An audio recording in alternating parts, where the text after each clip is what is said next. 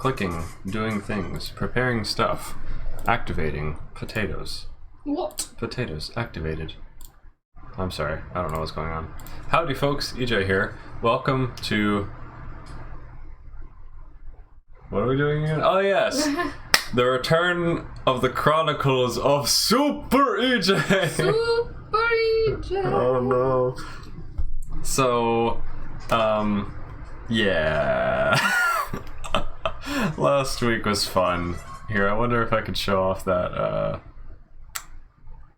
where is it again? I can't show that. Okay. I'm trying to figure out the best and easiest way to bring up that image that Fiery Seraph made last stream, because that was freaking hilarious. Meanwhile, McKay is going to vibe in the background. Also, if you ever get asked. Oh wait, hold on, I need to change the title. No, oh no. I was gonna say something. No, I wasn't. Just kidding. I don't know. I guess you move on really easily. If I don't know, then it only took a couple weeks. Good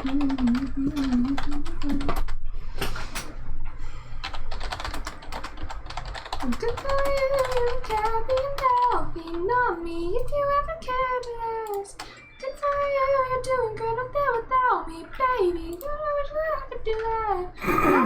Alright, I've updated the story. I spent the night crying on the floor in my bathroom. You're so unaffected, I really don't get it, but I guess good for you. Okay, activating desktop. Hi, Seb. Hello, welcome to the stream. How's it going? Oh my gosh. So, based on Sebastian's lovely summary of let me pull up the quote. So Seb made a funny comment during the stream last week and was like, come on, please find it quickly, self. There we go. Super EJ catches the spear between his neck veins, flips it around, and shoots it back with the extreme power of his bulging Adam's apple. He then uses the katana he saved from back home, hidden between his 52nd and 53rd ab, chopping every scary man's heads off, and all in one fell swoop. Super EJ saved the day again, and brought down the wall of the city with one palm of his pectoral.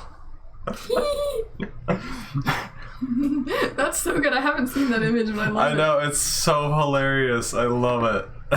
Fiery Sarah was an amazing artist. And this was like one day after the stream too, so it was quick. I laughed so hard. I forgot to tell you, EA, naming the video the Lord's Prayer actually worked. See, Jesus is all you need. Hey Oceana Sky, welcome. Hello. Welcome to the stream. Hope you're having a good day. So how do we know it's gonna work though? Maybe it'll just take a second to claim. Yeah, we'll have to see after the stream. But no, I mean before it She's would trying to claim upload it a video immediately. and I copyright have been issues suffering with this video for months, man. It's so difficult, but Lord of the Rings video coming soon. Well, hello, handsome dude in the photo. It's a Super EJ, an idealized version of me that doesn't exist in real life. Someone needs to draw a think, Mark. Think with EJ and Ashley. What's that? I don't know, but it sounds like a Room reference. It does. Also, I have a game for us to play while we wait for people to get here so we don't just dive right in with only a couple viewers. So I've been seeing this thing. No, we don't know, Seb. You need to educate us on our memes. I'm sorry. So on TikTok, has anyone been seeing that trend where, like, you think of a quote from a movie and you like tell the audience and then you only tell your friend the name of the movie and then they have to say what quote they think you thought of? Well, there's going to be a lot of quotes for some movies. Exactly. And you have to see if we're on the same wavelength and think of the same one. Okay. That's the game. Because I don't know, it just made me laugh.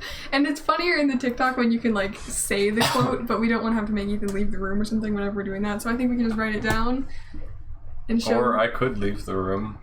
That if also works. You want to. I figured you'd be like this. Oh, we have to leave the room for this game.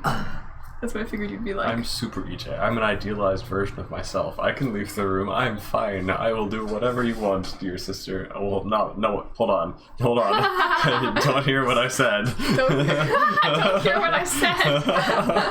That's the reference to a quote that our pastor says. Don't hear what I didn't say, but don't hear what I said. Don't hear what I said. Not that. No. Hi, Nut Chicken Nugget. Welcome to the stream. I know.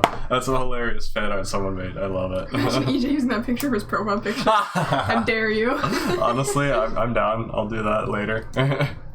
Takes effort. Okay, so that's the game we can play, and it would entertain me. Okay, I just need to be freed. Can we like switch spots so that I can? I figured we were gonna take turns. Easily? Oh well, I'm not gonna have. Ever think of quotes. It takes effort and time and preparation to think of things like that. What? No, it doesn't. Does it not? No, I haven't prepared anything. You just gotta think of something, and then you tell them the movie and see if they think of the same one. Okay. So, you wanted to like test our sibling brainism? Yeah. Okay. Well, I've got one for the Fellowship of the Ring. Do I have to tell the audience first, or do I just have to? You can, but I guess you don't have to, but you can. Well, I could just be like, "Oh, you got it! That was totally the one I thought of." Either I could leave the room, or you could just write it down. I feel like it takes a lot of effort for you to get up, leave the room. I tell them what it is, then you come back. And I don't want to accidentally hear it. So I'm just gonna. Doodly-doo. Actually, it's not Fellowship of the Ring, my bad. What is it? It's the second one. The Two Towers? Yes. Hold on. Is that reversed? Wait, hold up. Oh no, it's not. I'm just dyslexic. I thought it was mirrored on the camera. Alright. Okay, it's supposed to be like sort of a rapid fire thing, so I'm just going with the first thing that popped into my head. What's taters, precious? No! What did you put? Fool of a took! That's both of them though, isn't it? That is the first one. Well, which? Yes, I guess. Yeah, you know what? I guess it was both.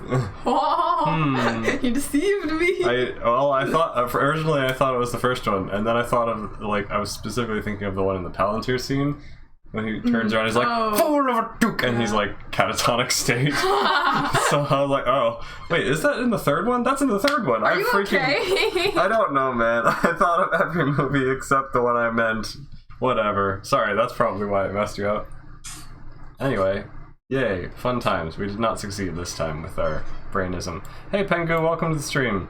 Currently, we're not reading the story yet. We're preparing for people to get here and giving them a bit of chance to arrive. Meanwhile, McKay's doing a game that she saw on TikTok or something. Yeah, the game is where I think of a quote from a movie and I show you guys the quote, and then I only tell him the title of the movie and he has to see if he thinks of the same quote. Okay, so I'm doing it based off first one that pops into my head because I feel like that's how you're doing it, and I guess it's just a test to see if we're on the same wavelength rather than thinking of like the iconic quote from that movie. Okay, the movie is El Dorado.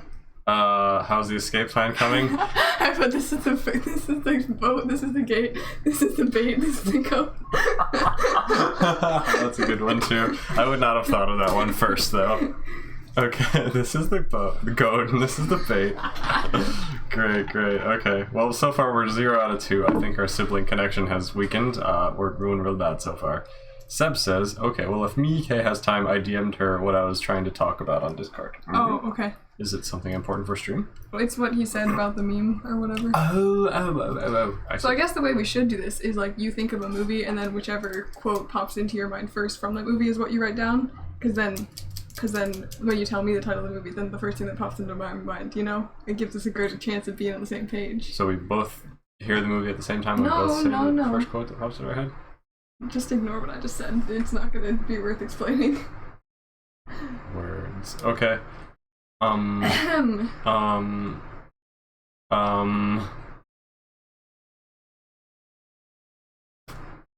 can't think of any interesting movies to have a quote about.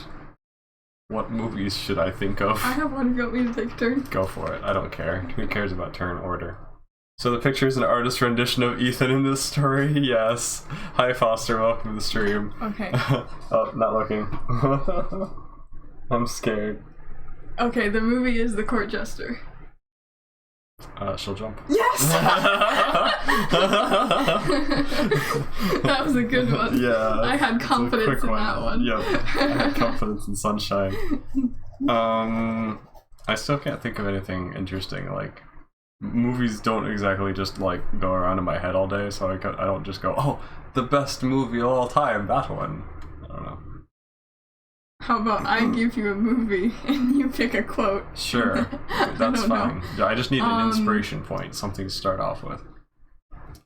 The Philosopher's Stone. Specifically the Philosopher's, not the British version? Yes. Didn't they film like a whole separate version of that movie where they said philosophers instead? Mm-hmm. Oh, interesting, okay.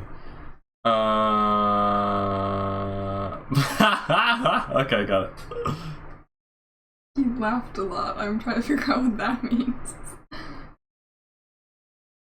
My handwriting's really bad. Can you even read that? There we go. Okay, my guess is I shouldn't have said that. No, it's Leviosa, not Leviosa.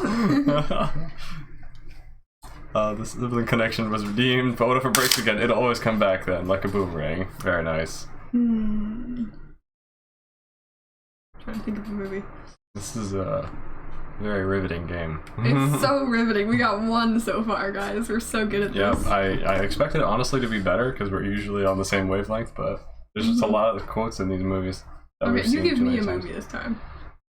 I was gonna say Star Wars, but really the only like memorable quote that is coming to my mind right now is "May the Force be with you," and it's said like 25 billion times, and it's just boring. So I don't know. Okay, well I got one from not Star Wars.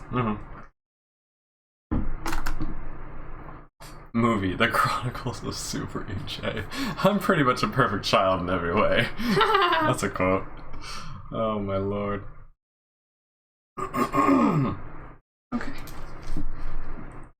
Oh, I'm not supposed to look. I didn't, but I just realized I wasn't supposed to.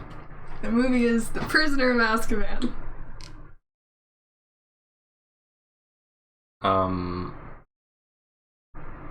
That felt good.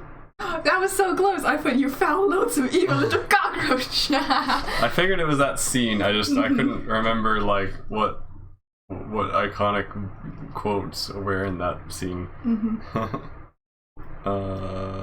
Hey, welcome to 2007 Darkness Why. I always say your full name, I'm sorry. 2007 Darkness Why. I always read the numbers first and then I read the rest of it and I'm like, oh, now I know who it is, because no other person possibly would have 2007 at the beginning of their name. I don't know, I'm very stupid. I have a random one. Okay. When do we want to start actually reading the story? Soon. I'm hoping you'll get this one. I don't know why you would, but I'm gonna pretend that you would. Okay. Is it a movie I've seen at least? Yes. Okay. Oh no! Do not fall asleep. You hate how much you've seen it. Okay, don't look. Oh no, is it Wizard of Oz? No. It's not Wizard of Oz? It's Aristocats. Bruh. Ladies don't start fights, but they can finish them? You got it! I got him. Okay, we can start now. Sounds good. I liked watching that on TikTok. It made me happy. In our last exciting episode of... I was gonna say D&D, but it's not D&D. I got myself cold. In our last exciting episode of the Chronicles of Super EJ, also known as the story that I wrote when I was 11 and tried to be a novel writer, and it turned out terribly.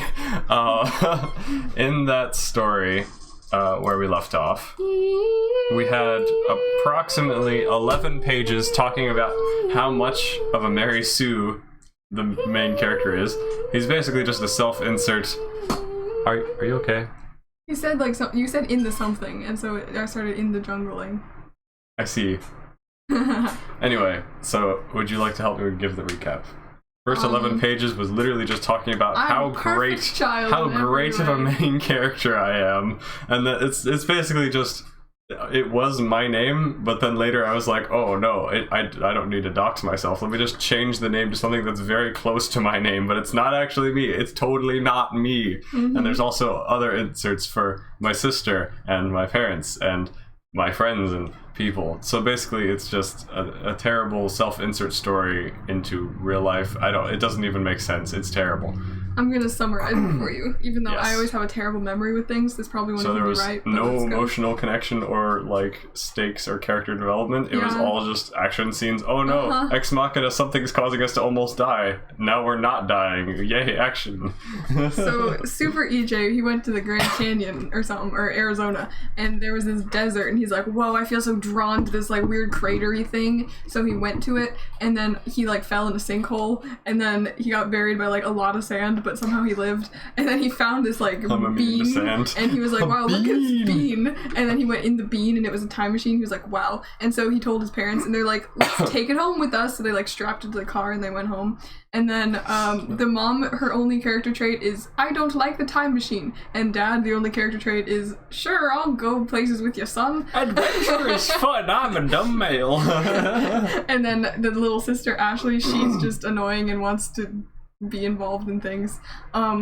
We had to convince her to play tag to avoid death. Yeah. So he went to like Noah's flood, except it wasn't Noah's flood. It was Totally something not. else. We're totally not Christians or something, and definitely wasn't inserting myself into history and Definitely the not. Bible and stuff or something. It was just some instance that happened to be very Just similar. another really huge flood. You know? Yeah, it's just I tried to disguise it. Oh, it's the flood from the Epic of Gilgamesh.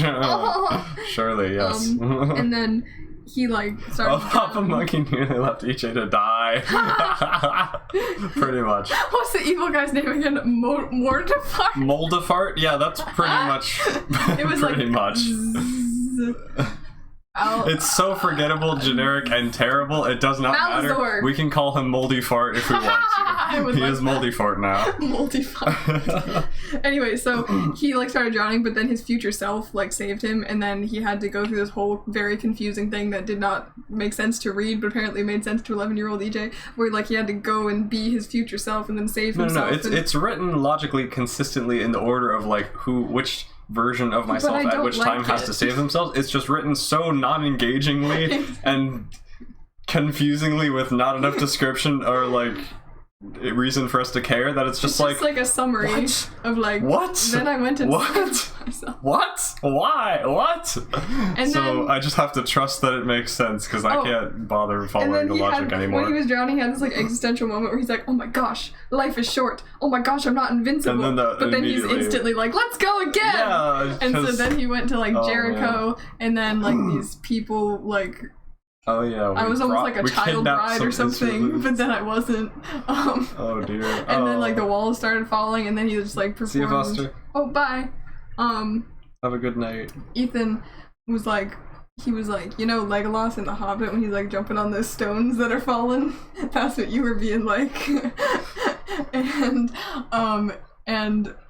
I don't know, just a bunch of weird stuff happened, and then he had to go back in time like 8 million times to save himself, and then save Dad, and then save me, and then like weird stuff happened, and then we like picked up a couple Jews, and then we went to the future where like everything was It's exploding. the foreshadowing of book 3 because this is supposed to be a trilogy within a sequel and a prequel no. series. None of it is a good idea. We went to the future where the world was like on fire, and then zombies started coming out of the ground, and then we fought zombies in the future. and then Ethan's like future self came and was like, yo, Super dude. EJ, who has galaxy level powers to like jumpstart the rotation of the Earth Oh, by yeah. hurling the time machine into the crust of the Earth, somehow not immediately vaporizing everything on the planet or breaking like a continent off. Because that just makes all the sense. Yeah, and then they just went home, and it was fine. And everything was fine. And then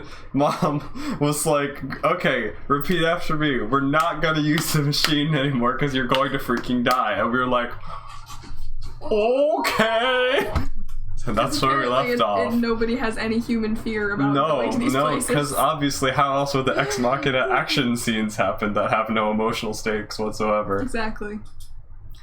Yep, basically it started out as a time machine story, very short, simple, to the point when I was 11, and then I kept adding on because I didn't know when to stop, and I added magic and Oh yeah, and you other like stuff.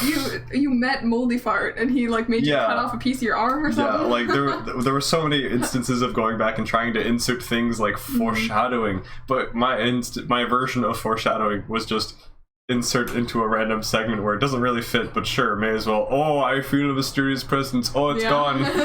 Like, it doesn't mesh very well. It's just kind of shoved in so many times. It was like 6 times. If you mention it enough times, it's totally foreshadowing. Are you picking up on what I'm putting down, readers? It's clues, except there's also instances where it's like, are you confused? Good, because I'm not going to reveal anything and you're going to be confused the whole time. Because that's just how it works, even though it would be so much more logical if the characters just talk to each other and explain what's happening instead What's that Doctor Who quote? Intentionally keeping secrets. They always have to do what they were gonna have to do all along. Sit down and talk. I don't, you remember that scene? What? With the 12th Doctor with his Scottish accent, he was shouting at people and he was like, "Why are you fighting? You just need to sit down and talk. Because when you start wars, you don't know whose children are gonna die, how many screams are gonna, It sounds equally as confusing and inspirational, but also like very confusing and lackadaisical as usual Doctor Who stuff, so I believe it. Yeah. I don't remember it, but I believe it happened. Anyway, that brings us to chapter 5. Are we ready? Yes. I'm not. Would you like to read the first chapter? I would love to. While I close the door. Oh no, I have moved you. We are intertangled. What are you doing? I don't know. Closing the door in the most dramatic way possible. Also, I should probably open this so you don't die. Yes, I'm standing on a swivel chair. Don't question it. Oh no! Are you? Ow, my knees! Plural! Broke it. Ow! That caused extreme pain. Actually, no, that wasn't very extreme pain. That was just minor pain. Because you're super EJ. I am super EJ, and yet I bleed. A flaw! A flaw! A flaw in his self. Okay.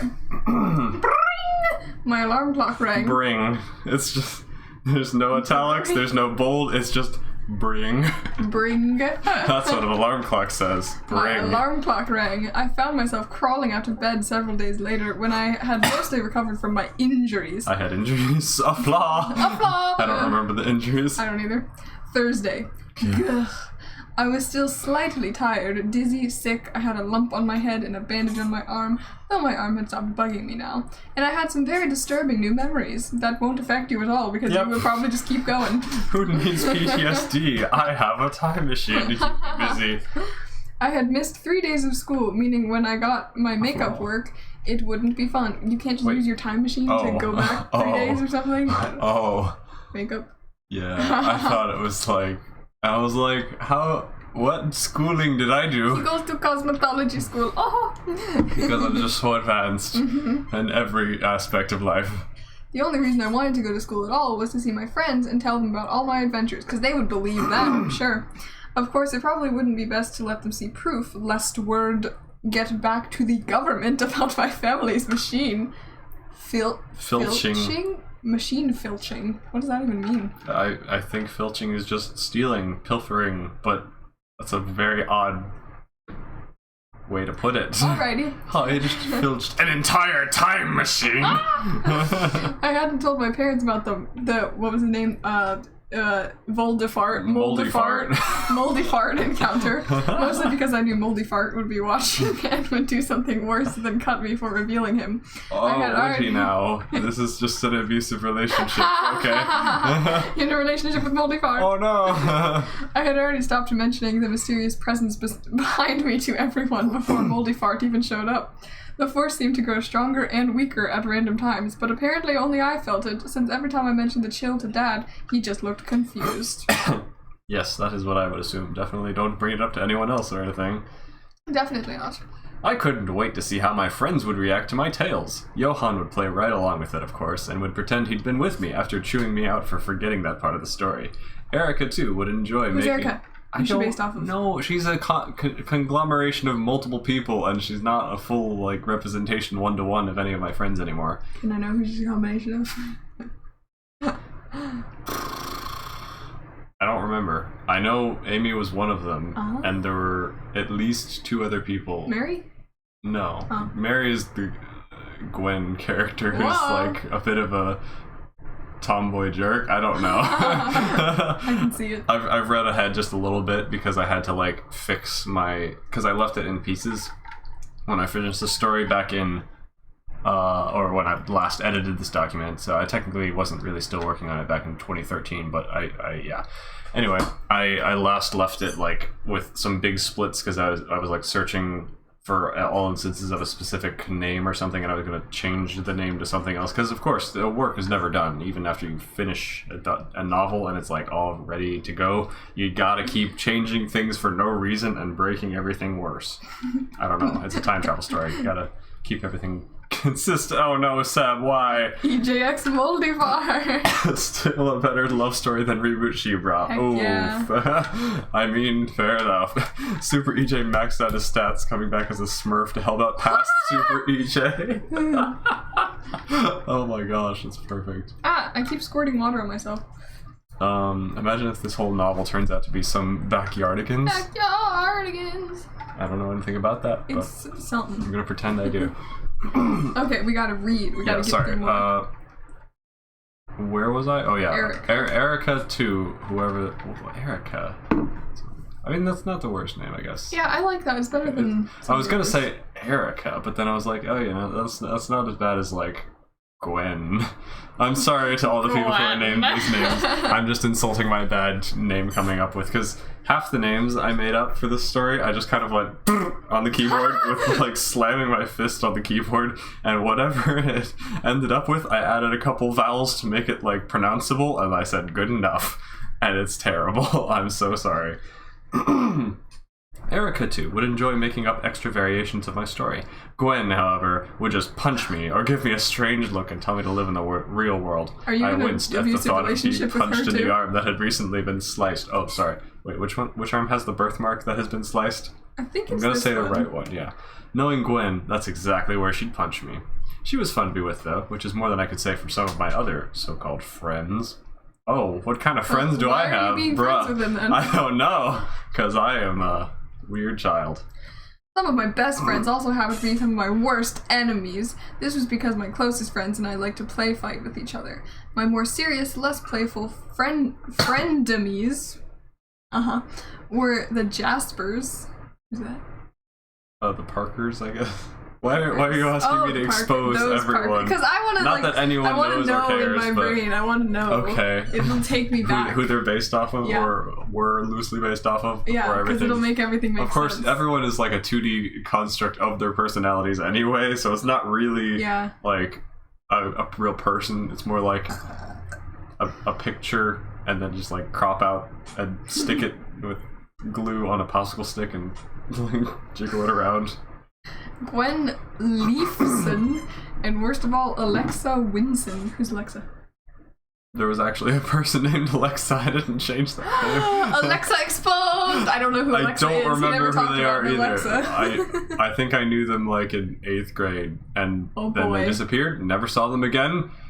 I don't even know who they are. Alexa, if you're out there, all I know this is for you. Is they had a reputation of being kind of mean. That's all I know. I don't even remember our interactions, so I don't know. I don't know if that's her last name too. It's probably not. Most likely not. So probably that's don't kind of a weird Google last name. that name. I don't want to bring up any painful memories about her hurting me. Did that actually happen? I don't know. Are you okay? I don't know. But whenever she sees me, take cover! Well, I know I have been injured by several friends back in the day, but I don't know if she was one of the ones that hurt me. Are you sure Alexa isn't Amy? Because it says Ashley loves her because she hurts me. I don't know. And she teams up with anyone who wants to injure me. All of them are conglomerations of that don't make any sense and don't matter. Don't try to psychoanalyze it. It's fine. What a wonderful brother-sister relationship. I try to save her while we're back in time, and she enjoys viewing me in pain. Oh, pity I'm such a good brother, and she's such a mean sister. Oh no. Wow. The Jaspers were total jokers, but they were fun. Michael. Did you literally just take out the letter from his name? That's not how you spell Michael, is it? No, there's Michael. But there is a name like that. I'm sure I didn't do that on purpose. I guarantee you that was not on purpose. I think there's a name like that that's like in the Bible, maybe? I'm sure there are ways to spell that, but like I don't think I meant to. Michael, the youngest, was like a crazy Tasmanian devil tornado. That's way too many descriptors. Are you okay? And it doesn't tell me anything, honestly. Joseph, the middle child, was like an awesome super ninja, and Annie, the oldest and our only girl, was a total monster at any kind of sport and considered her crazy brothers extremely immature. I like her because I know who she's based off of, so I like her. The only reason I sometimes didn't enjoy their visits was that whenever Michael and Mike, whoever the frick he is. Michelle and Joseph, where everyone had to prepare for total war. Oh, gosh. Screaming, kicking, hitting, running, and destruction were a few of the boys' favorite tactics. That sounds like literally everything you can do. Though loud, they're some of my more challenging adversaries. Why are you like treating your school friends like a war or something? I mean, I was an 11-year-old boy. Apparently, violence is the language of the unheard, and I don't know. Darkin says, Alexa, sorry, I have trouble understanding right now. Try again a little later. That's hilarious. That name will never mean the same thing. Even my more playful friends have their jokingly hostile sides. Johan Henderson, sorry, he was like Charlie and Joel and I don't even remember who else, just like combined together, and even their names are combined together into a mess. Is a good friend, along with Nathan and Gwen Leifson and Erica Jones. Erica Jones, that's a good name. But 3 weeks ago, we had a vicious play fight. Vicious! That was blood and murder! We don't talk about the one who was murdered. He's no longer a part of the friend group for obvious reasons. Oh my gosh. We jumped his body in the time machine. I actually teamed up with the Leifsons and Johan, and they beat me soundly. I let Why was I so like, so... I don't know. What was the word? Self-conscious? No, I can think of it. Pretentious? Insecure. Why was I so insecure that I had to go, I let them, guys. I totally let 4 people fight me and win. I could have held them off with my pinky finger. With my 52 abs. But I decided to let them win on this occasion. I'm so charitable, guys. I hate Super Ego so much. I hate this story. It just gets so much worse the more you go. They rolled me up in a blanket and locked me in my closet upside down while Erica just stood off to the side, shaking her head and laughing. Wow. If I had tried to resist, I maybe could have... Wait, I thought you said you left them. Well, I let them do this, okay. But if I I could have shattered the stratosphere to escape and blasted the door in twain. Oh my god. If I had tried to resist, I maybe could have stopped them, but I didn't even try. I just wanted to have fun. Is it fun to be wrapped up and have all the blood rush to your head while you're upside down in a closet? Because that's not my idea of fun. Maybe I'm just older now and I would be more in pain as a result of it, but alright. I've never taken fencing, karate, or any other type of combat training. I thought you said that you liked... I don't remember. But I'm very good at these type of things because Mary Sue, I have never taken lessons, but I'm so good. I'm so good, guys. I'm very good at those types of things, and as of yet, no one who I've actually tried to fight with has defeated me! Nevertheless, Michal and Joseph are a bit rambunctious. They hit hard as they don't know the meaning of the word stop. Perhaps next time I see them, we can call a truce and just talk and play games. Nah. I'm sounding the way Erica's little sister, Nicole, used to... Okay, so Erica's sister... Who's Erica? Erica was... Amy? Question mark. So then Nicole would be Michelle. Question Gwen mark. was Mary. Erica's Amy, right? I need to take notes of this. Why are you keeping track of this internal lore that does not even exist? Gwen is Mary. We do not need fan fictions of this story. I'm not writing fan fictions. Michal. Oh, ka-chow. Beautiful. Ka-chow. Erica. Amy. Why are you doing this? I like to Most of these characters are going to be ditched in a corner and never come to play again, I'm pretty sure. I think I got it now. At least like the Jaspers or whatever. They're just going to be ditched after one scene or something. Nah, I'm sounding the way Erica's little sister Nicole used to sound.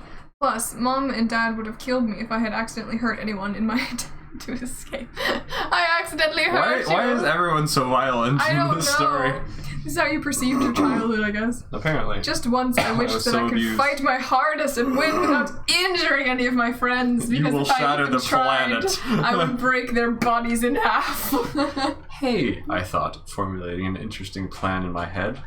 I have the time machine. Yes, you did. Though I should have known how badly things would end, I made a rash decision that prized vengeance over safety. I ran downstairs and asked Mom if I could have some friends over at 3 o'clock. She agreed, apparently glad I wasn't going to use the machine anymore today. How wrong she was. In fact, I had rarely thought of anything but the machine lately. At school, where I normally pay rapt attention and learn lots. Because I'm a perfect child! I nearly fell asleep learning absolutely nothing. It was, however, an interesting day to say the least. Not the lessons, but the classes. In math class, I looked directly at the teacher without seeing her in the slightest, eyes out of focus and mind on other things.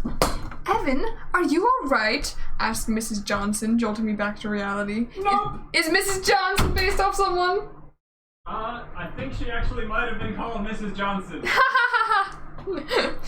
Yeah, I'm just tired, I replied, explaining my odd behavior. I'd been thinking about my planned mayhem for the day. I shook my head to regain my focus, then looked at the clock. 40 more minutes to go until the end of class. Gah. I synchronized my watch, which was off by a bit because of the time I had spent in the past and the future. Whoa, that's it. He said a bit? I now knew that when my watch... What? I now knew that when my watch was said that the time... Can I read? I now knew that when my watch was said that the time was 8:22 a.m., it would be time to go to our next class. 39 minutes to go, I got out a piece of paper and began to make an untidy list. When I finished, it read, Lord Moldy Fart. Who is he? What kind of horrible venom-spitting creature is he? Why would you assume that? How did he get into the machine if the parchment said he needed rescuing? Did I free him by using the time machine? Why does he want me dead, especially if I might have freed him by using his machine? Why can't he kill me yet? What are you doing? I'm trying to figure out if her name was actually Mrs. Johnson. Oh, I think I can figure it out. That. I wanted answers to these questions, and the only way I knew I could get definite answers was to either use the machine or talk to Moldy Fart himself. But since I'd concluded that he was not a very nice guy, I decided to use the machine to try to figure some stuff out later. But first I had to get home. 35 minutes to go. I was brought back to attention as Mrs. Johnson yelled at me! Ah! I blushed, realizing that the whole class was looking at me. The teacher gave me a look, knowing something was wrong. I was usually the model student, and anyone could see that something had changed. Something has changed within me. Something is not the same over spring break. As I feigned an attentive attitude, weird, and the class resumed, I heard Gwen give a small gasp from the seat behind me. I turned to find that she'd started to read my list over my shoulder. I quickly flipped it over so she couldn't see. Do not cheat. Evan! You cheat. Evan, gimme! Gwen hissed. Bruh. Holding out her hand, her face was a mixture of rage and fear. Why is she afraid? It's just a list that says Moldy Fart. Because she totally knows things and she's not going to tell us anything. Amazing! I pulled the paper away, confused, assuming she already read the whole list. I replied in the form of a question. What? Do you know who he is? I mean, what? Do you know who he is? Taken aback, questioning look. How far did you read? Just the name. But Evan, she replied, trying to snatch the page. I had anticipated this, but Gwen still managed to grab the top part of the page. It ripped off loudly, leaving me with the bottom half. I still had everything from what kind of horrible to the bottom. I quickly crumpled the sheet and silently ripped it up. Silently. Luckily, the ripping had attracted little attention, and I turned back to Gwen, unobserved. Yeah. She glared at me, holding up the top of the page, which only asked who he was. I gave a smug grin. Oh, I ripped it up. What do you know? Gwen asked, tossing the strip of paper back at me. Flutter. His name and nothing else, I admitted. I was pretty clueless about him. Where did you hear his name? She asked. I knew I couldn't well say. I found it written on rotting parchment in a time machine, so I rationalized my lie.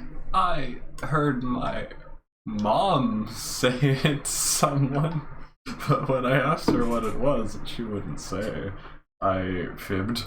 Apparently good enough for Gwen. She sighed, leaned back in her chair, and shook her head, as though annoyed. She was apparently done with this conversation, so I turned back to Mrs. Johnson, who hadn't noticed my lack of rapt attention. I wondered what Gwen knew about all this. 33 minutes left by my watch. I found myself staring off into space again, and I realized that pay attention was not a viable option. 30 minutes left. My head began to throb. I couldn't stand it. When would we be free? I waited as long as I possibly could stand it, then looked at the clock again. I banged my head on the desk repeatedly, then looked up again. 28 minutes left. And the teacher just How's the escape plan coming? This is like turning into a Calvin and Hobbes strip now. Mm-hmm. I felt my arm beneath my bandage grow hot, and I looked down at it in confusion. Hello. I pulled up my sleeve, revealing my arm. My muscled arm! Wrapped in a bloody bandage. A few of my classmates, including Gwen, stared questioningly, but I waved them off. This distraction had allowed the spot of skin where my birthmark had... What? This distraction had allowed the spot of skin where my birthmark had been to cool off again, somehow. I rolled down my sleeve again and continued to watch the clock. The slowness of time's procession began to stress me after a mere 2 minutes, and I became angry with the clock, willing time itself to go faster. I have the power over time itself. My birthmark, or what was left of it, grew hot again, a foreshadowing of something, and I suddenly became more tired, like I just had my energy sapped. I felt like I'd just woken up from a long sleep, and the next thing I knew, something was wrong. I looked around. Mrs. Johnson seemed to be thinking what to say, her mouth half open and not moving. Then I realized the silence. Total silence. I looked around at the students. They were frozen, staring at various things. One was blinking, or closing his eyes. Another was throwing a pen to a student near him. Then I realized no one was moving. Everyone was stuck. Frozen in a single instant of time.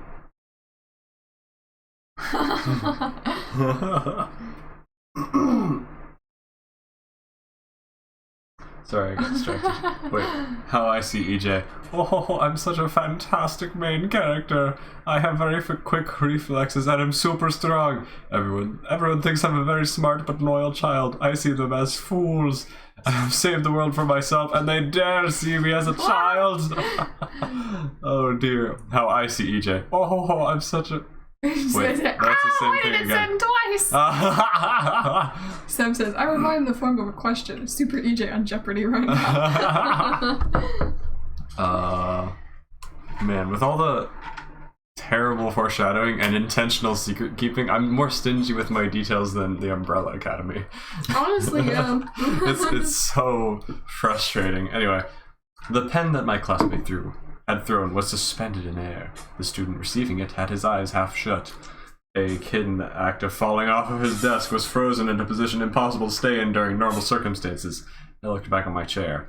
I didn't see myself frozen there. I looked outside the window. People outside the school were moving. Perhaps it was only in the building? I looked out the window on the door, seeing a blonde girl staring in, looking horrified. Behind her, students were walking by, and the girl outside fidgeted nervously. I walked towards the door, crashing into the pen stuck in midair. Wow, a flaw. I tried to move the pen, grabbing it out of the air. It stayed stuck. I tried hanging on to it with both hands, lifting all my weight up, and doing chin-ups. Everything in the room besides me and the air in the room had become frozen in time and space. How had this happened? Why could I still move? Did the machine have a side effect? Is Moldy Fart mad at me for almost exposing him to Gwen or something? I thought, walking to the door in I love that your question is like, is he mad at me? Is my scary boyfriend mad at me? Oh no. I tried to open the door, but the handle was frozen in time. I tried throwing myself at the window, but this came to no effect. I shrugged at the girl outside the door, and I began to panic inwardly. You know what I pictured when you guys were on the upside sides of the door? Donna and the doctor? The Doctor Who. I stood on top of the student who was falling off his desk, who couldn't move an inch. Wow. My watch now said that there were 5 minutes to go until class change, but would I be able to get out? Would I be trapped in this room for the rest of my life? Mm-hmm. I walked to the front of the class and waved my hand in front of Mrs. Johnson's face. Nothing happened, and I checked my watch again. Oddly enough, it read that the class change was in 10 seconds, just 1 minute ago. Wait, what? Just 1 minute ago, 987654310 went my watch, faster than it should have been moving, and suddenly the world sprang back into motion. The soundless room filled with sound again. The motionless students were moving again. The window shattered. What? The door opened. The pen that had been thrown plummeted to the ground extremely quickly. The student that had been falling fell out of his chair violently, knocking his desk over. The bell rang, signaling the end of class, and I found myself at the front of the classroom, having been in my seat an instant before, according to my astonished classmates. Was all that one sentence? Maybe. Hold up. Where's the last period here? The window shattered, the door opened, the pen of the blah blah blah, comma, comma, holy hecking. That's a lot of chaos. Evidently, no one else seemed to notice that they had been frozen for 20 minutes, but they all noticed 20-minute. They all noticed that the things I had done while they were frozen. I looked up at the clock, which said it was the right time to go. What? But I just looked up at the clock. We had 20 minutes left. My birthmark magic just freaking, like, did something completely not what I wanted it to do. Or did it? That was weird. Okay. Remy's crying and shaking. Honestly, the kind of thing just happens because I had an idea, and I was like, oh, that's a cool idea. And I just need a way to, like, insert it and rationalize it, barely, but I don't throw away my ideas when I probably should, because that was not really necessary or helpful, whatever. What? But I just looked up at the clock. We had 20 minutes left. How on earth? Mrs. Johnson asked. While most of the students didn't question how, only caring that the class was over. Alright. The kids closest to the window noticed its Only the kids closest to the window noticed it shatter? Well, if there was that much chaos already, like there's suddenly students pouring into the class, windows shatter, a man falls and crumples to the ground under the weight of my massive biceps, and a pen just like, boom. Maybe it was unnoticed because I teleported and distracted people. The guy who had fallen off his chair was swearing someone had kicked him in the head. People were amazed at my teleportation. Why is that capitalized? To the front of the class, and the kids with the pen watched as it inexplicably changed direction. Wow. Wait, kids, the bells must be off or something, Miss Johnson assumed weakly. Wait, don't leave. Wait, the bells must be off. Okay. As kids for the next period came into the class, Gwen gave me a suspicious, horrified, and angry look, so she's like, what did you do? Give me a look that's suspicious, horrified, and angry. I just look disgusted. I love these descriptions of emotions. That's so too many emotions to have in one face. Hold on. Unless it's like a transition. She's like, oh my goodness. Okay, then she slowly left the room and charged down the hall. Oh, that's a girl. Mrs. Johnson? The girl from outside the door asked shyly, obviously nervous. Yes, dear, Miss Johnson replied. Well, Miss Summers, that is a real name. Why did I forget some names? I don't know. Miss Summers sent me to your room to get your stapler about 25 minutes ago, but when I came to the door of your room... Gotta be specific for the exposition. Mm-hmm. You should just stood there for 25 minutes anyway. You and your class weren't moving. You were frozen. The kid over there was stuck in slow motion, she began, but I ducked out of the room. I was totally not there. I had caused whatever anomaly of time we just experienced. What do you mean you feel like? Because I'm powerful! You didn't even notice that I had done this with my magic that has happened several times already. I mean, I experienced a similar exhaustion just before my inexplicable teleportation back in Jericho. I'm still not convinced that I actually teleported myself forward in time that far. I think it probably was like, oh no, I just used magic to like make sure I didn't die from the impact, but then I fainted, and then one of the other me's saved myself when I was knocked out or something. I don't remember exactly what the logic was, but somehow I don't think that actually happened, but I thought it happened. I don't know. I don't even know what is going on, but Neither let's just continue. I have no idea. In English and Science, with Miss Summers and Mr. Wilson. I thought it said Wilkinson, but it's just Wilkson. I was sure to pay rapt attention to the lesson. How? How? You struggled so much in math that you freaking broke the time-space continuum again. How did you suddenly go, oh yes, I'm very interested in Words. Whatever. I was trying to pay rapt attention to the lesson and not wish for time to go faster at all, and nothing happened. At lunch period, I asked Johan, who was very tall, Alexa, Nathan, and Gwen to come to my house at 3. They all could come, so I made more plans in my head the rest of the period. By 6th period, news of the 3rd period madness in Mrs. Johnson's room had spread. I wasn't paying much attention again in history with Mrs. Grace, as I was preoccupied with several more important things than history. Like, absolute mayhem, I see. Except for the fact that history would be a good thing for me to know, so I wouldn't be confused when I ended up somewhere with a machine. Oh my gosh. I sullenly stared out the window into a parking lot, beginning to feel the same stress I'd felt back in 3rd period. I began to daydream with what would happen if scenarios, which are totally not self-explanatory, so I need to explain them to you. They're basically things where I tried to imagine what would happen if such and such happened. What? As I was thinking, what would happen if the car in the parking lot exploded in a huge fireball and began to float around the parking lot as a ball of flame, I got really tired, like I just run a triathlon, which I have also totally done. And I have a comparison for that.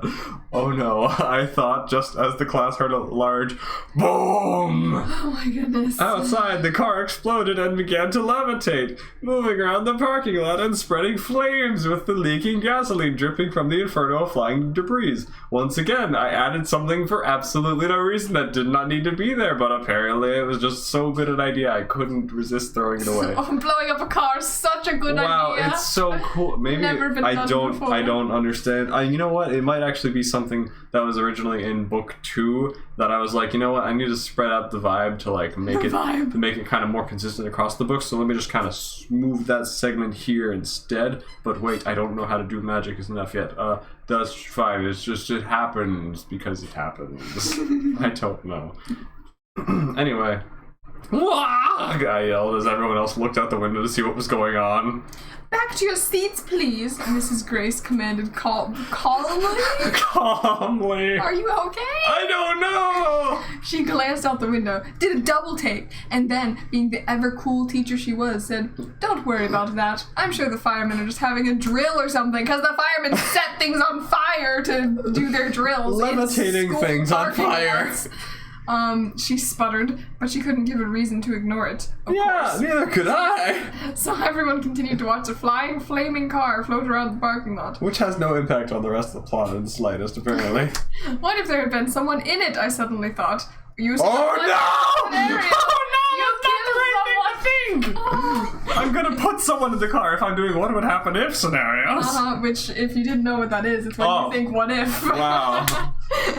I imagine the car going back to normal, unburned, and anyone that had been injured healed. Then I felt it come into reality. Okay. I can just do that now, but I never use that power again, do I? That would be handy. Just imagine Moldy Fart dying or something. Yes, I imagine that the world is fixed, yeah. Yep. Before every one of the amazing things that had happened today, a certain amount of energy was taken from me. This time, it had used enough of my energy for me to go unconscious, and I just glimpsed the car extinguish and fall back to the ground as I blacked out. What a descriptive passing out. Wow, that's so great. Seb says, okay, first of all, why is EJ treating the audience like a stupid person?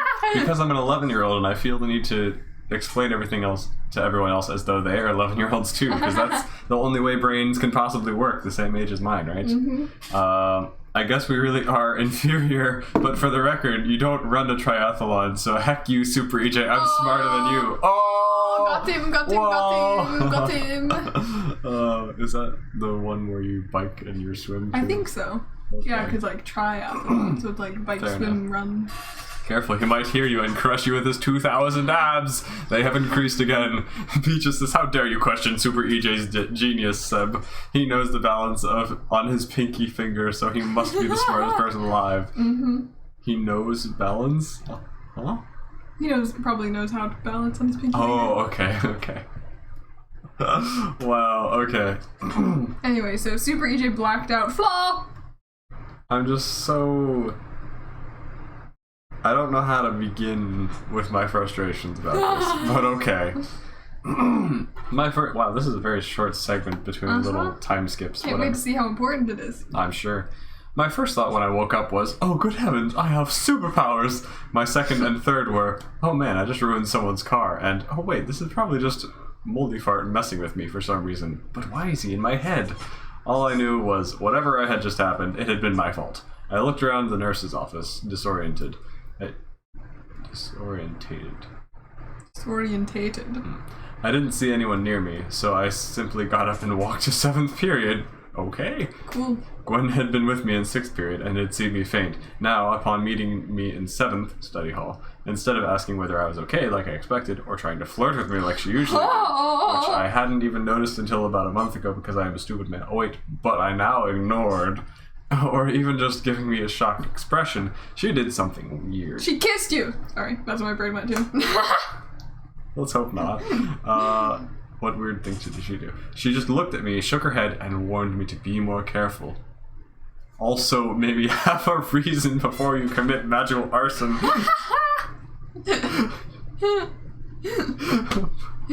What the heck? Why would I just say, be more careful as you levitate flames? How silly of you to do that. Why does she even know it's me? How does any... Oh, what the freaking... I don't What even... the freaking... Anyway. I began to ask her what she meant when the bell rang conveniently, ending my sentence before it began. Something weird was happening in my life. No 2 weeks way. ago, I hadn't even dreamed of time travel working or magical powers or invisible presences or anything. I hadn't dreamed of anything. I had no dreams in my life. Now I felt like my life was infinitely more complicated, which it kind of is. Now a writer's got command of you and doing crazy things with the status quo. During the remainder of 7th period, I contemplated the many things I had to think about. I thought I was already in 7th and the bell just went off. Maybe it was between classes. I just happened to wake up exactly at the time to move to that class. I don't know. I guess. Whatever. Okay. Once finally home, I carried out the next phase of my revenge plan. Revenge! I called the Jaspers and Erica, who could come to my 3 o'clock massacre. What the heck are you planning? I think I'm gonna kill people. Oh no. The Jaspers went to a different school, and Erica was being homeschooled once again. Erica had been homeschooled like me until the 6th grade, when she too began to go to my school. Wow. We also... Wait. Who's Erica again? Amy. Okay. I gotta refer to my notes. Began to go to my school. Did that actually happen? That didn't happen. I don't think so. I have no idea. I don't care. It doesn't matter. Okay, sorry. Gonna go to school. We always used to sit together, and we greatly enjoyed each other's company. We preferred to eat lunch outside, rain or shine, because the cafeteria was so loud and dark and depressing. Sometimes. I think it's adding a bit of Issa in there or something. Sometimes it got cold, but we stayed outside, even if it was just the two of us. We were probably crazy, but we had fun, and a few friends joined us now and then, until Erica's family couldn't afford to keep her in school anymore, and she went back to homeschooling earlier this year. This made me sad, because I now ate lunch alone often, since few others liked me enough for who I was, even though I'm perfect, to sit with me out that's why everyone's so violent towards me. Maybe. Stop being so perfect! I'm gonna give you applause. Luckily, I would see Erica again today. Oh, okay.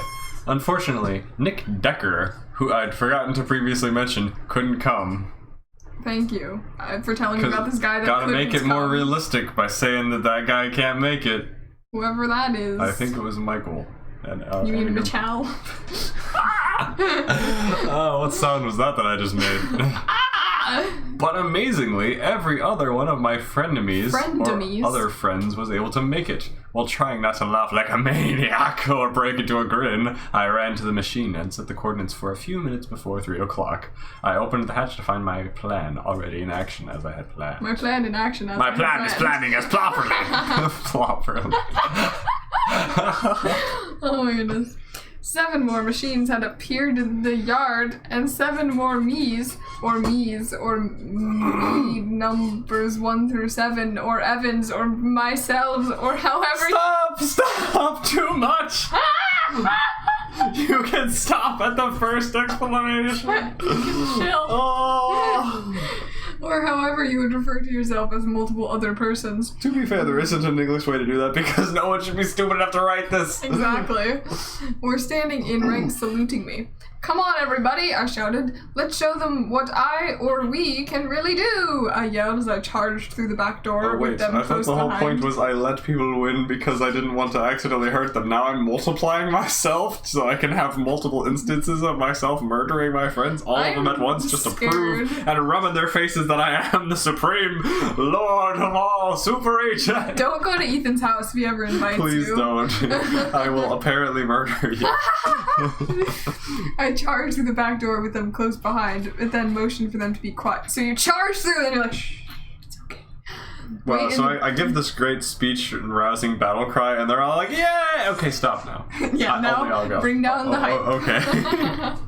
Wait in the backyard. Stay hidden till I yell, I told them. They nodded and left. Also, everyone has to be exactly punctual for this to work. Posture Look, check. it's like we all time traveled to a few minutes before 3, which is when I told everyone to be there. So if anyone arrives slightly early, they see Exposed. multiple time travel. Okay, whatever.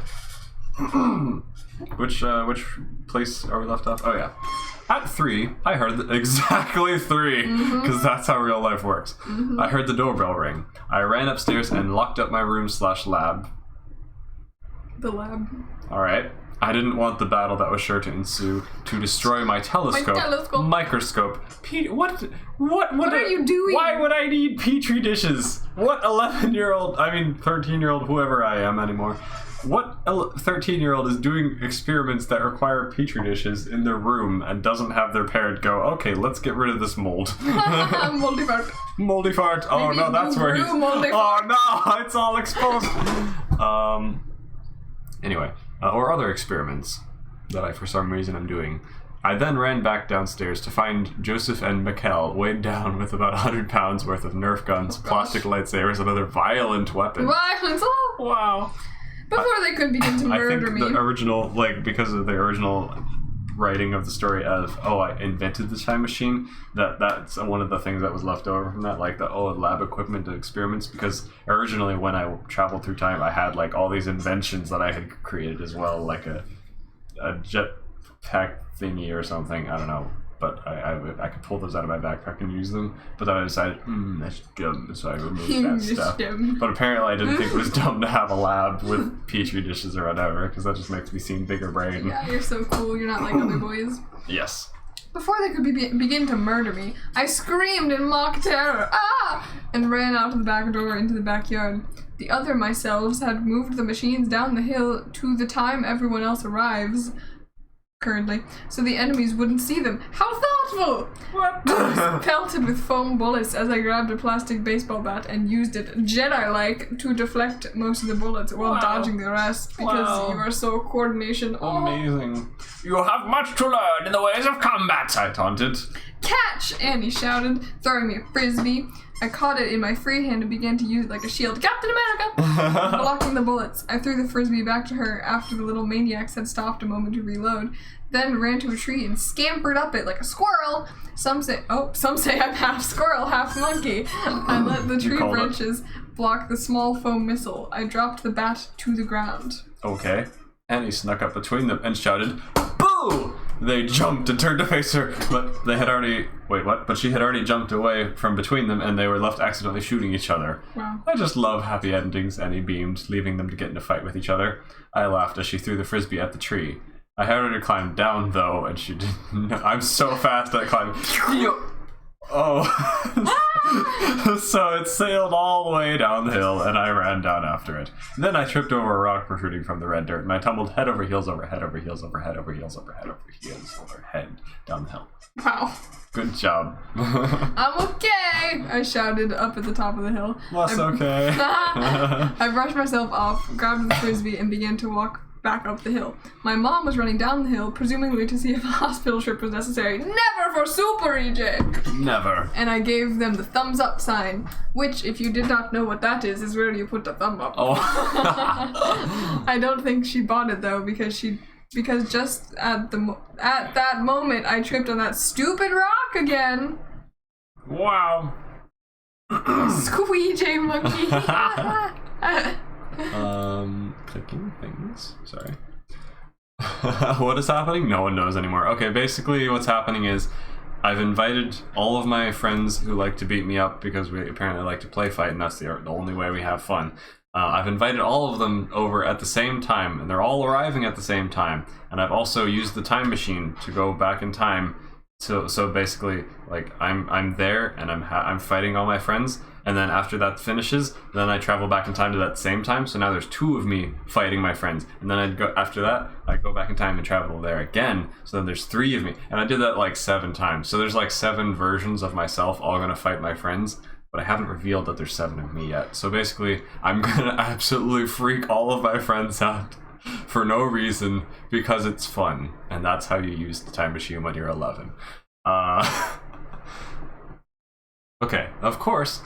Then the Jasper kids kept up a steady stream of jokes just for the occasion, but then I heard the familiar honk of a car horn, and I rushed to see the next victim.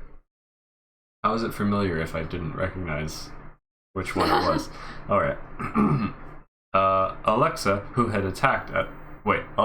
attacked at first sight, was waiting impatiently outside the door. I let her in and told her to wait for the others after defending myself from her merciless rage. Why are we friends? Why in the world is she even my friends at all? I thought, wondering why she seemed to loathe me so much. Then next came Erica and Johan, and lastly the Leafsons. Gwen brought her bow and arrows. Are they play tools or are they actual, like, murderous? Okay, whatever. And her other weapons she collected. Oh, no, apparently they're real, I think. As well as several plastic ones. Okay, that weren't able to exist in real life? Excuse me? Huh? Like, lightsabers or something? Oh, yeah, mostly ones from the manga book she read and was obsessed with, because that's also an essential detail. Mm-hmm. Whatever. Also, here's the meme that someone was talking about. That's the original meme. And then... these are examples. Oh. Yeah, I had seen the what are they called? I can't think of the word. Reiterations is not the correct word. The remixes. I had seen the, like, reimaginings of it, but I hadn't seen the original or known what it was about. Anyway. Well, we are here. Joseph Michow, you've brought enough weapons to supply an army. Good. We're going to have a full-scale war, I announced. I'm about to celebrate becoming an only child. Oh gosh. Everyone against me. At these words, everyone either grinned, the Jaspers, scoffed and laughed at my stupidity, Nathan, Erica, and Johan, or reached for a weapon while rejoicing. Rejoicing! We're going to murder Super EJ! Gwen, Ashley, and Alexa. Ashley began bouncing up and down, screaming, "Let it begin!" And Erica had to hold her back. Erica was so cool in that she would just go along with whatever everyone else wanted to do. Do I cop a fetal? Wait, hold on. What is this term? Do I detect a fetal of crushing? What? What are you trying to say? I don't know how to aim. Do I cop a fetal? Is that not something that is... Never mind. Catch feelings? Yes. That's what I was... What she's... Cop a fetal. Oh, please murder me. Think, Ashley. Yes, think, Ashley. Think. If you want to kill Super EJ, do it in his sleep when he's not aware. Anyway. Where? Against my maniacal wishes, Gwen and Nathan converted to my side. Alright. Okay. I guess they wanted to make sure I didn't hurt myself too badly. Darn, I had really been looking forward to my revenge for the long minute I had spent upside down in the closet escaping. It only took me 1 minute to escape from that? Bruh. And yet now you have vengeful desires towards all of your friends. If only I had just not planned this entire adventure. If my mind hadn't been clouded by my childish urge to prank my friends, self-reflection, we would all have been so much safer. But as it was, I'd been a fool, and I'd let my pursuit of adventure and excitement supersede my desires to keep everyone safe from potential disasters. Nothing's even happened yet. Why are you like freaking out? This is foreshadowing. This is me. Preemptive foreshadowing, because Super EJ doesn't even need bad things to happen to him to know what his character development's gonna be. No, because remember, this is all being written as though, this already happened, and I'm telling what happened in my life. So this is him adding in, by the way, this is not going to go well. Hello, Papa Monkey. You have brought a cat. Happy birthday to you. Happy birthday to you. Happy birthday, my Stormy. Happy birthday to you. Look out for the fire there, cat. Don't go woof. Make a wish. When does a cat sound like a dog? Ready? Light him on fire. Oh, yay. So this is Stormy's birthday, as near as we can figure. He does not like to Get rid of the smoke. candle. He does not like to smoke. Just a little piece of He's wax. offended by that. It's like, wow. Look, dude. Are we gonna let him eat this on my carpet? Like above my carpet? He lick, It's a meat cake. he lick. He's 1 year old. We got him on July 4th, and we estimate he was about a month old, so we said that this is his birthday. Ooh, it's a great birthday. So you want to hold him and hold the food? Sure. Let him enjoy his birthday with you. Come, Captain. You are in Mom. charge of the messes that he causes. Child. Oh, it smells terrible. You don't like the meat? No, it smells terrible. This is like when we first met and I gave you wet food. Here, Captain. You Yes. Eat. You Eat, must Captain, eat. eat. Dad, could you hand me my green pillow? Yeah. Thank you. I hope it will reduce the amount of creaking that I am causing. Thank you. You could also boil that thing. I mean, Says, maybe. happy that would birth. help. Happy day of birth. He's liking that meat cake. Yes. Meat cake. He likes Oh, it. so cute, says Darkness. Oh, he's you just dropping spoiled. food. This Oh no, he's just gonna hate that. This is exactly why I said we should. Okay. Okay, I'll take it downstairs. Eat the chunk. No, I'll get it. Eat the chunk. chunk. Oh, it smells terrible too. I It don't does like. not smell It terrible. does smell terrible. You put your phone on a piece. Ah! Bruh. Can I hear his tissue? Ethan, sacrifice your There's room. tissue right there. Whole box of You tissue. want more, little dude? Michaela, did you get everything out on the floor? I think so. Wipe the desk too. Come on, little dude. Finish your cake. And the carpet if there are. Come on, we Chunks. got I your don't think cake. that there are chunks. Okay, bye guys. Bye. Yes, we Bye-bye. got the meat cake. Come on. He's like, oh, you have foods. Hunger. He's such cute. Yes. Oh, the smell is bad. Ugh, his I do not like. feeties. Ugh, his feeties. That's a reference to a video that hasn't come out yet. Because freaking everything hates me, but it should come Copyright, out yes. soon. Anyway, so I grabbed 8 weapons and headed to the backyard, followed by Nathan, Gwen, and the others. I laid the 7 other weapons out in the yard behind me and turned to face the wall of friends/enemies I had only dreamed about in nightmares. But this time, I love how I've been traumatized by seeing like zombies and the end of the world, and yet I'm like, oh yes, this is the scariest thing ever, my friends. Mistakes. I love it. Yes, but this time I had a plan, a technique, and a secret weapon. I think those are all the same thing. This time I was going to win. For a good 2 seconds, each line stared at the opposing side. Then I yelled, "Attack!" and my hidden arsenal burst forth. The battle cries, foam bullets, and charge of my friends, including Gwen and Nathan, halted. They all stared, open-mouthed, at the 8 different Evans, 6 of which had popped out of nowhere and were now grabbing the weapons I left them. Johan dropped his weapon in shock. Michal screamed and ran back to the house. And the best one by far, Alexa fainted! Wow! I wish I had got it on video. Apparently, one of the myselves had, though... What? One of the myselves had, though, as he waved from a tree where he could see everything with my video camera. Whoa, okay. Blackmail. Hello, how is Super EJ going? Says Lewis. It's going great. So far, I've invited all my friends to my house at the same time. Then I fought them. Then I went back in time to fight them again. Then I went back in time to that same point multiple times. So basically there's 7 different versions of myself having the same fight against my friends for no other reason than fun. And it's a bad idea because they didn't know we had a time machine. Now they do. I guess. So, The opponents regrouped from the first shock, and they, after waking Alexa with ice-cold water another me had put there beforehand, genius, charged. The myselves and I charged as well, and everyone on my side went for someone.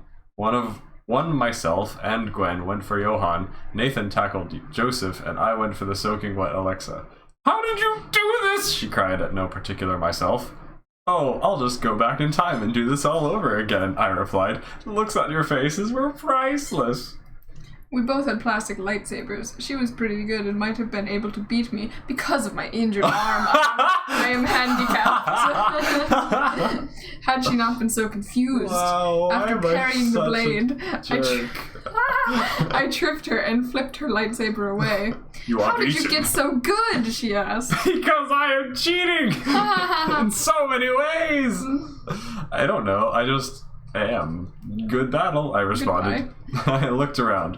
All the other myselves had finished their fights except for the ones fighting Johan and Erica. I ran up to help them with all the other myselves. What? I ran to help... I don't care to parse the logic. I darted through Johan's legs and jumped as high as I could, tackling him. This threw him off balance and he fell, nearly squashing Erica. She tripped over Johan's head and the battle ended with one of the other myselves catching her to make sure she didn't hit her head on the concrete patio. Gasp. Copping a field. I think that means something bad, doesn't it? Oh no. Copping a field? I don't know. Myrtle said it once and I was frightened. Of course, she then got pushed over by Ashley, but he didn't mind. Who? Me? Johan? I don't even know who he is anymore. Afterward, we all talked and had fun. Everyone's just casual with the fact that I've duplicated myself 7 times. The entire revenge scheme had obviously been a bad idea. Yes. I unfortunately had to tell them how I duplicated myself, and my time machine was no longer a secret. Okay. Congrats. This was very bad, as I now had a ton of people wanting to try it. What did you expect to happen? Bruh. I gave my friends a tour of the machine. Ashley was too scared to approach the machine for fear of it taking off. I'm traumatized now. She got more traumatized than I did. Honestly. But this in no way satisfied their thirst for danger. Your friends are crazy. You're crazy. Everyone's crazy. We're all 11 apparently. I couldn't let them all take rides, so I decided to let a few ride each time they came to our house. Everyone else wanted to take the first ride desperately, but Gwen's reaction at seeing the machine was odd. Not only did her mouth hang open for a moment, and she said, "What the? How in the world?" How is that abnormal? But she seemed genuinely frightened of the machine. How is that abnormal? She seemed to know what it was capable of. She insisted upon hearing the whole story of what had happened to me since we got out of school on the Friday before break. I gave everyone a quick overview, going into little detail and skipping huge chunks of the story. Gwen just nodded during my tale. She didn't seem to be surprised about the machine's existence, only that I had found it. It was for this strange reason that she and her brother became the first passengers of our first expedition. Gwen was very reluctant to come, but Nathan talked her into it. Then, after a lot of fighting and arguing, Johan and Erica joined the first ride as well. The other primary passengers and I made arrangements with their parents for the first team additions to sleep at my house. My mom and I would drive them to school in the morning, and their parents would pick them up after school. So much information! Detail. Oh my goodness. Bruh. So like I said, Alexa and the Jaspers and whoever freaking else was there, they're just gone now. Nobody cares. Okay, so the only ones we need to care about are Gwen, Johan, Erica. Nathan? Is Nathan And there? Nathan. Who's Nathan? He's apparently there too, but I think he's in the background most of the time. Who's Nathan? Gwen's sister. Brother. But did Mary have a brother? She did, right? Yes. What was his name? Sean? I want to say Sean. Sean's correct. Not the other one whose soul remember we his stole existence. and then returned. I remember something about a banana. That's my one core memory of Sean. Do you remember the banana? Yes. He remembers the banana. I remember that there was like... Do you remember that movie like Despicable Me and how the minions fought over a banana or something? That was his thing. He fought over bananas with me one time, and then that was the only inside joke we had, so that was the only thing we referenced with each other. And that was our relationship. Fighting over not even a real banana. It was just like a bananagram. Good times. Did Ethan just imply that Nathan is a sissy? Excuse me? No? Ryan, Oh, these I see. characters are just generic people from his school. They don't really have that many personalities yet, except everyone's extremely violent. That's all you need to know. I mean, these were originally, like, my friends. Like, I was trying to portray and self-insert my friends as well into this crazy world, but they're kind of, like, the details don't match up exactly with any of my old friends anymore. So they're kind of just ideas of my friends, but not really that close to them anymore. Well, maybe close, but I don't know, whatever. Who cares? It doesn't even matter. This caper had got me thinking, could I use the machine to never do schoolwork again? Could I just get papers and stuff delivered to me from the future? That would be awesome! But what would happen if a loop occurred? What if my future self gives me a paper to turn in, and after I get the paper back and get graded for it, I copy the paper and go back and give it to the past self that I had just been? I never would have had to do it. But then that wouldn't work. When would the compilation of information have been created? Never. It would have just randomly appeared, which doesn't make sense. I guess that sort of thing is impossible. Loops can't be started. I guessed I had to do my homework after all. Bummer. So basically, that's just talking about a paradox and explaining how there can't be causal loops and explaining the philosophy of time travel, which was just done in the most boring way possible here, but yay. No grandfather paradox and stuff. Oh boy. Eventually, everyone but the first trip passengers had to leave, and me and the 6 other myselves went back into the machines to go back to 3 o'clock. I went back to the machine and went back in time to 3 o'clock. I ran to line up with the rest of the myselves, and I saluted the original one. I hid behind a tree after moving the machine down the hill. This is irrelevant. I watched myself fall down the hill, and this time around the battle, I fought Mikkel, and then the next time, with the help of Gwen, I fought Johan, then Ashley, who was nearly in tears. Oh, I'm traumatizing you again. It got old doing the same stuff over and over again. Just like reading it. Yep, with a different perspective, fighting a different person. And the 8th time, when I had fought everyone, I grabbed my video camera and climbed a tree to watch. This was more entertaining, and now I could remember this forever. You Except sadist. I didn't. What? I was too tired to do anything else afterward, and I headed upstairs to do my homework. I had homework after. Oh my freaking! How long of a day did I just create for myself? Very, I guess. If I spent the whole day, like from 3 o'clock to whenever everyone left, and then I lived that segment 8 times, that's like a really, really long day. In addition to having gone to school and letting a car on fire. Whatever. So Gwen and Erica slept in Ashley's very messy room, and Nathan and Johan took my immaculate room. Every single word of this entire story is just loaded with sass and stupidity. Johan took the bed while Nathan and I slept on the floor in sleeping bags. All was prepared, and thus began the life-threatening adventure-seeking. Again. Yay. There should be an again there, because that's not where it began.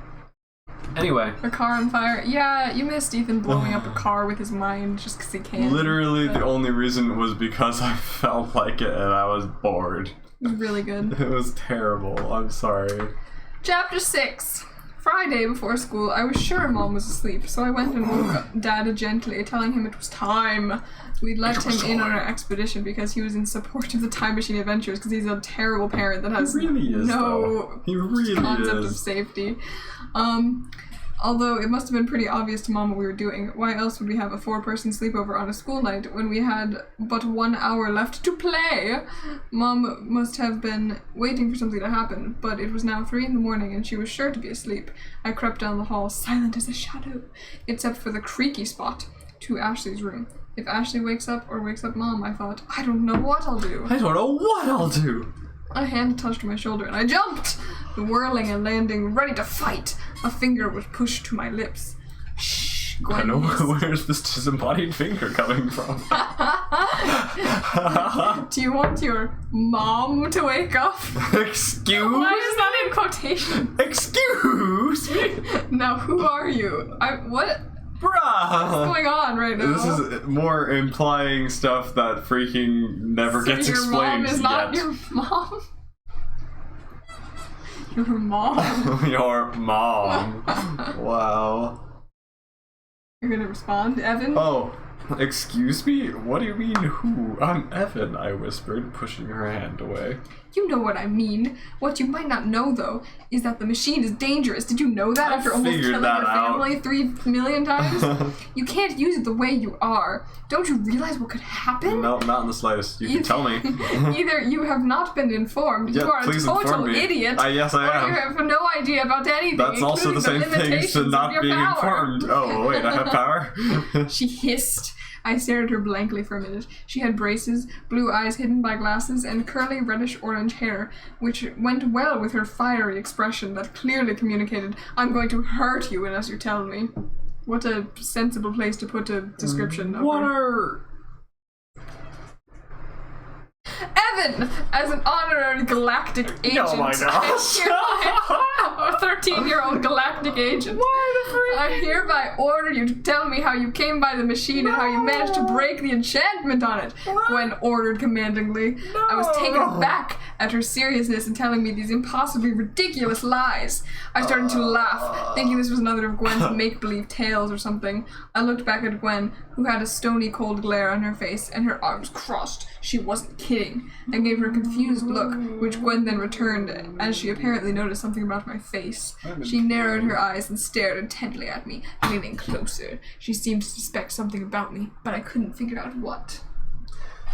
EJ is not okay in the head. Is EJ implying that he is adopted? I guess? I mean, you guys said you didn't want spoilers until the end, right? Because I could explain all the terrible logic that's behind it, but you're supposed to be confused. Confused? Good. You'll What? find out in like book 2.5 or something. 2.5. Oh, it intentionally holds on to secrets for way too long, and they really should give explanation. But the fact is, it doesn't make sense anyway. So I was trying to procrastinate giving the explanation for as long as possible. Mm-hmm. So yeah. Maybe it would make more sense, but if I did explain, basically the only reason it's not explained is if it were explained, the actual main plot would move ahead too fast and I wouldn't have time for all these fun adventures and hijinks that don't matter in the slightest. Fighting with Nerf guns that nobody cares about. All the because- stuff that doesn't matter in the slightest has to happen because I had the idea for it and we can't just throw Because you wanted that to away. live out your fantasies of actually being able to best your friends in these battles. Yes, because I was so traumatized by Sam says, with all not due being respect, able to hit back. what the frick? I know. Oh man. So is it this part? Yeah. Gwen, I don't know what you're talking about, I told her. This rekindled her agitation, and I could tell she was about to yell at me or hit me. Before she could do either, hands clapped over both of our mouths. Where are these mysterious, Lots disembodied of hands fingers coming just from? coming out of somewhere. Gwen jumped, kneeing Johann in the stomach and landing on his chest, ready to Jeez. punch him. Holy cow, this man is about to die. I merely twisted out of Erica's grasp, and we just stared at Johann and Gwen, who were now looking at each other. Johann in horror, Gwen in anger, and both in confusion. She got off of him and helped him to his feet, pushing her glasses up her nose.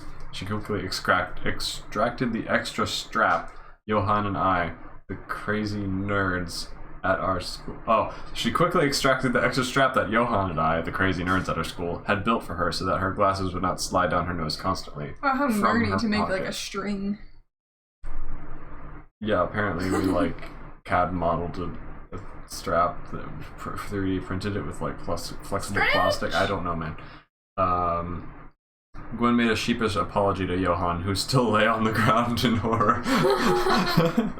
She sighed, walking back up to me and attaching the strap to her glasses. Wait, I thought she helped him up. Or did she offer to help him up? No, she helped him to his feet. Look, helped him to his feet. And now he's still laying on the ground. Oh, continuity error! Oh, also, there has been a stretch. I already did that. Oh, I see.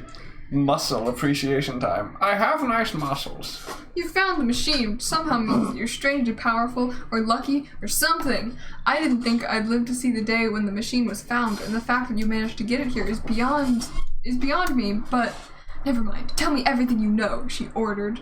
Johann, Erica, I and know I stared. nothing. Stared at Because one you another, haven't told me confused. anything! Sorry. That's yelling at the writer. I'm aware.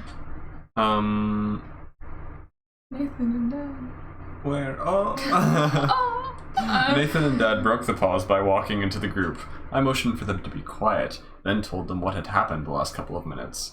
Everyone began asking Gwen questions at once, but she wouldn't answer a single one, besides to say, "Evidently you all know nothing." But if you don't know, I'm certainly not gonna tell you. So we just continued with our mission of getting the machine in total silence, even after all that violence and yelling at her and whatever. I wish now that I had the sense to stop the adventures before we got into danger. But alas, too bad. We waited for Dad to come out of the restroom. Gwen popped her knuckles in anticipation. I cringed and pretended to glare at her. She grinned at me, knowing I had never liked the sound. Okay. Then went Doesn't back bother me now. to scowling and sulking. I sighed and began pacing up and down the shiny interior of the machine. But then I accidentally tripped on Nathan's foot, which sent me up to the control panel where I nearly hit the activation level. Oh, luckily we didn't, because that would have been a stupid ex machina to have that happen so silly. again. Because there's been so many times where the lever was accidentally hit already and sent us somewhere we didn't want to go. That would be so dumb to do that same writing device again, wouldn't it? Who would do that? Wouldn't it? Who would do such a That would thing? be so dumb if it happened again, wouldn't it? Yeah, man. That would be so freaking dumb if we went somewhere we didn't want to go again because someone hit the lever by accident. Oh my goodness, they need to like duct tape this lever, man. We really do. Johan needs to invent like a strap for that. Honestly, yeah. Maybe you four should go see if Dad is done yet, I suggested to the passengers, as I tried to figure out what dials I had messed up. My friend scowled, and Nathan was about to protest, but I looked at him meaningfully, and Gwen dragged him out of the machine. Gwen closed the hatch with a metallic click, leaving Gwen and me alone. Uh-oh, I thought. She looked at me like she was going to kill me, the way... Wait, what? She looked at me like she was going to kill me the same way she almost did Johan, and I backed away. But I had forgotten that I was right next to the lever. My god. I bumped it, and whoosh! Whoosh! Oh no, solo mission with girls. Once again, it is just whoosh. There is no bold, there is no italics, it is just whoosh. That is the sound the machine makes. The last times in the Upside Down, you went to the Upside Down. The last times in the Upside Down while riding a twisting, looping roller coaster inside a spinning washing machine during liftoff ride. Why? Why would you make that sentence? That is not even grammar. It is not. I had been strapped in, grabbing something, or had been wedged behind the control panel with two Israelites on my dad. Oh my god. But this time, I was bumped and smashed against every wall, floor, and ceiling hard. Very hard. 1,000,000 times. Wow. A gazillion times. Not to mention the panel, the bench, Gwen. Ow. Oh my gosh. And the screen. Why did I say that one was more painful? At least that one's squishy, whereas everything else is wham, wham, smash, smash. For some reason, just the thought of like two skulls smashing together, that sounds a lot more painful than hitting metal for some reason. I don't know. Anyway, injuries aside, because apparently everyone's always fine when this kind of thing happens. When we finally stopped somersaulting and screaming, we checked ourselves over to make sure we weren't hurt, and somehow we weren't. And Gwen, though she was terrified obviously, began yelling at me. I, naturally, then began yelling back, defending against her accusations, and we were at the verge of fighting when a soft knock came from outside and we froze. A long pause, in which Gwen began chanting to herself that we weren't where she thought we were, preceded my cautious opening the hatch. A tan little girl wearing a lei of flowers stood there, bare feet and seemingly Hawaiian clothes. Joycey! Also, I like that you began yelling at each other, but it doesn't say what you said, so I just pictured her being like,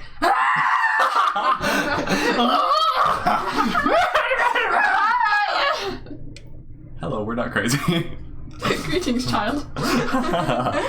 Is it a child or is it just a young girl? It said little girl, Oh, okay. so I assumed like child. Probably. Is everything alright in there? She asked, peering at Gwen, who relaxed and came to my side. Yeah, I think, I theorized as Gwen checked the date. Whoa! No, it's not! Gwen shouted. Today is the day Pearl Harbor gets bombed by the Japanese, and Oh, she went to history class. Apparently, she knows the exact date. And time.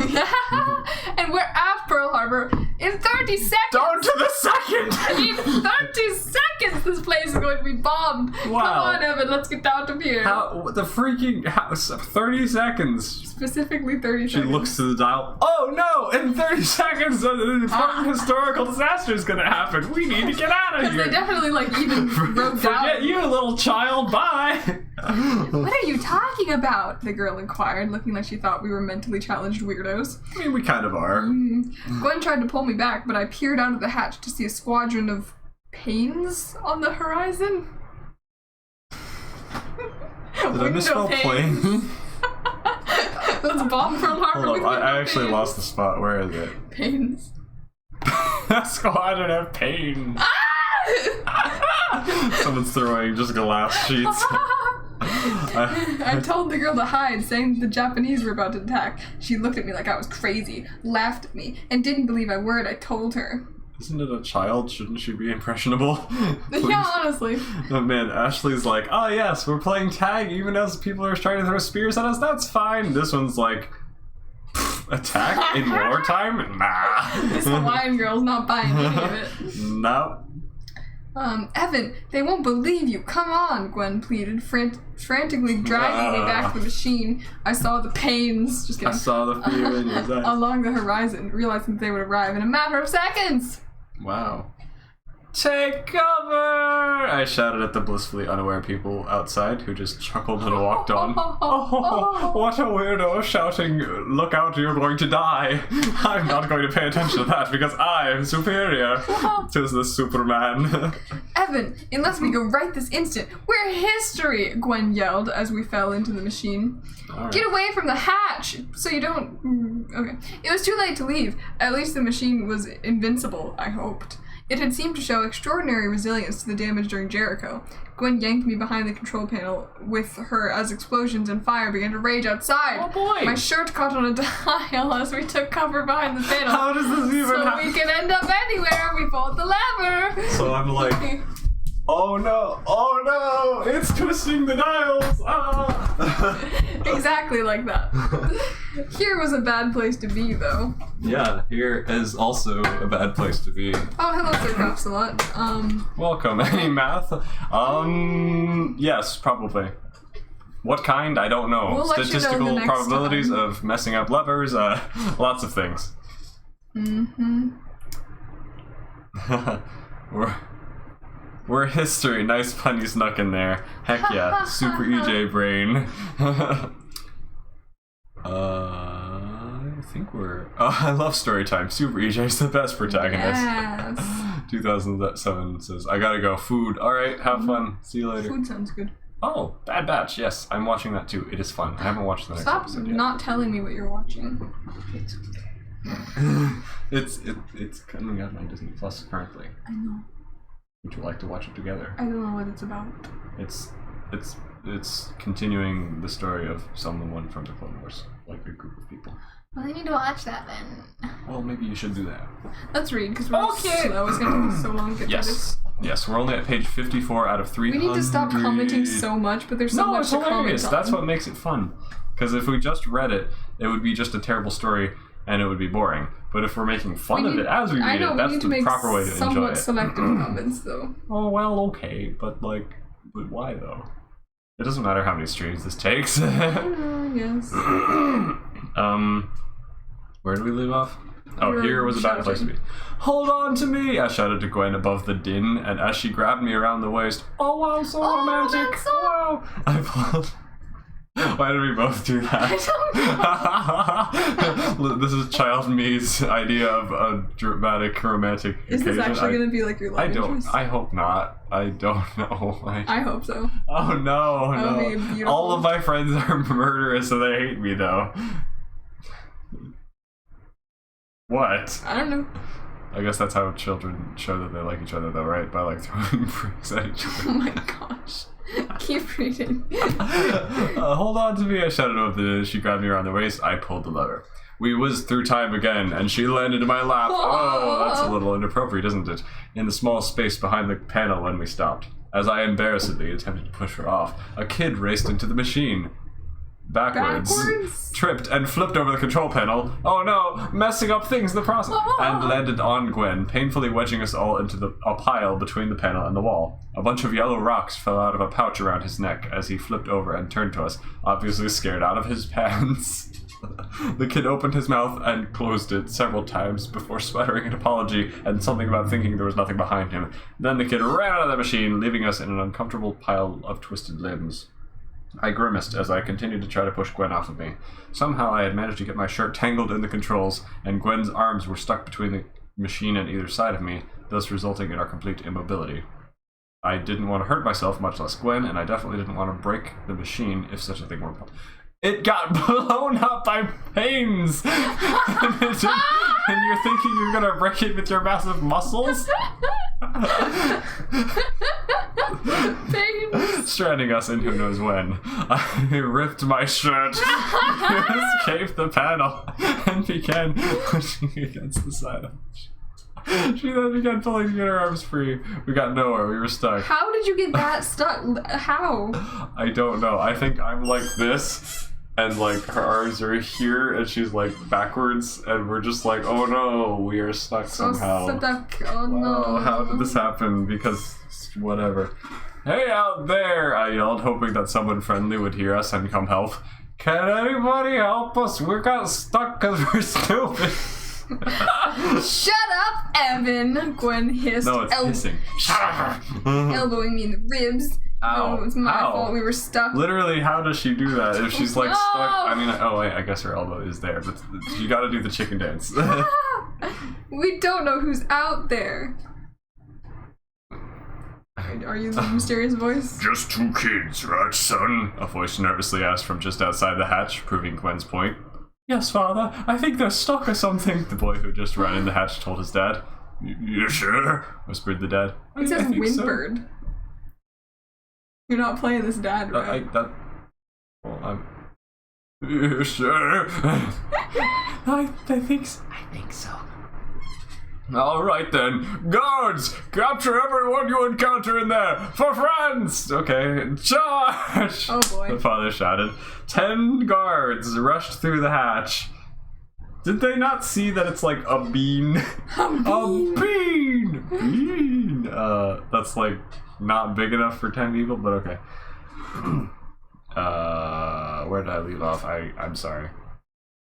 10 guards rushed through the hatch, then seeing no one, as we were behind the hatch, or as we were hidden behind the control panel, they began to gawk at the machine's interior.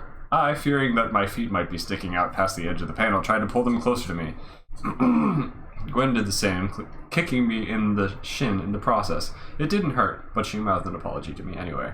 I then tried to turn myself, but Gwen began mouthing for me to stop. You're breaking my wrists, she said.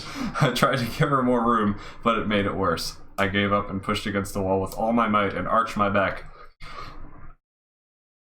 Sorry. How do I keep losing my place? Do I need glasses? Yes.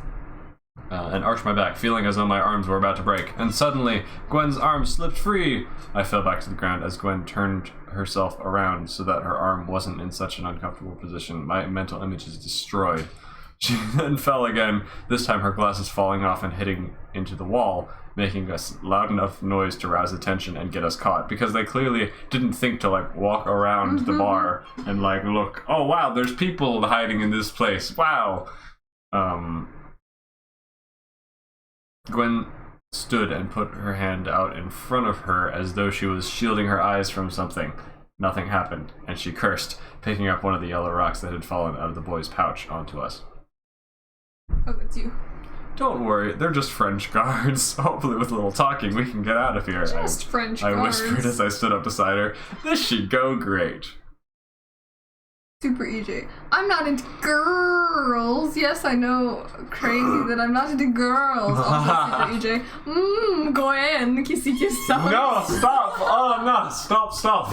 I hate this. EJ's afraid to admit that he had a crush on No. How do the French speak perfect English? Because the time machine does weird translation things, I guess. TARDIS. TARDIS, yes. Well, England is a hop, skip, and a jump away. Plot twist, Gwen is someone who was inspired by his middle school crush. Yes, it actually is. That statement is entirely accurate, and I resent it entirely. See, this is why I had to know who the characters were inspired. How about we make EJ blush? That would be fun. I am. Am I? I don't know. I don't know. I don't know what your normal skin tone Slightly. is. I mean, I don't know. The camera makes me look a lot redder than I actually am, though. Oh, you blush! Whoa! A flaw! Yeah, so much for talking our way out of it, Gwen whispered to me as the wooden boards that were strapped to we were strapped to were lowered down onto the platform preceding the stocks. We were on a guillotine about to be beheaded. That escalated quickly. Yay! Relax, Evan. We can just wait. Oh no! She cried. We can just wait. Oh no. Well, that'll help. I whispered sarcastically. The yellow rocks were sulfur, and one fell in my shirt. She hissed. So what?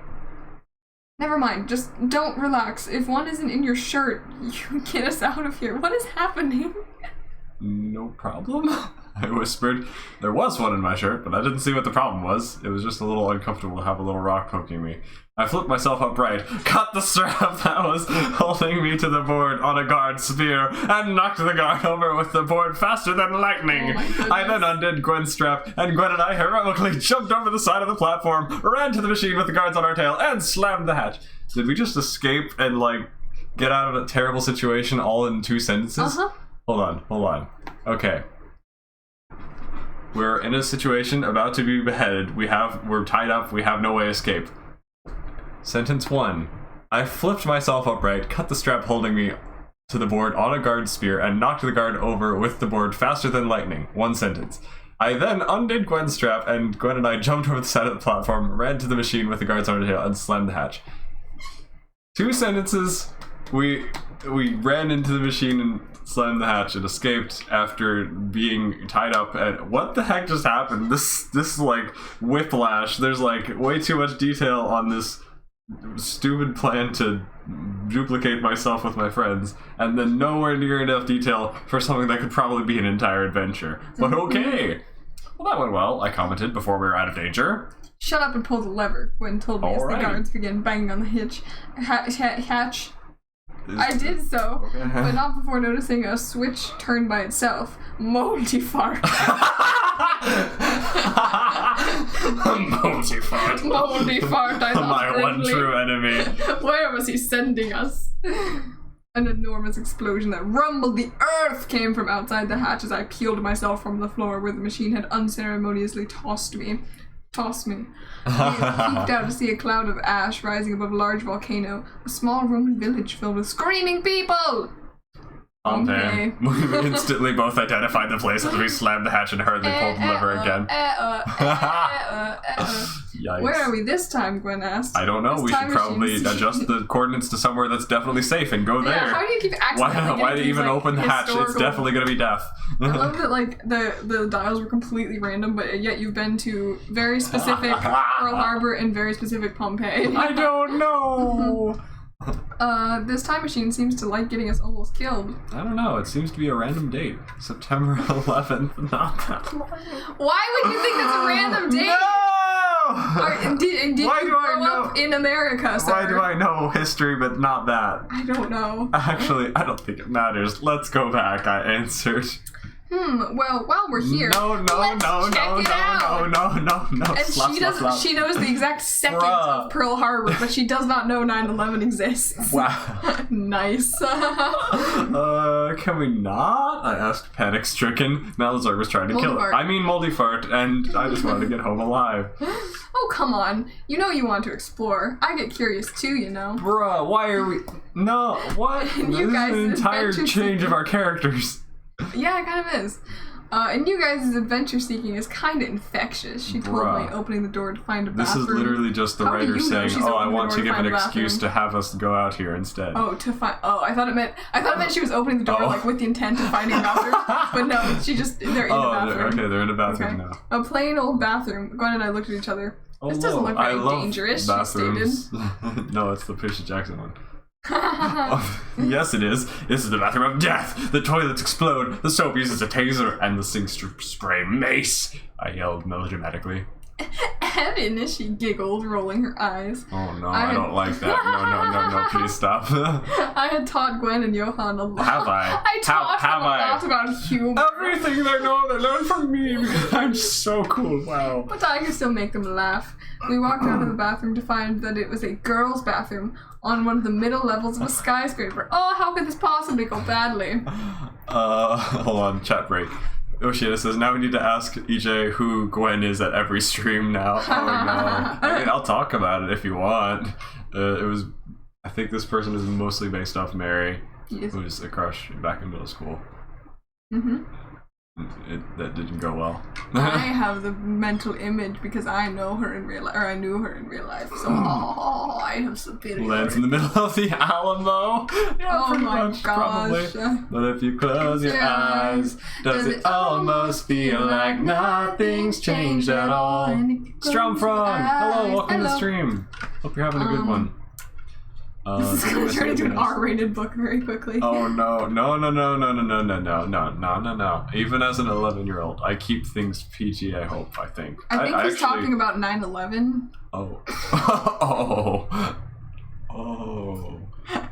That is a little sketch that you're writing about that, but Yeah, I wouldn't... 11-year-old self. I wouldn't go there, but apparently 11-year-old... Forgive 11-year-old just EA. like, yep, you know what? That's something I can write Terrorist about. attacks are really cool to write about, man. I mean, isn't Pearl Harbor basically the same thing? I mean, I know we're at war, but still, it's just... kind of different writing about things that are like very old rather than, well, I guess it's not very old, but like it's been enough time that Evan, it's you're not so as sensitive. funny. Wink, bruh. No, stop. Yeah, Gwen confuses me. She go from like I like you to I hate you to Mace. I'm so confused. Oh my gosh. Why did the other characters suddenly do it at 180? I don't know, man.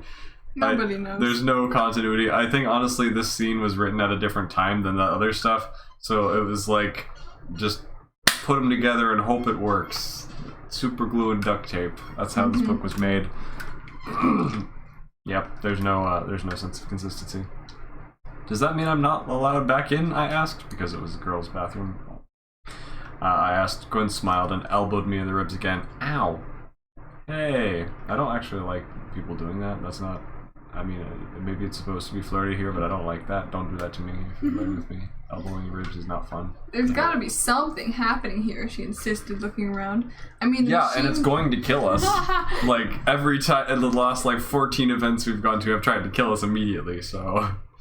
The machine has, like, a built-in code that doesn't let you do anything boring. Go anytime boring, sorry. Ah, I see. Well, looks like it messed up this time. Let's go, I told her, looking at the people typing on computers at their desks. An airplane flew outside. A coffee machine rumbled. Someone sneezed. Yeah. Hi, Dad. You're just in time to catch 9/11.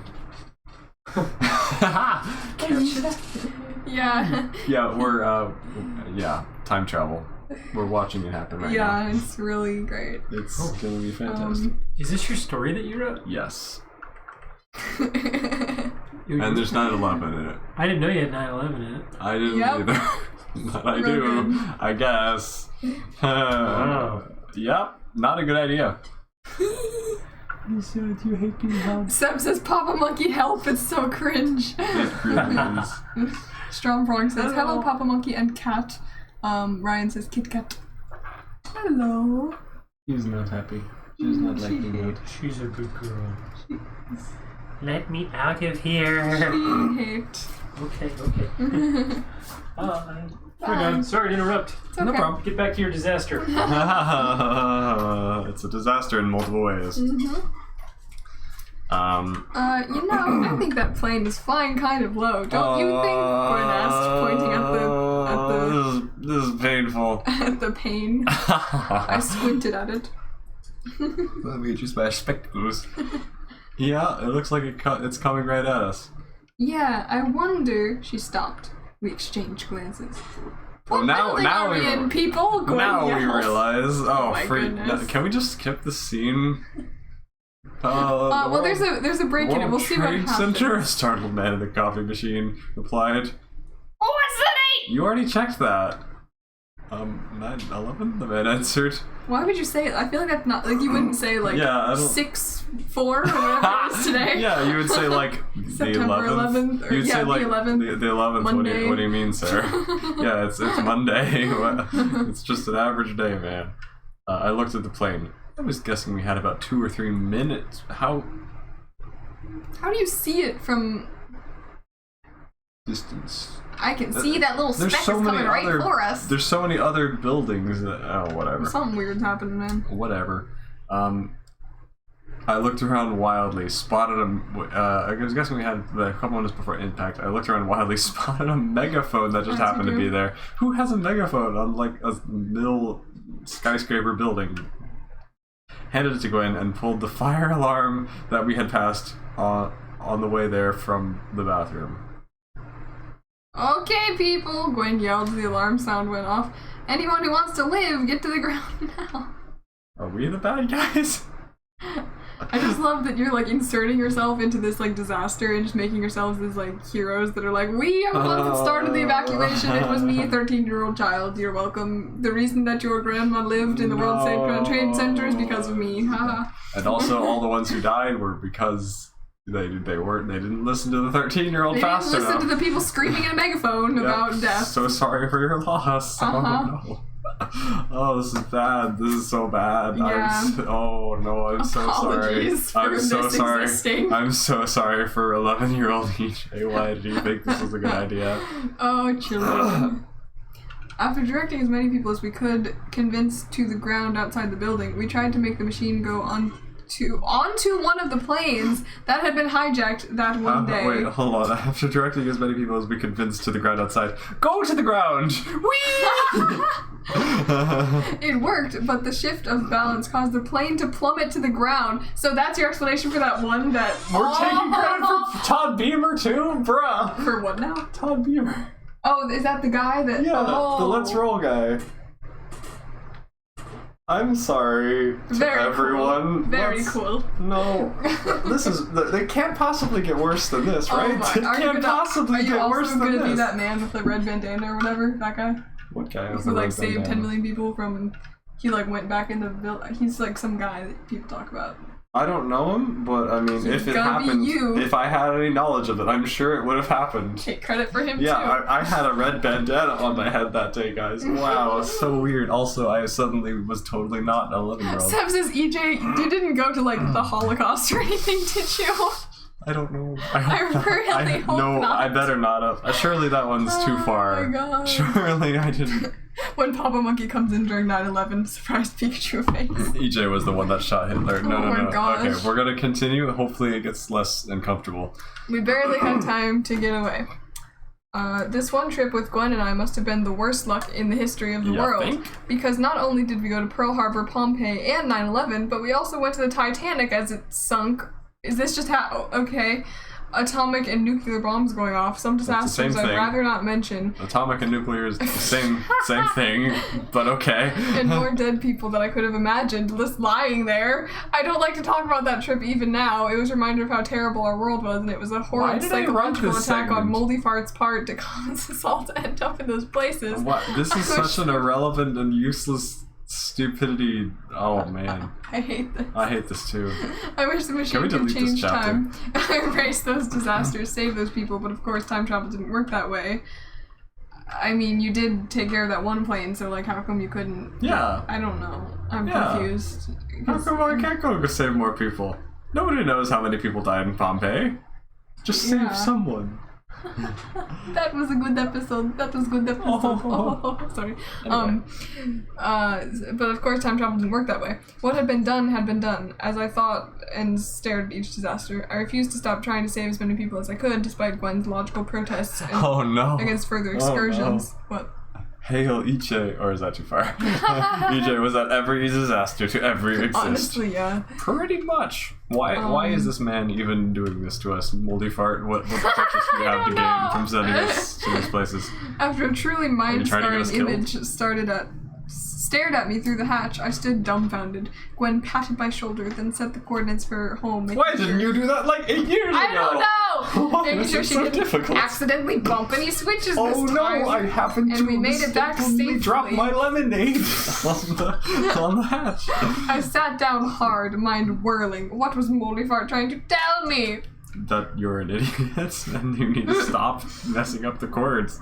What are the chances of that? Gwen asked as I walked out of the machine Literally a minute impossible. later. That's the chances. Literally, statistically, not ever gonna happen. It's Moldy Fart. It's all his fault. No, it's the writer. The writer just decided he wanted to torture us.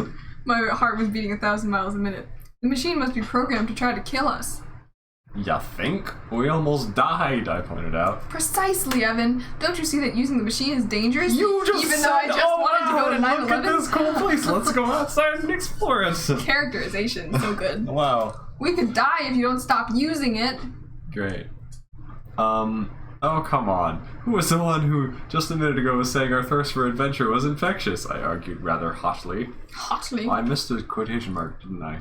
Whatever. Oh, you did? Wow. Gwen seemed taken Also, aback hello, at the Isla. volume of my outburst. Sorry, I was supposed to be more forceful. Evidently, my fear of moldy fart contending with my thirst for cool time-traveling adventure was sending me into a maniacal craze. I sighed, shaking my head to clear the cobwebs. What had gotten into me? One day my life is boring, and the next there's far too much excitement. Just give me a minute, I told Gwen, putting my face in my hands. It appeared that the machine was having a strange effect on me. Gwen nodded and walked to the house, giving me some space. I returned to the machine and sat down on the bench. I inspected the bandage on my arm, about to start thinking. There were no thoughts in my head prior. Let me just start off the brain motors real quick. When a horrible stench filled the machine. There was only one being whose existence was vile enough to create the smell. Yes, Moldy me. fart. Moldy fart. A familiar icy hand enveloped by black metal armor suddenly clamped down on my shoulder, accompanied by a cold arm that draped across my back. Creepy. It is a weird relationship. I froze, then fearfully turned to find Malazork looking Moldy over fart. my shoulder. Sorry, Moldy Fart. He wasn't the same hooded monstrosity as before, but he was equally as terrifying. He had yellow spikes growing all over his disgusting red It's head. Darth Maul, but reverse. Oh, and he had no face. His head's front had a bunch of scars and wounds instead of eyes, a nose, and a mouth. Okay, yikes, I don't even remember this. I nearly screamed again, but I knew that if Moldy Fart was able to kill me now, I'd already have been dead without getting a warning. I managed to keep my cool, however. Hello again, Evan. Miss me? He asked, a mouth-like slit opening in his face to let him speak. Hardly. Nice face, I complimented him. Ah, yes, the new look. Every once in a while I like to change my appearance. You like the style? Like would be an overstatement. I'd forgotten how much fun you could be. If it weren't for all you've done to me, we might be good friends. Malamar and Moldy Fart started giving my shoulder a shake that was practically friendly. Did I cause those face alterations you have there? Because I should probably talk to someone who's like an actual plastic surgeon. It's probably a better idea. Is that... it is Pengu. Hello, Hey, welcome, back. Pengu. How is? You missed 9/11. I'm glad. Oh, I thought you said moving the yard, and I was like, gasp, do you Moving the have yard. landscaping powers? Yeah, I'm sure, I sarcastically agreed as I pulled away. So, what are you here to chop off this time? My face? I asked. Ha ha ha! Wow, I'm amazed at your performance under pressure.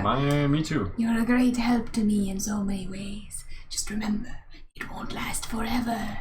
Yes, my imminent Murder. Murder. Judas, no. Why is it that you can't kill me now? Because you still have a few things to do for me before you're fair game. But believe me, you've only got a few more adventures to do with this machine before you serve your purpose. And you know this how?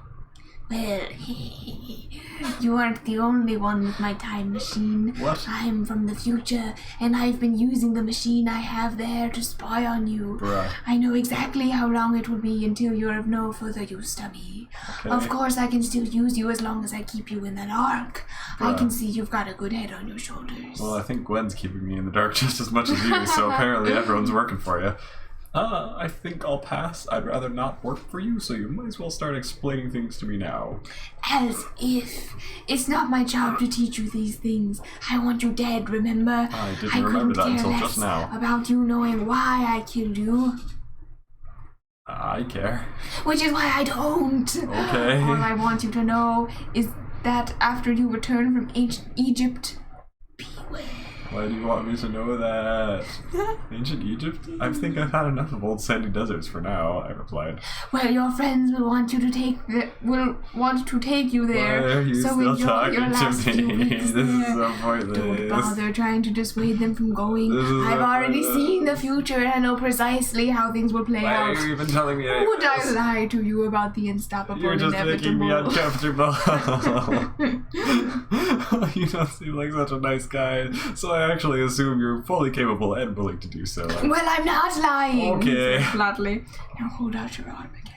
Why? What? Seriously? It's barely scabbed over from last time. Never hurts to make sure. Bruh. He shrugged, walking across the machine. Well, it hurts me, and what exactly are you making sure of? I'm making sure your birthmark is not visible anymore. Why? What purpose do you have for it? Don't worry about it. It's more of a Bailey, symbolic. it's exfoliating. It's more of a symbolic showing of power than a hindrance to your capabilities. He smiled at his use of foreshadowing and stuff. Well, your symbolism is shown, so you can... I was cut off as by Malazor quickly drawing a knife and throwing it at me. I was barely able to get my chest out of its way by the time it reached... Your chest out of its way, not the rest of you. Just By the time it reached me, and sliced through my bandaged arm again. Blood flowed again, and the bandages and scab fell to the floor, along with a fair amount of skin. All he'd done was deepen the previous wound, but it felt like an entirely new stab, and it felt fiery. My warm blood licked down my now unbandaged arm, splattering down onto the floor as the knife floated back to Malazar. Well, great. Learn well from your next two adventures. If you ever hope to survive when you Got a fight band-aid, me. sir? Moldy Fart told me, licking his knife free of my blood and vanishing. Oh, wow. I bit You're back a very cry of pleasant pain man. and used my fallen bandage to wipe my blood from the machine. I then went to the house for a new bandage, which I tightly wrapped around my bicep to stop the blood flow. I had to use like 300 yards because my bicep was so big that I just had to... Oh my god. Once finished, I returned to the backyard where I found Nathan, Gwen, and Erica waiting with Dad. I feel like that scene actually wasn't terrible. Yeah, It was bad, but like not terribly bad. yeah. There was actually dialogue happening. I feel but, like because that's one of the things that was added in last and like was out of place or whatever, the scene itself was like me when I'm a little older, like maybe my 13-year-old self in real life writing, so maybe I was a little better at writing by then. I don't know. that makes sense. Even so, it still doesn't save the story. Is sophisticated? What? Oh, you use dashes in Brazil instead of quotation marks? That's crazy. Oh, that's interesting. Cool. Also, hi Rayla, welcome to stream. I don't know if you were... We mentioned you earlier, but hello. Seb said, get out while you still can. Escape. If I had a nickel for every time someone said that to me in an EA... Sorry, I'd have 2 nickels, which isn't much, but it's weird that it happened twice. I wonder if Moldy Fart is EA from a dark future. That was a previous rewrite of the story. Wow! I think in actuality it's like, oh wait, that's spoilers. I can't tell you that yet until we get to the end or something, right? Or unless you guys want to know, I'm good either way. Just let me know. We can keep it as spoilers for now because like, oh, we're not supposed to know anything. Oh, you're supposed to be confused. Wow, we're supposed to be so confused and hate our lives forever. Where do we leave off? Father is speaking. So Dad finally got out of the restroom after all that nightmare fuel. Yep. I'm out of the restroom and ready to have an adventure again, Dad announced. I breathed hard, still a little scared from the disaster adventure and my meeting with the mysterious Moldy Fart guy. My days were numbered, apparently. I only had 2 time-traveling trips left. What if I saved my 2 by just not going? Yeah, like the very beginning where Mom was like, don't use the machine, and we were like, oh, okay. Yay, good job. What if I... Blah, blah, blah. I realized that I probably wouldn't even be able to stop using the machine if I wanted to. Now that so many people knew about it, they all would want to go on trips, and I couldn't refuse them. Moldy Fart kept sending us to dangerous places, and I seemed to be his target for destruction. This was getting out of control. What to do? I mean, why don't you just flex your biceps and like knock Honestly, everyone yeah. away? And there wasn't only the problem that this Lord Moldy Fart guy himself, who had apparently built the machine out there somewhere, my friend's very traveled to dangerous places was a major problem I had to deal with. What if they got hurt because they accidentally went to a battlefield? Or, 9/11 or Pompeii or any Pearl number Harbor. of other things, yeah. And Moldy Fart, would he only kill me or would he murder everyone in the family and all my friends? Maybe he was trying to get the machine to kill us all. Kill us all now. But he would use his sword if he had to. We would have to be careful. And there were the strange things that happened whenever I was in danger, which always occurred when my birthmark got inexplicably warmer. As well as that, there was the end of the world phenomena that seemed to be caused by me later that year. What in the world was going on? Lots of what I things needed that were you'd never answers. get to know about. I made a mental note to travel to the future and ask myself, when I was older, what was going on. I would go there right after this adventure to 23 AD Jerusalem. Because we just have to go meet Jesus or something, Oh right? gosh. Then things would finally make sense, I hoped. Okay, let's go. I grumbled, holding my bandaged arm. Did I? Oh yeah, I rebandaged it, Mm-hmm. okay. No one questions why I'm suddenly bleeding a lot. Why is PP a banned term? Why is Twitch so dumb? That's funny. I can't say pee pee poo poo. Where's Moldy Fart EJ's mom? Whoa! That's a plot twist. Gasp. Alright, what? Okay, let's go. Okay, let's go. I mumbled, holding my bandaged arm. No one knew it had been worsened, and they had all accepted my original excuse of having fallen and cut my arm. Oh, You know, I don't think we got an got an explanation before, but okay. So thanks for the exposition. So I didn't bother to tell them about my multi-fart incident and his warning. I hoped we would have better luck this time, actually going where we wanted to for a change. How come we could never go where we wanted to go? And Because then your shirt gets getting tangled in the controls. it's just my massive biceps, you know what? Yep. And then I realized Johann was missing. Where's Johann? I asked. Nobody knew. We searched the house and backyard, but found no sign of him. We piled into the machine, and I pulled the lever, sending us back in time about 10 minutes. Time travel made my arm feel like a balloon and made me lightheaded. We then watched the other ourselves from the bottom of the hill as they sneaked out the back of the house, ending up in the machine. We were keeping our eyes on Johann, to figure out where he went, I guess. We then watched the other Johann, Erica, and Nathan leave the machine, heading to the house. The other Johann seemed to remember something, and then he turned, walking back to the machine. He grabbed the handle to the other hatch, and then he disappeared. He literally vanished. Then other Gwen, the one on the screen, from the past, and the other me staggered out of the other machine, and other dad, Nathan, and Erica came out of it. Detail. I hate this. This is so badly organized as far as describing who is who and when and why. Yeah, I can't. Johann must have grabbed the handle just as Gwen and I had gone to Pearl Harbor, and he had flown with us, landing in where had he ended up. If Johann had landed with us, why hadn't he alerted us to his presence? I thought for a moment. He must have let go, landing somewhere random in history. We could never find him.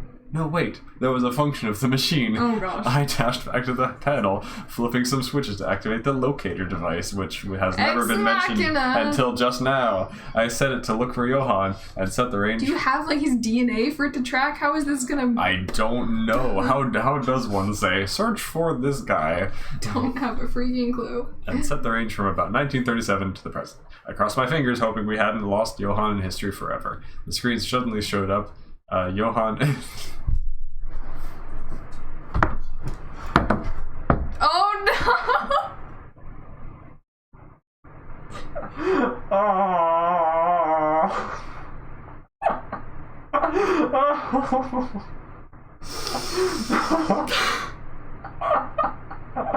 Oh no! I refuse to open my eyes. No! If I keep them closed, it's not real. No! It's not real.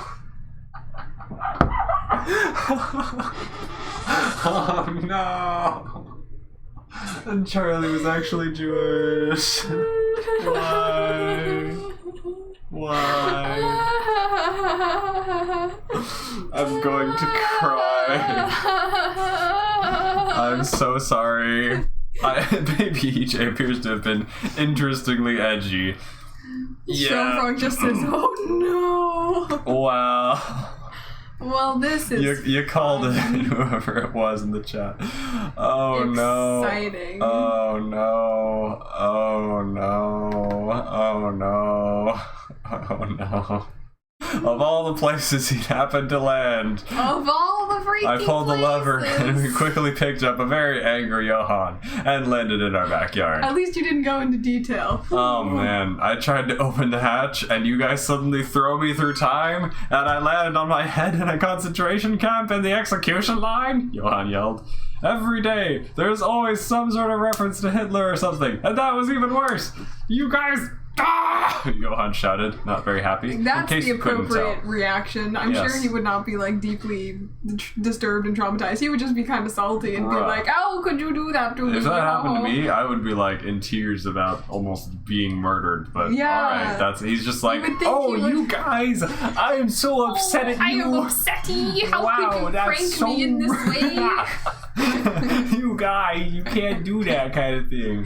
How do we top 9/11? Oh my goodness. Why was I an idiot in the past, sister? I Why don't am I still an know. idiot, but not quite as much so, or at least in different ways? What happened? Anyway, let's just pretend this never happened, We okay? never speak of it again. Never speak of it again. This book is officially in the list of banned. Yes, it has been banned for a long time. Oh gosh. So grab so long. I'm scared. No.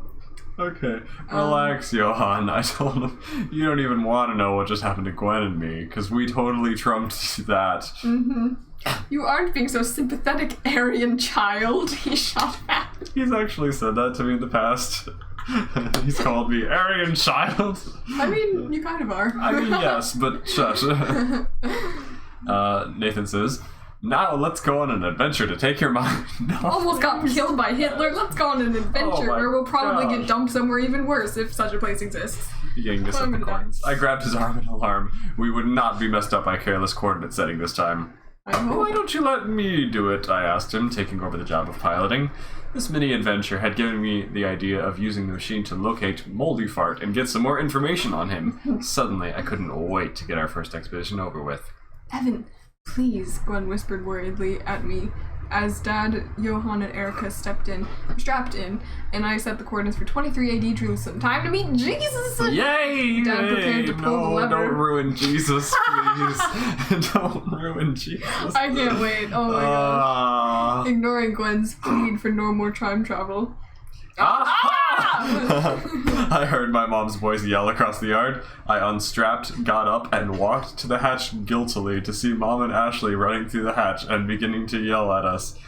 I knew what you were doing right from the start, and now I've caught you red-handed, Mom began. I saw you wake up! I saw you wake up! I saw you wake up, I saw you wake up, Ashley sang joyfully. Dave, I am very disappointed in you. I called That's the all dad. I forgot his name. Yeah, I called all of you kids' parents, and they'll be here soon. At 3 a.m.? I even called yours Dave. Why did you call our grandparents? Because apparently Dad is a child that doesn't know how to do anything.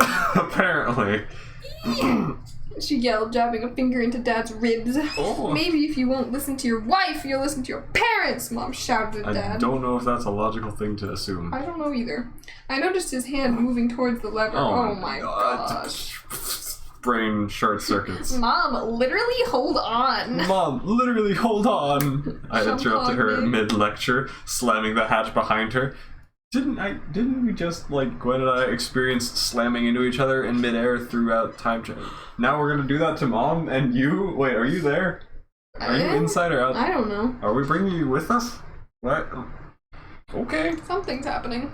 I forced Ashley and you're there to grab onto the hatch, then grabbed the seat as hard as I could. Dad pulled the lever, and whoosh. Whoosh, not even capital this time, just whoosh. No, it is capital. It's just not Just not all capital. But Dad, time travel. Mom, we only went to see Hitler. Oh no! Surprising this isn't the dumbest time travel story I've experienced. Excuse me? What other time travel story have you experienced that was dumber than this? Isla says, at least this is better than 11-year-old me writing about a superpower school. Thankfully, my computer self-destructed out of cringe and I lost that. At least it's better than the time I wrote about a zombie girl.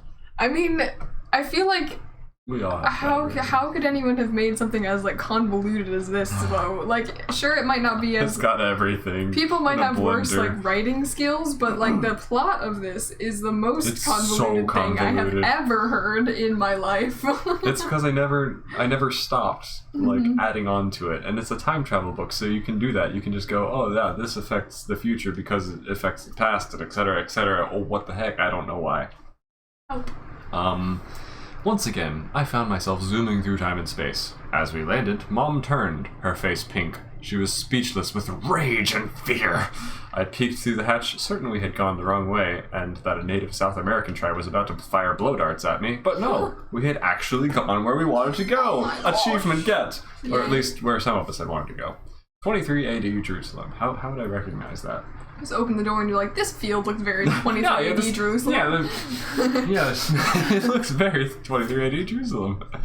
A goat jumped through the hatch and landed on Johann's lap as I opened the hatch a little farther. The road people chasing the goat stopped in their tracks and bolted. Okay. We were at a marketplace at a temple at dusk, though now everyone was screaming and running from the giant silver thing that had appeared. Ah, that's fair enough. Wait! Dad yelled at the fleeing people as he ran out of the hatch. Does anyone know where? The goat bleated loudly inside making Johann's face. Johann pushed the goat off disgustedly, Ew, and we it's a all goat. clambered out of the hatch. We'll never be able to fit in if we just appear in the middle of everyone. We should find a tree to hide. A tree to hide the giant beam behind. How do you hide a time machine behind a little sycamore tree or something? That's not gonna work. If you start affecting Bible stories, I will scream. I hope I didn't. I can't remember. I've only looked at the like splice segments. I haven't looked at whatever is in between. I lost my place already. Oh yeah, we should find a tree to hide the machine behind, and then we can just explore and be viewed as people with weird clothes, because that totally helps. Anyway, I looked to my left and saw the machine behind a bush. Behind a bush? Uh-huh. Come on, let's go. There we are now, I observed. The hatch of the other machine burst open, and a kid who looked like me ran out of the hatch, followed by a black-haired kid. Who's that? They then ran straight behind a wall across the road. Who are they? I asked. Everyone shrugged.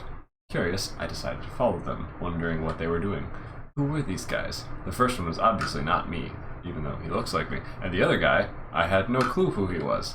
We came around the wall into the midst of a screaming crowd. Some people were yelling about us and the mysterious flying thing, trying to get everyone to flee. Others were yelling about someone who was causing an uproar in the temple market. Oh boy. Still others were staring at us, and more than a few people were trying to push their way through the crowd, including the two kids from the machine. The crowd tried to stop them from getting through, but they were determined, and we followed them as they managed to sneak through the crowd.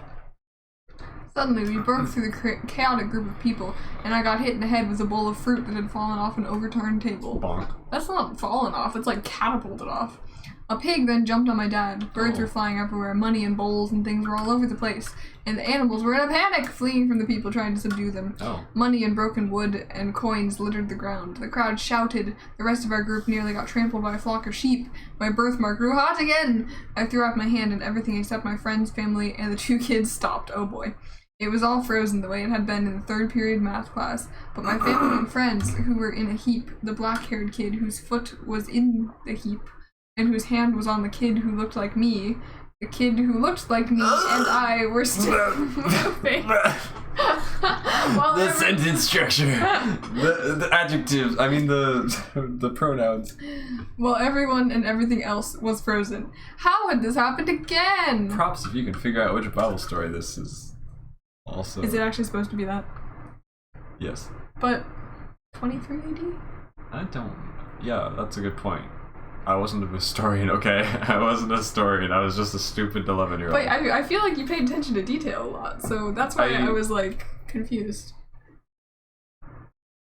I think I honestly I didn't know that his ministry started when he was like 30 or something. Yeah, I figured you Wait. would have. What? Wasn't he like not born exactly at 0 because the I don't dating know. mechanism is off by a bit? So maybe it is correct and I just don't know and I don't remember and I don't care. Whatever. Let's just keep going. Wait, chat before it disappears. There was an episode of Johnny Test I watched when I was a kid where Johnny wasn't doing his homework because he was spending too much time using a time machine. Let me iterate. Spending too much time using a time machine. How do you accomplish that? This might be better than the RP my friend and I had in elementary school about a 9-story tall dinosaur and a ghost. Honestly, I'd read that. Oh no. He's already infected Jericho. Too late for not affecting the Bible. And Noah's Ark. Every And- time, yeah. Every time someone says I love or I like, I think they're saying my name. You almost gave me a heart attack. 4 or 5 BC. It's still a little early then. Wait. Because well- 23 plus 4 or 5. Yeah, okay. Still a little. Yeah, it's still a bit early, but okay, I don't know. Did I tell you guys about foot rack? I can't tell if it sounds familiar or if I'm making it up, but feel free to explain again. I don't remember. I think, yeah, it does sound familiar, but I don't remember why. Yeah.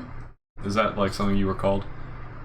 Still a wee too early. Whatever, it's close, and I'm sure Child EJ was trying. Or maybe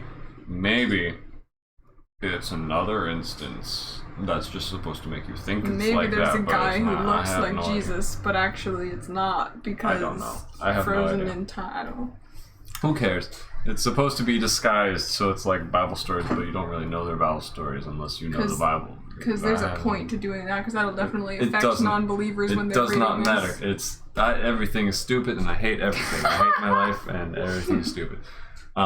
Suddenly, we broke through the chaotic group of people, and I got hit in... Wait, we already read that. Yeah, we're here. Oh, sorry. The kid who looked like me didn't seem to notice what had happened.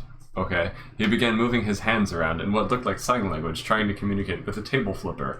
But the man was frozen. I'm more froze powerful than Jesus! Jesus. Why am I more powerful than Jesus?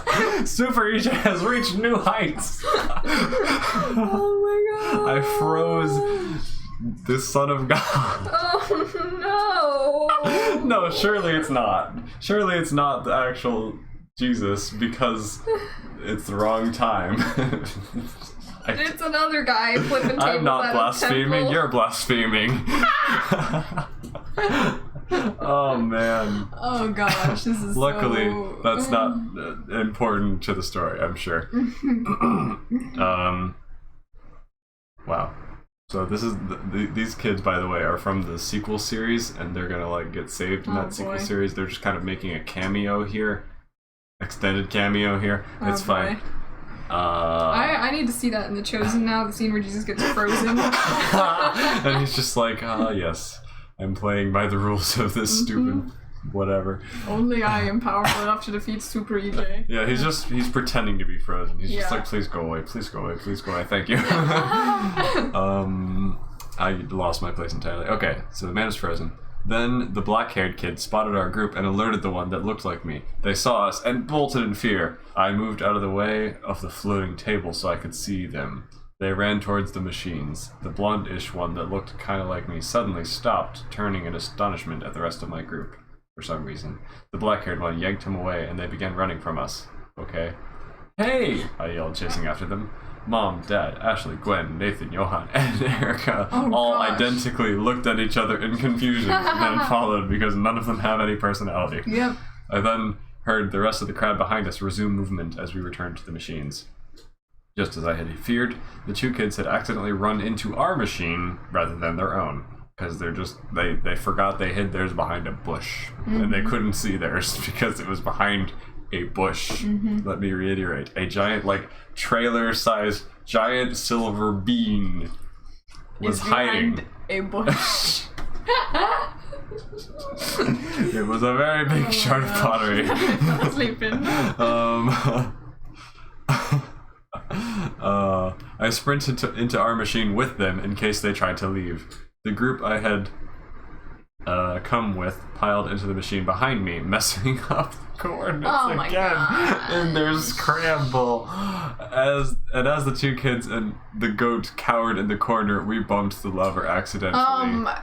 Whoosh. It's just whoosh dot. There's not even an attempt to be excited There is anymore. no It's attempt just for drama. It is whoosh. just whoosh. Oh, no. Okay, I want to read about foot rack. Hold on. So I wrote a story in 2nd grade, right? One of the characters was a wolf named Foot Rack. And my mom read it before I submitted it. And she didn't tell me she didn't tell me straight up. But she was a little confused about the name Foot Rack. And she asked about it, and I could detect she was a little disappointed about the terribly stupid name. So I had hold on. So I ended up changing his name from Foot Track to Food Track. It literally didn't change anything else, but I felt a little dead inside. And I got a ribbon for writing story. That just goes to show how how low the bar is for children. I'm literally crying. I don't know why. Why did Foot Rack make me laugh so much? Pengu says that she still needs to watch The Chosen sometime. Do it. Yes, it's a really you great need show. to. It's The Chosen really is good. fantastic. The And Teresa Nathaniel says- episode was good, and what was the other one that? All of them? All of of them were them. good? But what was the one? I'm forgetting. Don't cry at Food Track. He doesn't like it. Teresa says, you expect these random kids with time travel technology to have object permanence? Foot Rack. It's just so. What does that even mean? I don't know. It's not even like a shoe rack. It's a foot rack. In case you want to put your EJ down. That's so funny, Seth. Oh my gosh. It's like one of those edgy names, like... Yes. I can't think of any of the same vibe of names. Never mind. Okay. I haven't listened to enough of those media. Whatever. The goat bleated.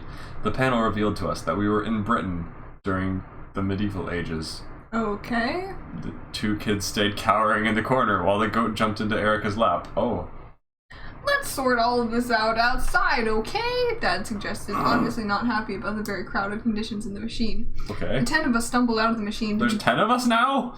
I can't even bother counting. Mom, Dad, Ashley, Evan. I mean Super EJ. Erica, Nathan, random two kids. Gwen, Johan. Goat. Oh, and none So of that's them have 11. personalities. Super EJ does. It's Oh. Mary Sue, And obviously. Gwen is like vaguely Upset. Yeah. She has secrets.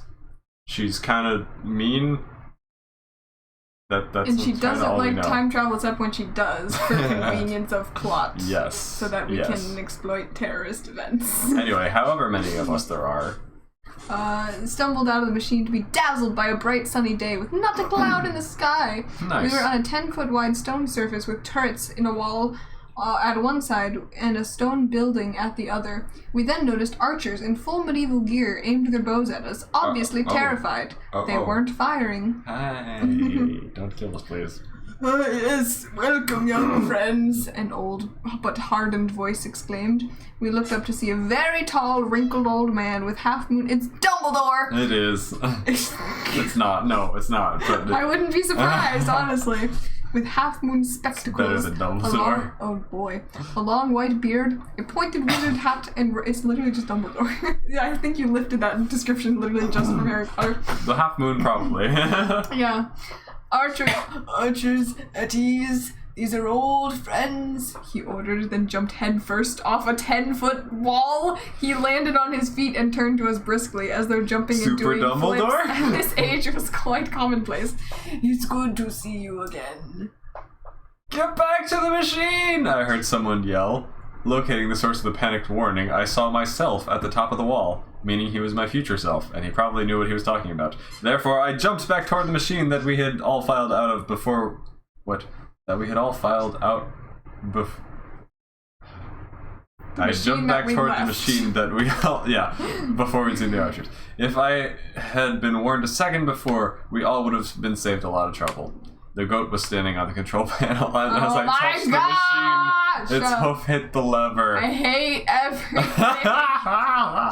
Freaking goat stole the time machine. Color exploded behind my eyes, and then I was flipping around with no mass or density or shape. Oh, I am a blob. Oh boy. My hand was forced off the machine, and I tumbled through time alone. Oh. Images swirled around me, then blackness overtook everything as I suddenly stopped moving, hitting a solid surface. Like a shockwave, the black retreated, to be replaced by a dimly lit room.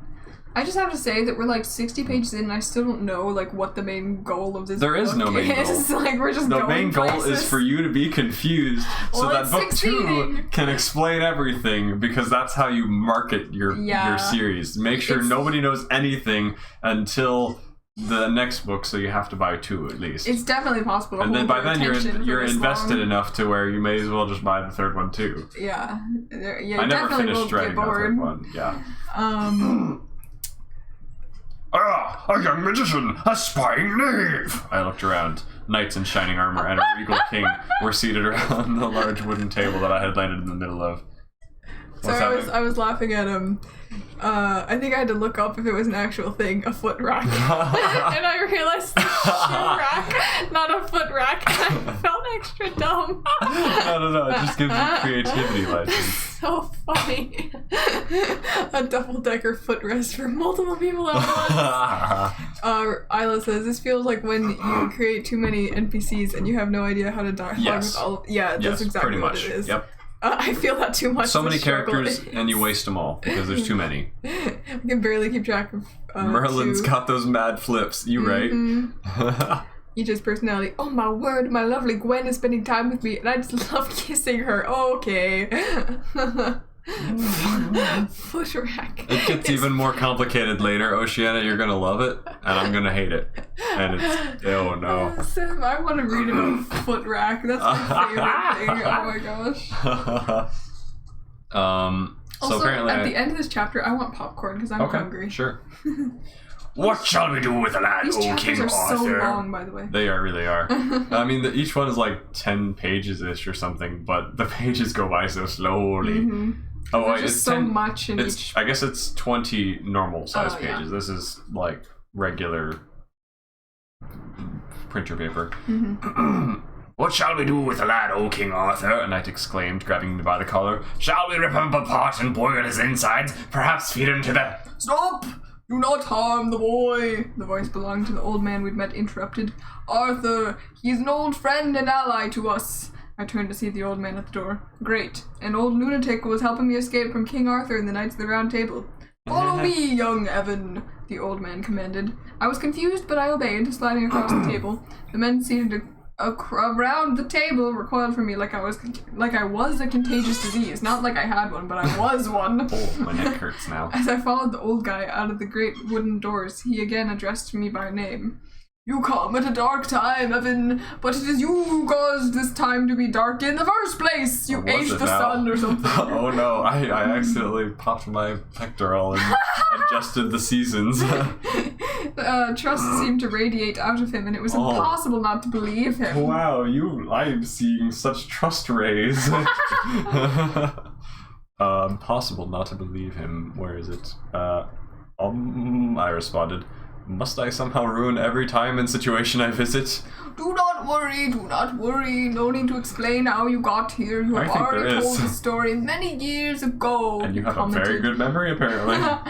As he steered me into a long stone corridor. What? I stuttered feebly as we went into a circular stone staircase. I was in a complete and utter daze. The machine is gone. We're stuck back in time forever, I thought. My mind panicked. I couldn't think of a single way to remedy the situation we were in without the machine, which a mindless goat had stolen. We were doomed! Unless we somehow got teleported back home, the way I had been when I had fallen from the wall in Jericho. Oh, what to do?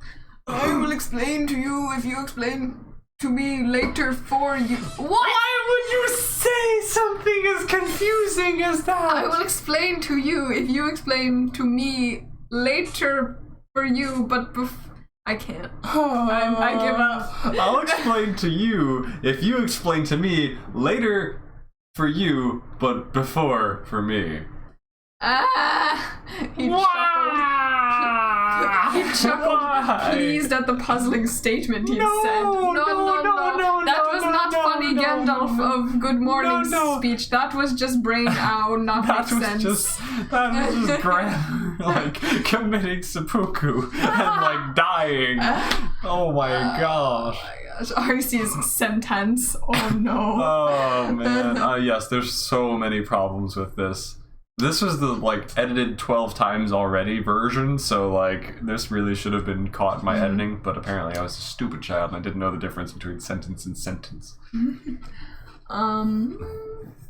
I had no answer to this bizarre sentence, so as we came to the top of the stairs and came out a door into a dark room lit by a single candle, I stayed silent.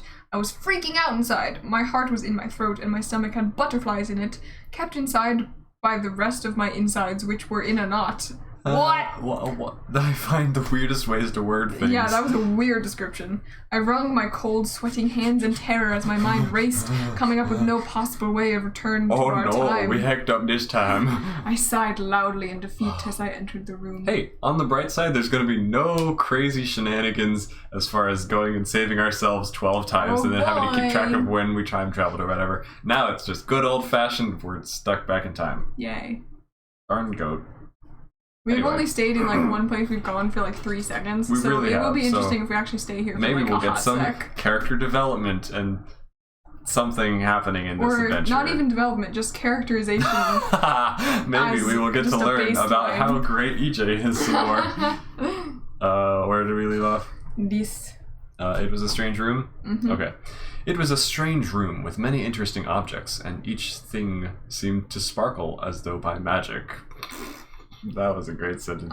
Some things seemed to move on their own or transform into other objects, but it was always out of the corner of my eye, and when I looked, I saw nothing happening. There were many dusty books on shelves lining the walls, and cobwebs were draped over nearly everything. There's a lot of things going on here. The grimy stone room was entirely filled with cool stuff. Cool stuff! And it smelled of mouse droppings, dust, and something I couldn't quite put my finger on. Probably dragons. There were strange machines and all sorts of junk and wonderful items strewn all over the floor and tables and, well, just about everywhere. I won't tell you what a single one of those items are. I know. But trust me, they're really cool. I have said things, stuff, items, and other stuff, but I don't know what any of them are. Writing 101. It was just the kind of place Johan and I would like to look through when trying to get an idea for an invention. Come, sit down. I love your Gandalf voice. I mean, your Merlin voice. Thanks, it is so good. He told me, motioning to a chair that looked like a beaver had eaten a leg off of. I carefully stepped through the general mess to the chair. I heard a snap beneath my foot. Uh-oh. Carful! Carful! Carful! That was my last Dilodoscator. My last Dilodoscator. What the heck is a Dilodoscator? Definitely not a Deluminator. Oh no! It's based off. Probably. Oh no! Or it was just a skater. See you in the skater boy. She said see you Dinosaur, later boy. I don't know. Oh! Watch out for my Thrisconerotne. That was a finger spam, wasn't it? I don't know. Thrisconerotny. My Thrisconerotny. That rolls off the tongue, doesn't it? What the freaking who names something with like 12 syllables that are impossible to pronounce next to each other? That is just asking for trouble. Oh, my beard! I need to tidy up a bit. Can you stand on his beard? No, it is not enjoyment. It should be. I mean, it kind of is. He muttered, waving his hand. Instantly, all the dust, grime, and filth, along with most of the spiders and their webs, vanished. Why didn't you do this like a long time ago? If you can. I want to show off All right. for my guests. This left all the other things clean, but there were still thousands of papers and small odds and ends that had fallen off things. Again, the non-useful stuff, the stuff vanished. Yeah, all but the stuff is gone now, but there's still the things but and the other papers stacked themselves items. neatly on the bookshelf. Then all the inventions and everything, or whatever they were, flew into order, landing in a few designated places, along with several jars and bowls with weird markings on their sides, each containing strange glowing substances. The room looked much better now. I feel like this could have been a much stronger scene if we knew anything of what just happened. Yeah, for real. Like it was a vibrant description with no actual nouns. Things were like there's shimmery. all kinds of cool things that are cool. But what are they? I don't know what's going on. Have you ever thought you could be anything?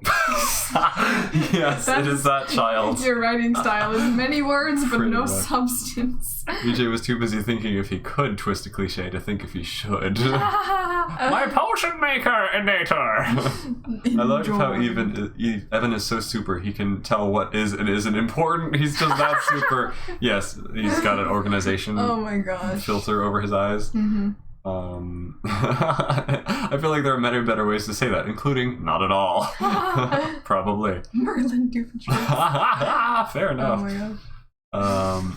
Where were we? I wish I could clean my room like that. I enviously grinned, disbelieving at what I'd seen. Oh my! What happened to your arm? Funny story. There's a bad smelling guy with scars on his face, and he keeps throwing knives at me. He asked as my t-shirt happened to uncover my bloody bandage. Let me heal you quickly, he ordered, taking my arm and beginning to undo the bandage. I have nice muscles. There was nothing for me to do but watch in awe as he exposed my bare arm and put his hand directly on my wound. Ow! An indescribable sensation of warmth spread through my arm, and when he removed his hand, Moldy Fart's wound was completely gone. My birthmark was back, and my arm felt great. Now anyway, he continued briskly, waving his hand to vanish my unnecessary bandage. If you haven't figured it out already, I am Merlin, and you have come to Camelot at the time of King Arthur's reign. My soldiers were right to want to kill you because we are in a dark time. You Camelot mentioned that, funny is enough. fighting with a rival kingdom led by Morgana, or Morgan Le Fay, the evil witch. Normally. Oh, okay. I guess magic just exists and is well known in this area. In this I love how we're canonizing Jesus and also like King Arthur and magic and confusion. also, you know, the end of the world with zombies and you know what? I don't know what's happening anymore. This is so consistent with scripture, guys. This is some... I finally branched off the scripture stuff as inspiration for time travel places. Yeah, you know, all that talk in Revelation, it's actually going to be EJ and zombies. That's what it is. No. That's not what I said. Normally we could win easily, but the goat you told me of before made the machine go to Morgan 1 month ago, and she is using the machine like a mad woman. She is going to different times, getting people and building an army, stealing what she wants and having as much time as she needs to make magical weapons. They have a large advantage over us, and I'm glad you came. Oh no. That's you today. Freaking goat. Freaking goat. How do you know my name, the goat, and the machine? The goat was not the goat. You What? later go to Egypt at a time before this time. I met you then. This is some River Song stuff. That is how I know Oh, you. sweetie. Do you understand? Oh, one of my adventures goes to Egypt at an earlier time than... Medieval ages. How would you know that this is the medieval ages if you're living in them right now? There aren't any ages in the future yet. Just like that this you- is the Squabbledygook age. Didn't know that. You heard it here first. This is the age of the Squabbledygook. Squabbledygook? Squabbledygook. Squabbledygook. Why is it called the Squabbledygook age? Or do You we not get to know. know that until the future names us that? The Squabbledygook hasn't arrived yet. Is that the Antichrist? No, that's the president of Zimbabwe, my bad. Yes, of course. Yes, and I meet you there for the first time in your mind, but for the second time for me. Yes! Oh, then this is very important. While you are there, as soon as you get a chance, put the sulfur ring on the inside markings. of my Egyptian golden bracelet. he ordered, giving me a large ring made of yellow stone. I took it and put it in my backpack with confusion. So what does sulfur do? The person who is like judging about like, oh, EJ doesn't know what sulfur does. What sulfur? What are you talking about with the sulfur? Explain that in the chat. Anyway, keep going. Wait, theologically the book is a bit question mark.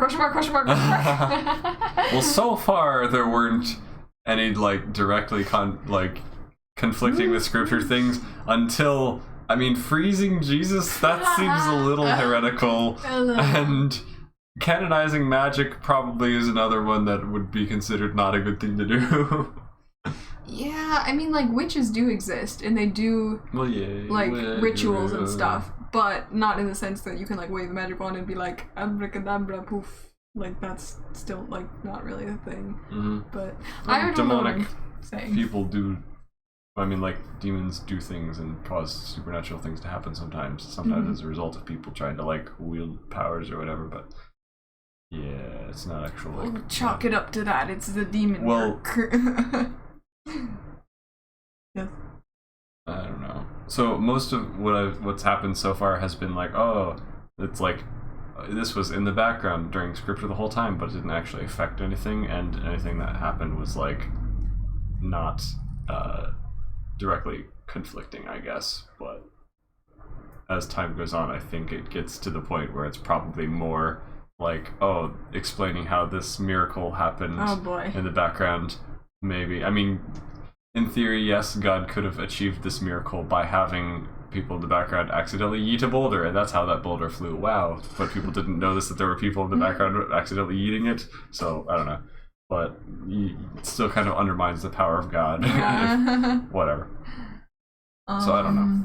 We will see what happens. I can't remember. EJ should have just used oddly efficient sunscreen on his whole body. Then Marlifat would have had to chop off his whole everything. Oh my gosh. What? Oh man. Oh yeah, I forgot the oddly specific sunscreen. It was oddly efficient sunscreen. Oh my gosh. This magic place is just another one. You know the funny thing? Is that just wait till later. I actually have like a distinct memory of Ethan when he was younger, like looking at his birthmark that he did used to have, and he was saying like, I don't know how I got this. Maybe it looks like a sunscreen splotch. Like maybe I just like splotched some sunscreen on there. And I remember thinking like, what the heck are you talking about? So I don't see it anymore. Oh wait, look at that. Now that I'm getting tanner, you can actually see it a little bit. Wow. It does exist. Stab it. Oh no, don't stab my birthmark. For the sulfur thing, Super EJ is a bit of a science nerd like me, with a hecking lab in his bedroom supposedly, so he should know lots about different chemicals, biology, geologies, etc. However, EJ knows nothing about sulfur, while Gwen knows at least something. Well, the thing that she knows is secret. Can't know it yet. Not allowed to know it yet.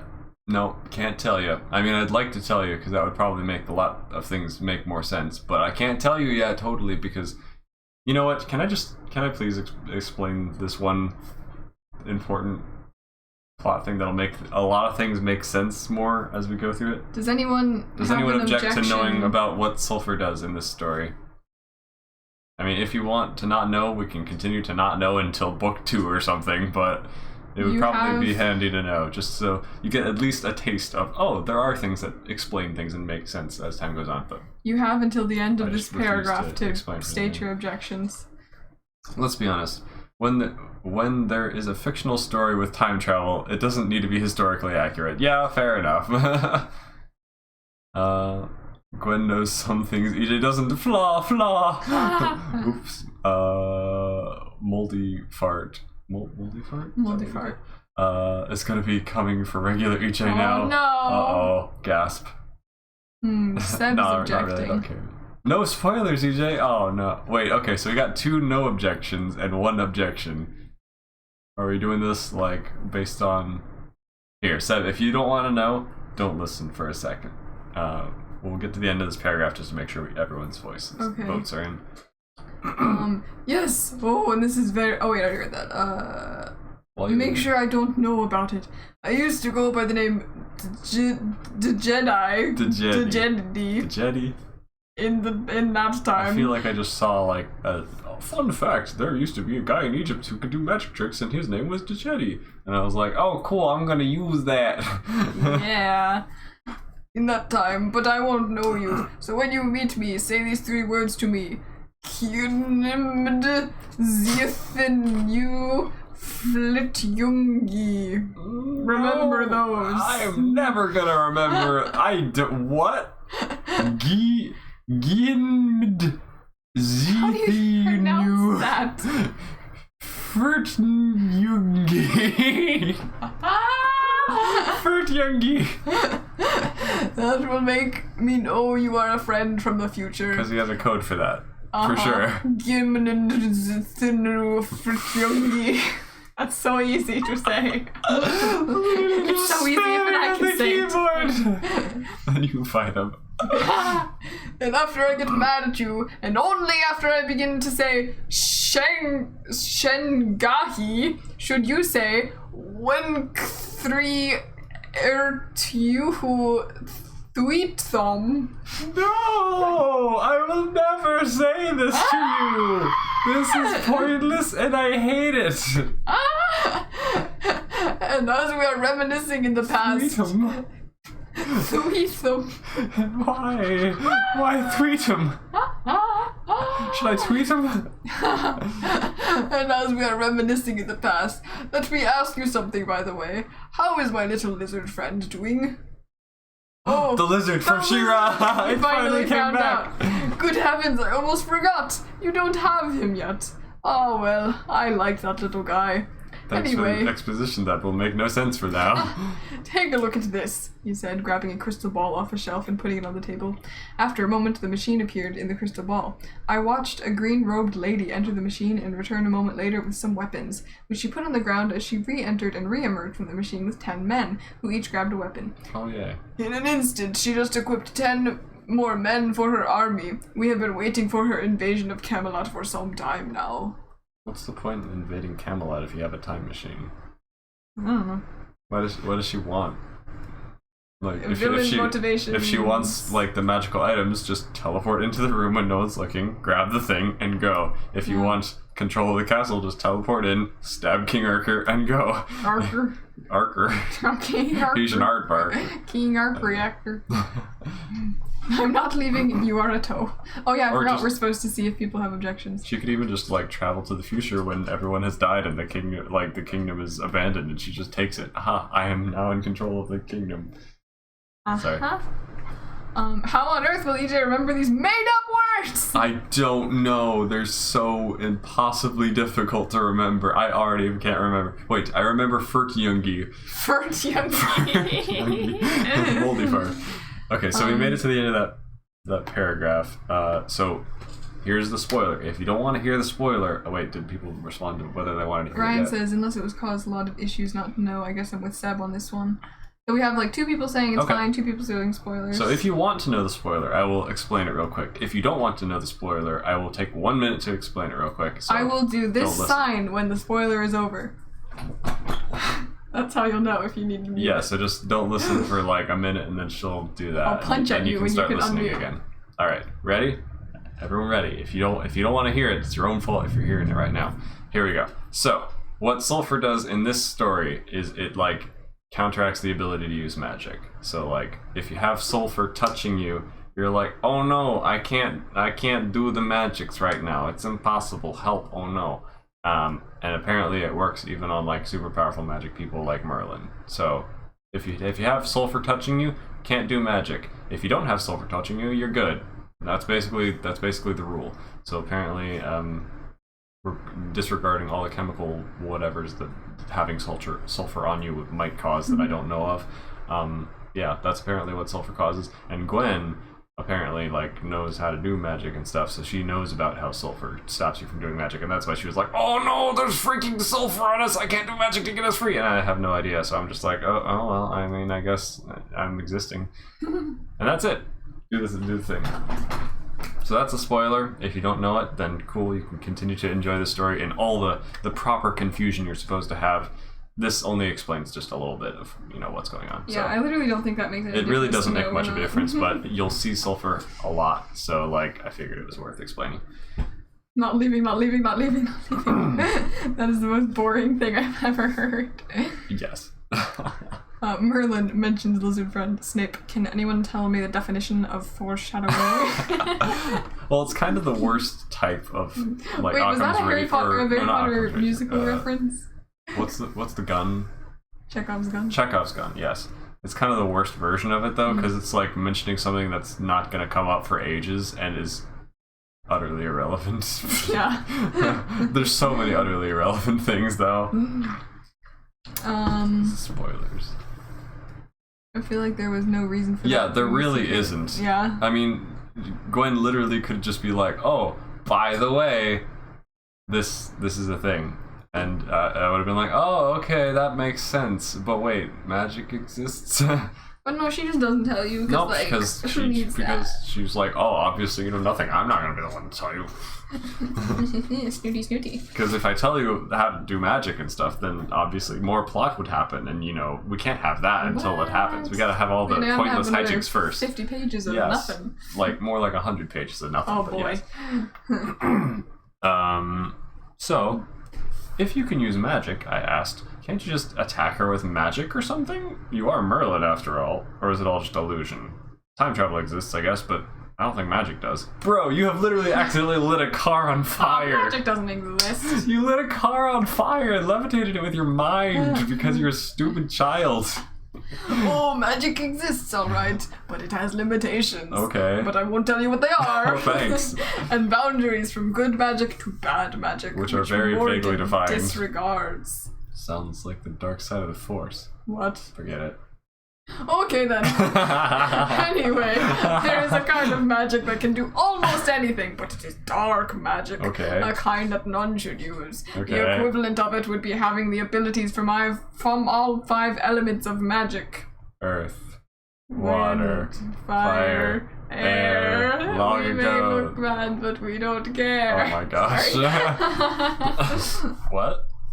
Gwen can explain to you later. Any other questions? She's never going to explain to us later. no. Yeah. How do we get back home if an evil person who can use magic has control over the machine? I love that you've just given up on like any dialogue tags for like forever. It's just Well, I think it's clear enough at this point because like true, but there's no like actions Yeah, or like any tone of voice we're just- changes. hello. Yes, Hello. magic. I think I honestly magic. gave up because I ran out of ways to say said in an interesting way. So I was like, what's the point in saying Merlin said, EJ said, Merlin said, EJ said. Yeah, you can Merlin still said. put like If it's already I obvious. crossed my arms and furrowed my brow in confusion. You can still put other things that Yeah. I've said. Yeah, I mean, I guess it would break up the dialogue, but at the same time, if there's nothing worth mentioning, nothing interesting going on, then I don't know. You could talk more Whatever. about the stuff that's around the room. Oh yes, the stuff. What just happened? Am I here? Oh yeah, how do we get home if this is an evil person who controls the machine? That would be where the problem is. You see, the only way we can get back to the machine so you can leave is by defeating Morgan's kingdom and taking it from her. Oh, okay. The one that's growing exponentially by the second. That sounds very doable and definitely not like a suicide mission. Uh-huh. Unfortunately, every second we spend is 20 more men for her Well, army. guess we lose. Also, if we manage to break into their castle, she'll just escape with the machine. That's a big problem. Do you have a solution? Camelot needs your help to fight this war. Oh. That doesn't What? really answer the question. Can't possibly fight. I have no experience with fighting. I can't blow up cars with my mind. I don't like hurting people, except my friends, apparently. Wow. Well, then you can change a lot by the time you get to Egypt. Then you change a lot by the time you get to Egypt. Excuse me? Now Do I you become a love psychopath? fighting. I love murder. Murder's great. Now come, he told. Oh, Didn't now I slice a come. guy's head off back in Oh yeah, Jericho you or kind of something? did. But you hate hurting people. Wait, I guess maybe like some other guy was already throwing the spear and I just kind of made that happen, but I totally didn't cause someone's death and I wasn't of course traumatized by that in the slightest. I didn't care. He told me tiredly, rising from his seat as the image of the machine in the crystal ball dissipated. We must find the others. So I want the moral high ground, but I also want to be cool enough to murder everyone. Yeah. Alright. I also had no qualms whatsoever with killing zombies. Yeah. Which, I mean, are kind of people. They're just reanimated corpses. Which apparently I'm familiar with the concept of, considering I was like, ah, yes, I have no moral quandaries with this. He grabbed the crystal ball and pocketed it. That's the line that guy couldn't say. What guy? The guy that read all the Harry Potter books for like the audiobooks. There was a line in one of the books that was Harry pocketed it, and he just like could not say that. And so he asked like J.K. Rowling, he's like, hey, can I like say he put it in his pocket? She was like, no, lol. And so he had to figure out how to say it, and then she put that line in like the next 3 books to just annoy him. Okay. Fun fact. Interesting. I followed Merlin back down the spiral stairs, through a few more doors, and out into the sunlight. I blinked, dazzled by the blinding light. My eyes adjusted, and I saw Merlin at the edge of the wall, looking down. I looked over the wall too, and saw myself, Erica, Johan, Gwen, Mom, Dad, and all the rest of them, along with the machine, on the wall below us. Yes. Oh, wait. Yes, welcome, young friends, Merlin yelled down to the rest of my group. Archers at ease, these are old friends, he said to the archers, then jumped head first off the 10-foot wall. All right. He landed on his feet and turned. It is good to see you again. I think we just had this scene. Get back to the machine! I yelled, hoping that I would be fast enough to prevent the goat's unintentional journey this time, but also knowing the prevention of the past was impossible.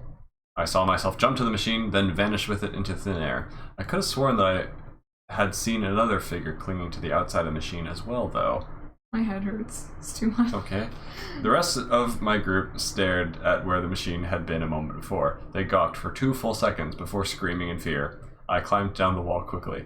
Guys, hold it! Please be silent! I yelled. They did. Why am I yelling for them to be silent? I don't know. Why are they silencing themselves? I don't know. How is he silent if Dad's yelling at me now? I don't know. Evan, don't you ever leave us alone without the machine hundreds of years ago ever again. Dad yelled. Yeah, don't you ever leave me again, Ashley sobbed. Where did you leave the machine? Dad asked. I looked at Merlin. Well, the goat decided to go on a little trip. Merlin's... Wait. I began. Oh. So I guess you should say that? I guess so. Well, the goat decided to go on a little trip without us, I began. They all began screaming at me, but I continued explaining over the din. And I got stranded, but the machine only went back a few months. They grew silent again. Morgan Le Fay, an evil sorceress, has it, and according to Merlin, she's using it to build an army that she's going to attack Camelot with. The only way we can get back the machine is to fight. What? We're all going to die. That's the translation. Mom asked. I repeated the problem. They began screaming once again. I can't believe a goat would be this stupid. How could you be such a fool? The fool of a duke. Gwen seemed about to pass out, fighting with Camelot's small army and Merlin's against another huge army, and Morgan seemed... I don't know what I just read. Fighting with Camelot's small army and Merlin against another huge army, and Morgan didn't seem too safe. Okay. Cool. What can we do? I asked Merlin, who was calmly but grimly watching the machine through the crystal ball. Fight, he replied without looking up. We're not warriors. We have no training except for all the made-up training that we did with our lightsabers and whatever. I protested. Merlin let the image in the crystal ball dissipate, pocketing the stone. He muttered something about making sure it didn't overheat. Okay. Well, is that going to be relevant sometime? And you shall perish. Is there any way into their castle? Secret passages? Not that I am aware of. Great. Plus, Morgan sleeps in the machine at a different time. Therefore, the machine is in constant use here. Morgan doesn't leave the machine for a second, and it's guarded at all times. Even if you could sneak in, you could never get the machine. Good stuff. Okay, well, we could, since we've never been seen before in this time, we could pretend to be servants at their castle, use some of your magic stuff to make a big distraction that only Morgan can deal with, and as soon as she leaves the machine, bang! She'll be expecting something like that. Will she now? Okay, Yes, because of she course. knows that there's time. Sure. We could go with you, have you disguised, and you could take her out as soon as she leaves the machine. Perhaps. Oh, I know! We can build and use modern weapons and catapults and stuff with the armies fighting. What? With the armies fighting, well, we get you to knock out Morgan. Have they invented catapults yet? Gwen, who had snuck up behind me, asked. This caused me to jump. Hold up, there's a plot hole with my logic here. we can show you guys how to build catapults. If you haven't invented those yet, that'll help with the war. Meanwhile, Morgan walks out of the machine with 10 men and machine guns. I don't think this is gonna go well for you, my dude. Nah. Catapults that we're teaching you how to do. Bazookas. Machine guns. We're just pouring out of a time machine. Oh my goodness. I think we're gonna die. A lot. Oh boy, oh no. This is gonna be bad. Okay. Probably. Have you? Merlin sputtered. Nope, guess not, Gwen decided. Well, let's get going then, I yelled. Every second wasted is 20 more men we have to fight. Merlin took out his crystal ball. I saw men pulling up a cannon out of the machine as a few more men walked out with machine guns. Another man was carrying grenades. Oh my gosh, she's decided to use modern weapons too. Merlin, how long till she attacks, do you think? 3 days at most, I think. Then let's get to work, Johan shouted. There's no time to lose. Wait a minute, Gwen protested. Where's Nathan? Oh no, blame the goat or something. Okay, break at chapter 7. Yes, McKay needs to go get popcorn. Yeah, okay, you can catch up on chat, but you have to tell me if there's anything funny, okay? Will do. I'm gonna get a snack and also get more water. Be right back. Plus, there was he eating a massive boulder. What? Oh no. What? No, Seb, what are you talking about? No, hold on. Oh no. Gwen and EJ are a perfect pair. EJ knows 99% of all information, and Gwen knows 0.5%. They have almost all the information in the world at their combined hands. Wow. Oh no. Please. Sir Crassolet says, plus there was eating a massive boulder and potentially holding up 54 million pounds of sand. If this was a TV show, I feel like when EJ said, it sounds like the dark side of the Force, he would have turned and stared at the camera super intensely. Yeah, just like I did. This sounds like the dark side of the Force. Looks at the camera and smiles at you. It's a simile! That's not a simile, though. That's just a reference. Doesn't like hurting people. Thinks about killing his sister, but stalks himself. Only because she is too young. I love it. Can I just say, I'm surprised that this is written by an 11-year-old Ethan. Yeah, it's not... I mean, it's bad. I'll say it's bad, but for an 11-year-old, it is passable, I guess. Of course, I did go back and, like, add in more stuff and flesh it out more over the, like, a year or more after that, so it was more like 11 to 13. Yeah, that range is where I wrote this.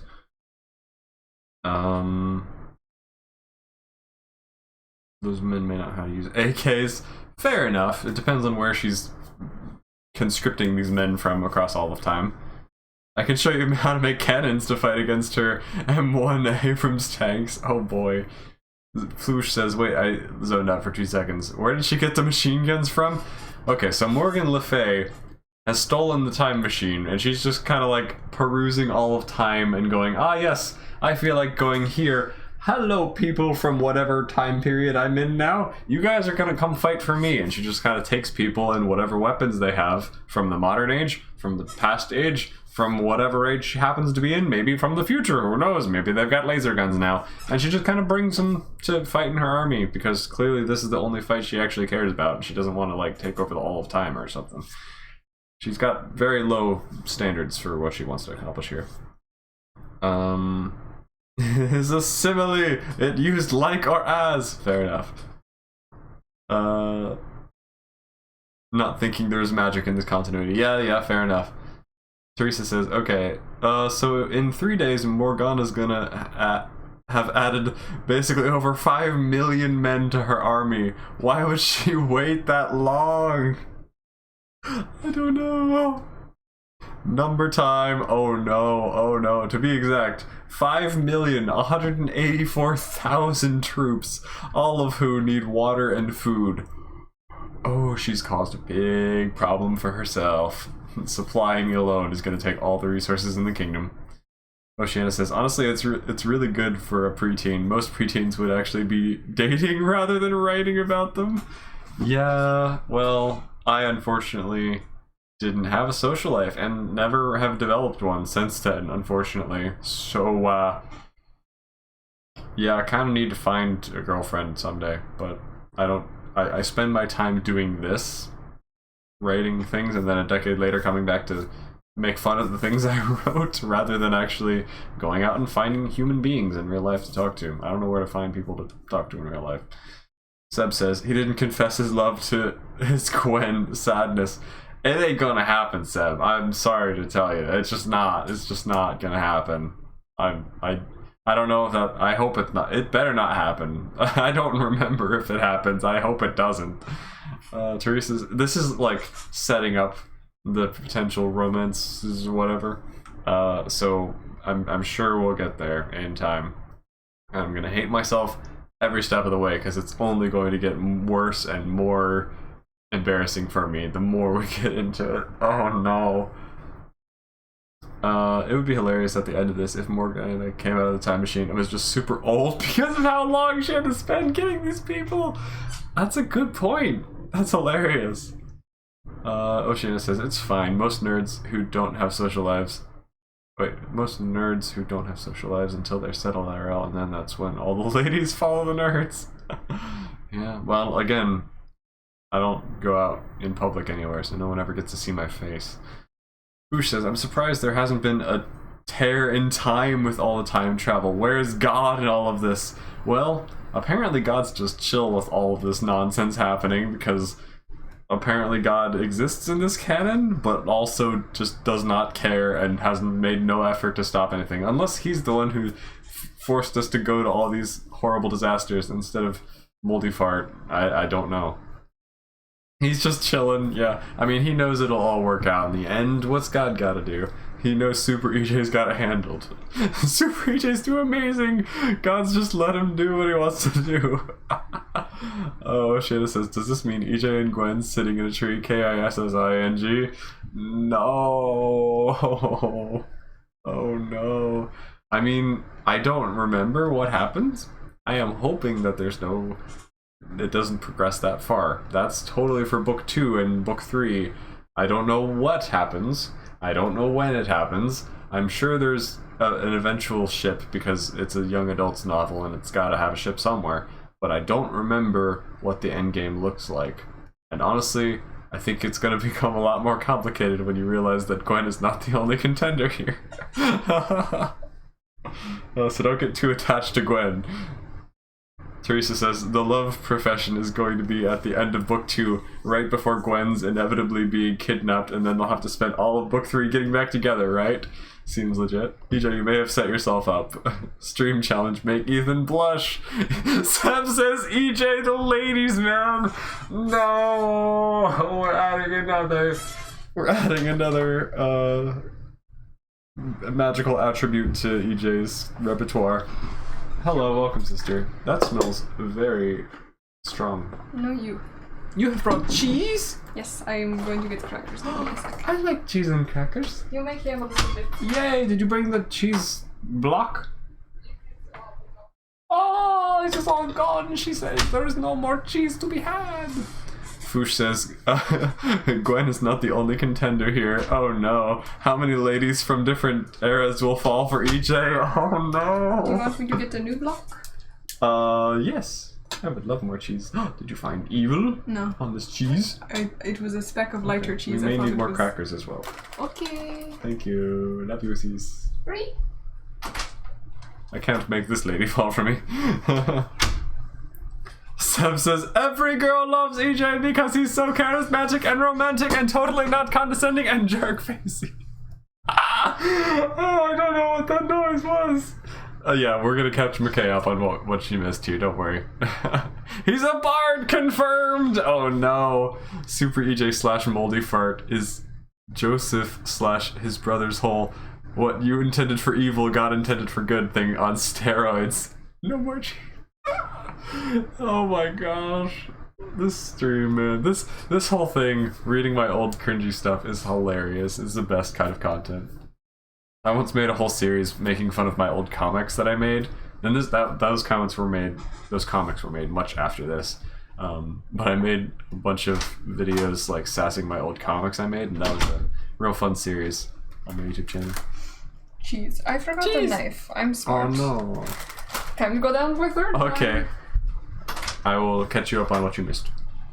Foosh says, honestly, what would happen if current EJ wrote a story now and future EJ read it and cringed? That'd be hilarious. I mean, that's basically what happened here, just time has progressed, but I could probably do a lot better of a job writing a story now. It just takes effort and time that I don't usually have because my free time is limited severely by work and other stuff I'm doing. It makes me sad. I wish I could write more. I love writing, and I have some stories that I am currently in progress of and I want to finish, but haven't had a chance to yet. So what you missed, okay, was they were having fun talking about the EJ and Gwen and stuff and shipping or whatever. Oh. And I was like, don't get too attached to Gwen because there might be another contender that's going to make things more complicated soon. Really? And everyone was like, what? Oh no, EJ is a ladies' man. Ah! Love triangle. There was also Foosh saying, I'm surprised there hasn't been a tear in time with all the time travel. Where's God and all of this? And we were just like, he's just chilling because EJ's too powerful or something. I don't know. It would be hilarious that at the end of this, Morgana came out of the time machine and was just super old because of all the time she had to spend recruiting 5.8 million more men. I'm stealing your blanket. Okay, my blanket. Let's see here. Every girl loves EJ because he's so charismatic and romantic and totally not condescending and jerk-facey. Yeah. Oceana says, I'll be honest, some guys can be all for charismatic, romantic, condescending, and jerk-facey. Oof. Yes, you are correct. I mean, EJ is the prime example.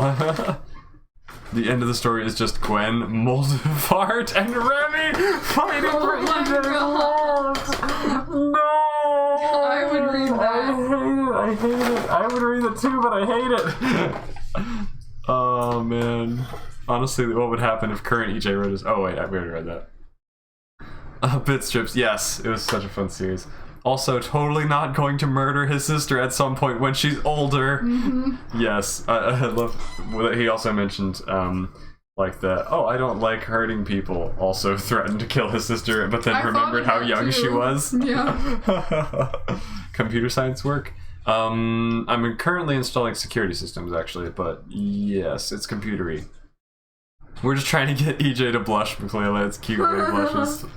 I don't know if you've ever seen... I don't know. I don't know if I've blushed on stream. Can't remember. I don't know. Those guys need to do the jerk face dance. Oh, that's great. Alright, now that you're here to read chat for a bit, I'm gonna take a bathroom break and put on some socks because my feetsies are cold. Oh, his babies. Hello. I brought some popcorn, some dark chocolate, and some cheese and crackers. And ice water, because ice water is just so good. No. It is all for me. Dark chocolate is worst. You are the worst. Ah. Well, actually, you're super EJ, so if you say that milk chocolate is better, it must be a fact. Yes, I am objectively correct in every opinion I have. But what if I just want to join the dark side? Literally. Wow! You want to join Moldy Fart? Yes! You can't do that because he's on Mars! I hope you guys can hear this. He said, you want to join Moldy Fart? And I said, yes. And he said, you can't do that because it's on Mars! Oh, I love a Harry Potter musical. Super EJ would still be a better boyfriend than postmodern YA love interest / protagonist, so there's that. Oh, that's the D! Don't tell Super EJ that he is jerk-facey and his voice is girly when he's far away. Oh! Seb says, and I told him he should... I think so. I told him he should make a comic about this joke I made up, and he didn't get the joke, or I phrased it really poorly, but I remember watching his Bitch Strip series like 2 or 3 years ago, and there was a joke in there almost exactly like the one that I made up. Oh wait, I remember when EJ was a Bitch Strips nerd, and he was like, oh, you small child would never understand humor behind my genius. That's funny. Seb's talking about your Bit Strips. Oh, what did he say? He said, I remember when EJ was a Bitch Strips nerd, and he was like, oh, you small child would never understand the humor behind my genius. Why was every story about my past is just, oh, EJ's a pretentious butt face? When did I learn to stop being an idiot? I don't know. When I learned that I am an idiot, so that I got more humble. You really. I'm so humble now, guys. Aw. You really hyped up my expectations as a child, though, because I thought this story was like, I believed you. I was like, whoa, he's putting so much time and effort into this. Which I mean, To be fair, I mean, I wrote like a long, normal-sized novel-length book, But and it's not the worst for an 11-year-old. Yeah. So, but I was convinced that maybe. it was like something Something super- actually special. Yeah, I was like, whoa, he's writing. Wow, things. I'm a prodigy. Super EJ, guys. Challenge: give EJ cold hands. Hmm? My neck. I not like. My neck. So, I don't know if you guys heard me, but I was like, EJ has perfectly objective opinions in every way. All of his, I don't know, I forget what I said. Whatever. I have popcorn. I have cheese. It's called crackers. Oh. I have cheese and crackers. I just said cheese and crackers. Anyway, let us continue reading while we prepare food. Yes. Chapter 7. Wow, this one has no spacing. It must have been like right at the end of a page or something. Wow. Even though the formatting is almost up. 30 minutes later, from whatever happened last. Oh, wait a minute, Gwen protested. Where's We just Nathan? lose people all the time. Oh wait, this cheese is open already. I know, because I cut it open.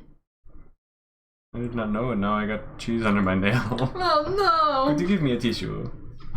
30 minutes later, after coming to the unpleasant realization that we'd left Nathan in Israel during our my mad gosh. struggle to get so many people to pile in the machine, good job us, Merlin was helping Johann, Dad, and a very distraught Gwen and I build huge catapults which are totally going to be effective against freaking machine guns.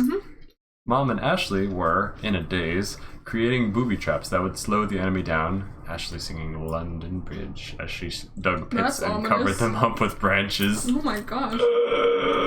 No, do not like. Erica was helping to make weapons, and the two kids had vanished again, and nobody knew where they had gone. But these preparations took time, which we did not have much of, and Morgan had an abundance, so this is a terrible strategy and you should rethink it. Fortunately for us, Morgan could only bring things that she could fit in the machine with her. Therefore, she would have to use the same amount of time as us to build catapults. Or so we thought. We had just been laughing at Morgan because she couldn't build catapults or something like that and come here with it when a huge rumble shook the ground. We looked up the hill to find...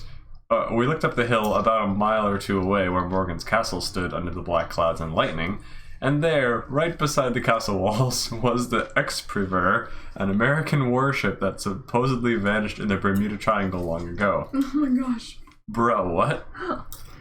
How can you read the name of the ship from that distance? How do you know about that warship?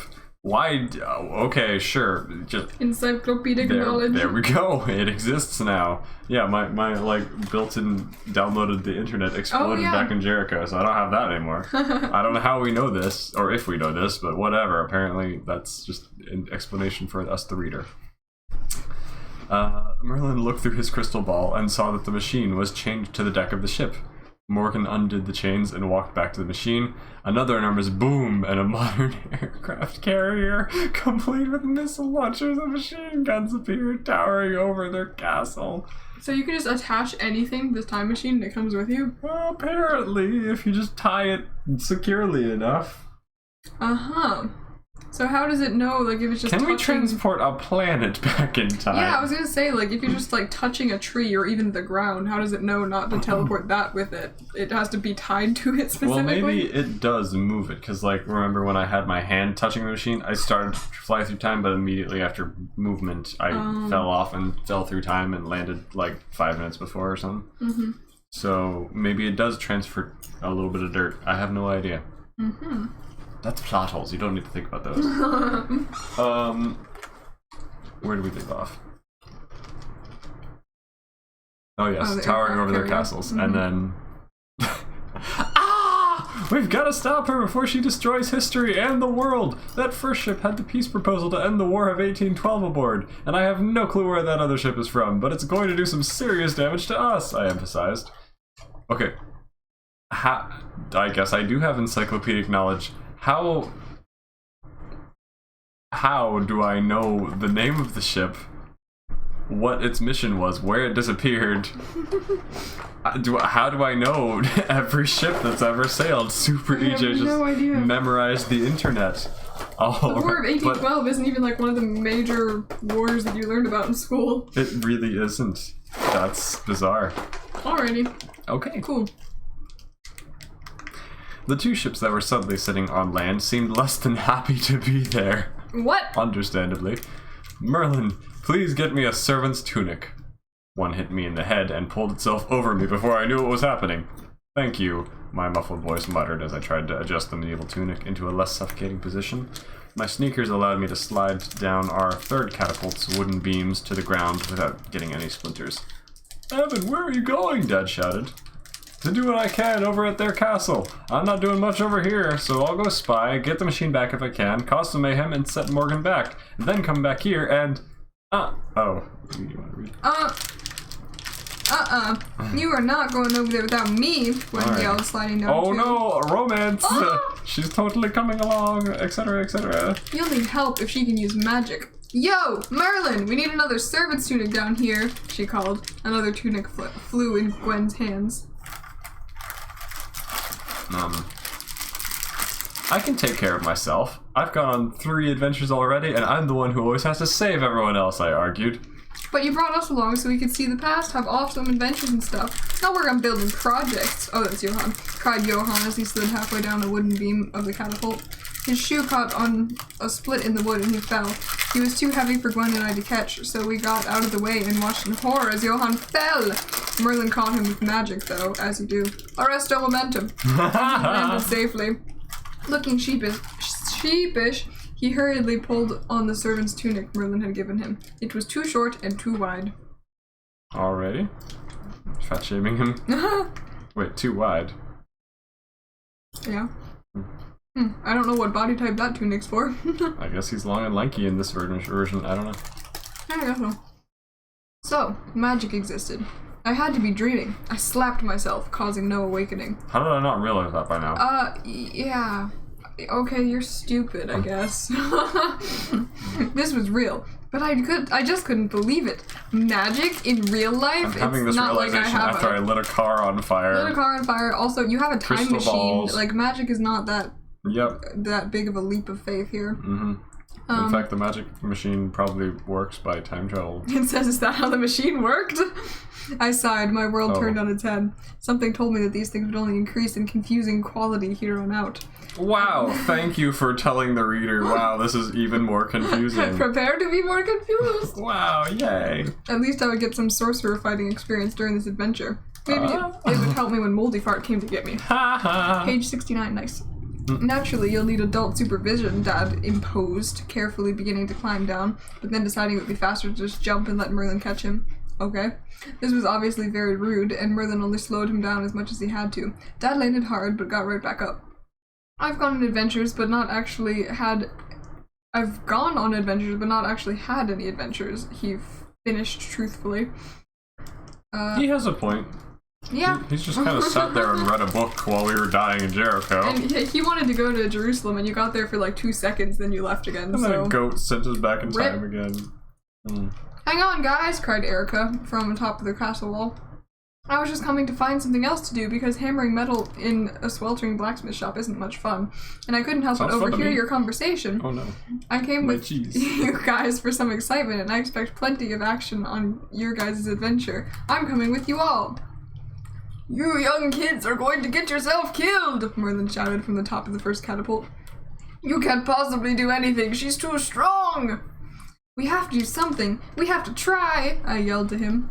You young whippersnapper, your favorite line when you were that age. I can't You young whippersnapper! I can't see you from over here!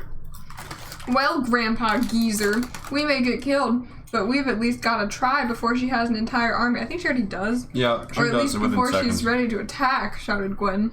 Merlin waved his hand and a small orb of fire shot from his hand towards Gwen. She ducked and it whistled over her head, exploding into a shower of sparks on the castle wall behind her. Oh. Whoa! Murder. Hey! What was that for? Yelled Gwen defensively.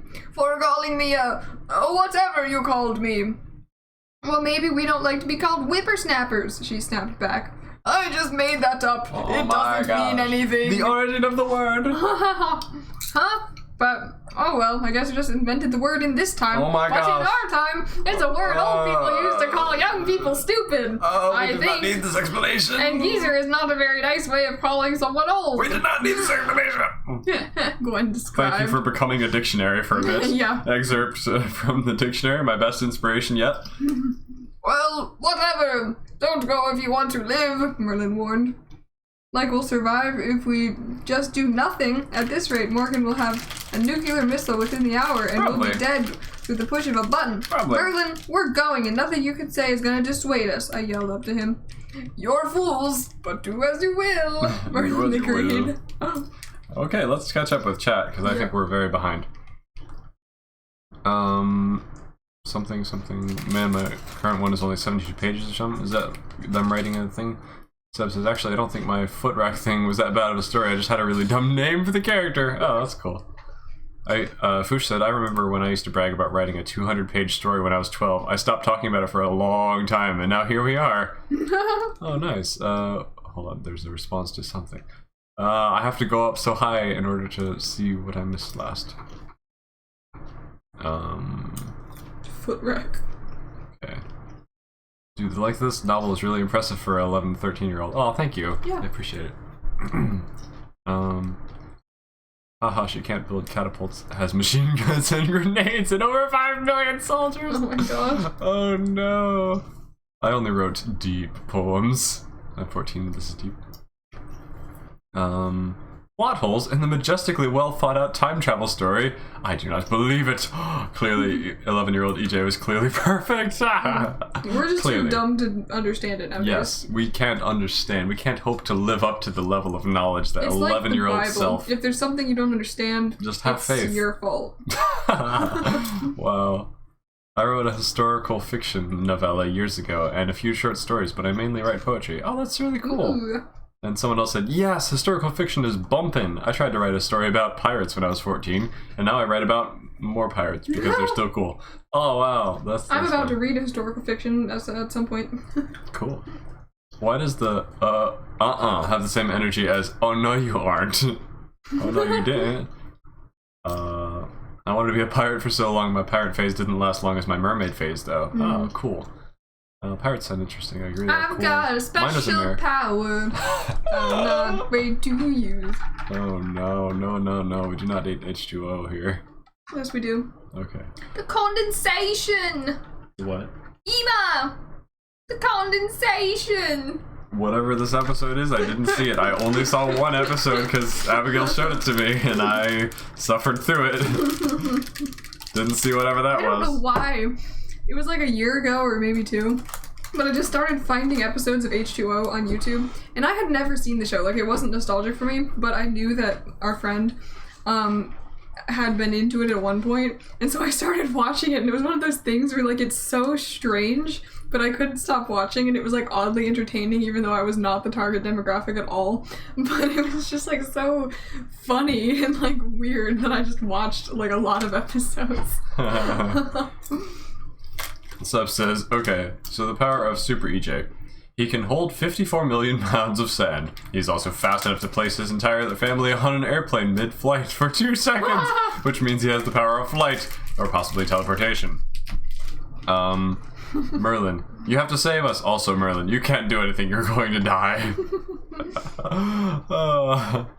Serious question, do you think D&D would make one a better writer, especially if you start playing at a young age? Because I swear, I am soon to be 19 years old and my writing/storytelling has gotten 50% better out of nowhere. Yes, I think so. I do think D&D helps your writing improve. However, it kind of is like different muscles. It's like a little bit different. If you're writing out in actual words and proper sentence structure, it's very different from actually just like, oh, being the DM and saying words and improvising as you go, because you don't have to make a proper sentence in order to be understood with your players. But it does help a lot with the creativity and the like being able to create plot structures and whatever. And of course, it is a skill that you need to develop. So D&D is a helpful tool, but I wouldn't say it like makes you a better writer immediately. Also, D&D is a bit weird because, you know, you've got other people that are constantly messing up your plans and can completely destroy something that you were trying to foreshadow and lead up to a thrilling conclusion, and then the players are like, you know what, I'm instead gonna jump off a cliff and die. And you're like, okay, that makes for a terrible story, but I guess that's what happened because I don't have a choice. So it can kind of like throw your whole plan for a loop. But role plays and like typing things out are probably a little bit better as far as like writing practice. Yep, I have written so many long scenes. But yeah, in general, it definitely like boosts your creativity, like keeps that creative muscle flowing, and probably will help you improve your writing. And at least it's just kind of a fun thing to do. So I definitely recommend D&D. And it makes you good at making ages. characters that are solid. Yes, and also, let me look at this tab over here. I've got a story. This is a story that I've been writing in the modern age, or at least I started writing a year ago. Haven't touched in a while, but I still want to finish at some point. Yeah, the Malthus and Saphir story. I thought you... Okay. That's based on D&D characters that I had, and I was trying to write a story of like how they met or whatever. And I've got 8 out of 10 parts done. Haven't finished the last 2 parts yet. It's like halfway done on the first of the last 2 I have to finish, but haven't got around to finishing it because I've been busy. Anyway, D&D prep aside, by the way, watch Paladins D&D, it's fun. That's the series that my characters are based off. For some reason I cannot make myself like D&D, but I like roleplay. Well, with roleplay you have more time to think about, and you don't have to like constantly be paying attention to like misdescriptions or whatever. I'm so bad at paying attention. Like when people go on a long rant, like describing something, I just zone out and I'm like, I have no idea what you just said, but that's why I like it written down. It's easier for me. Sir Capsulot says, I tip my hat to you, one legend to another. Honestly, I'm eating food, I'm kind of lazy, I don't want to put on the hat. Can I just refund your points? Would you be upset? Because I don't want to put on a hat right now. Mostly I just don't want to get up and go get it. Later maybe, but I refunded your points to you. Fantasy Walmart, yes! Thank you for making that remix, by the way, Seb. It was real fun. Wait, what? Seb made a remix of Fantasy Walmart, the jingle, for one of our D&D sessions recently. I did not know it was. Fantasy Walmart, where all your dreams come true. Got a deal for you. Anyway, ready for the next segment, everybody? Yeet. Yeet dab. You're fools, but do as you will, Merlin agreed. I ran into King Arthur's castle and jumped up onto an unattended horse. I'd like to say that I burst through the castle doors and rode to the enemy castle heroically, but in truth, I'd never ridden a horse before. A flaw! And it bucked me off angrily. I landed on my head 10 feet away. This is Minecraft. Ouch. On my head? Off a horse? I should have a broken neck. But my neck is so strong that I break the ground instead. I tried again, but the horse just knelt down and began to nibble on some grass. Okay. I thought we were in like a cobblestone courtyard. That's what I was imagining. So I was like, where's the grass? I guess I'm not a natural at everything. A flaw, character development, wow! I hadn't actually made any indication that I wanted to go forward, so I tried gently nudging its side, then smacking its rear. It rolled over on its back, squashing me. Well, all my ribs are broken. I gasped as I stood up. It had squeezed the air out of my lungs. It then aimed a kick at me, but I skillfully dodged despite my dizziness, and then even more skillfully lost my balance and landed in the horse's water trough. Swiftwind has beaten my butt. Gwen, who did horse racing back at home, laughed at me and climbed up onto another horse easily. Dad and Johan were having trouble similar to mine. You want to read a paragraph? Erica climbed up onto a horse with little effort because she had plenty of experience too. You were friends with a lot of horse girls, weren't you? Hmm? You were friends with a lot of horse girls, weren't you? She turned around to smile at me. I was a little annoyed now, and I felt my birthmark burn for the 8 I'm billionth cheating. time. Cheating! I had learned that when that happens, something extraordinary happens. Magic. Bruh, have you not figured out at this point that you can do magic? I carefully mounted the white horse again, and it didn't buck or anything, which I took to be a good sign. Suddenly, Erica's horse went crazy, charging back through wait, the I'm arched really doorway. cheating. Am I murdering my friends again? Merlin's catapult building field. Erica struggled to stay on the horse, which had been spooked by something. She clung to the horse as the saddle slipped sideways down the side of the horse. I watched, cringing as Erica's head hit the stone doorway, effectively knocking her off the horse entirely. Oh. She stood, rubbing her head. I felt bad for her as she blinked hard. That's Stumbling Issa's over to brain me. injury, isn't it? Did she get a brain injury? She once fell off her horse and like broke her skull and like Yikes. was deaf permanently in her Oh. left ear or something. I do remember And had that. like brain damage and forgot a couple of weeks or something. Wow. I don't remember much of it, but like apparently this is me trying to put that detail in because horse gotta affect injuries. Yeah, everything. clearly. I don't know, man. She stood rubbing her head. I felt bad for her Congrats. as she blinked hard, stumbling over to me. I still sat on the motionless horse. Erica collapsed on the horse's side, grabbing my hand for support. The horse fidgeted nervously. Just waiting for Oceana. You okay? I asked tentatively. She looked up at me, blinking hard. I'm in pain and I probably have a concussion, but I don't want to stay back. I probably can't steer very well right now, so I think I'll just ride behind you. Oh! She groaned, obviously fighting the splitting headache she must be feeling. I saw tears in the corner of her eyes. I could tell she was trying to be brave so she wouldn't seem weak. Which was, You're upburdened to the group because you're weak. You're weak! I forgot. I need to watch that video again, man. Which would make us not want to tears let in her... his eyes. It's so good. I felt bad for ruining her dreams of glory, but I didn't think her accompaniment would be a good idea.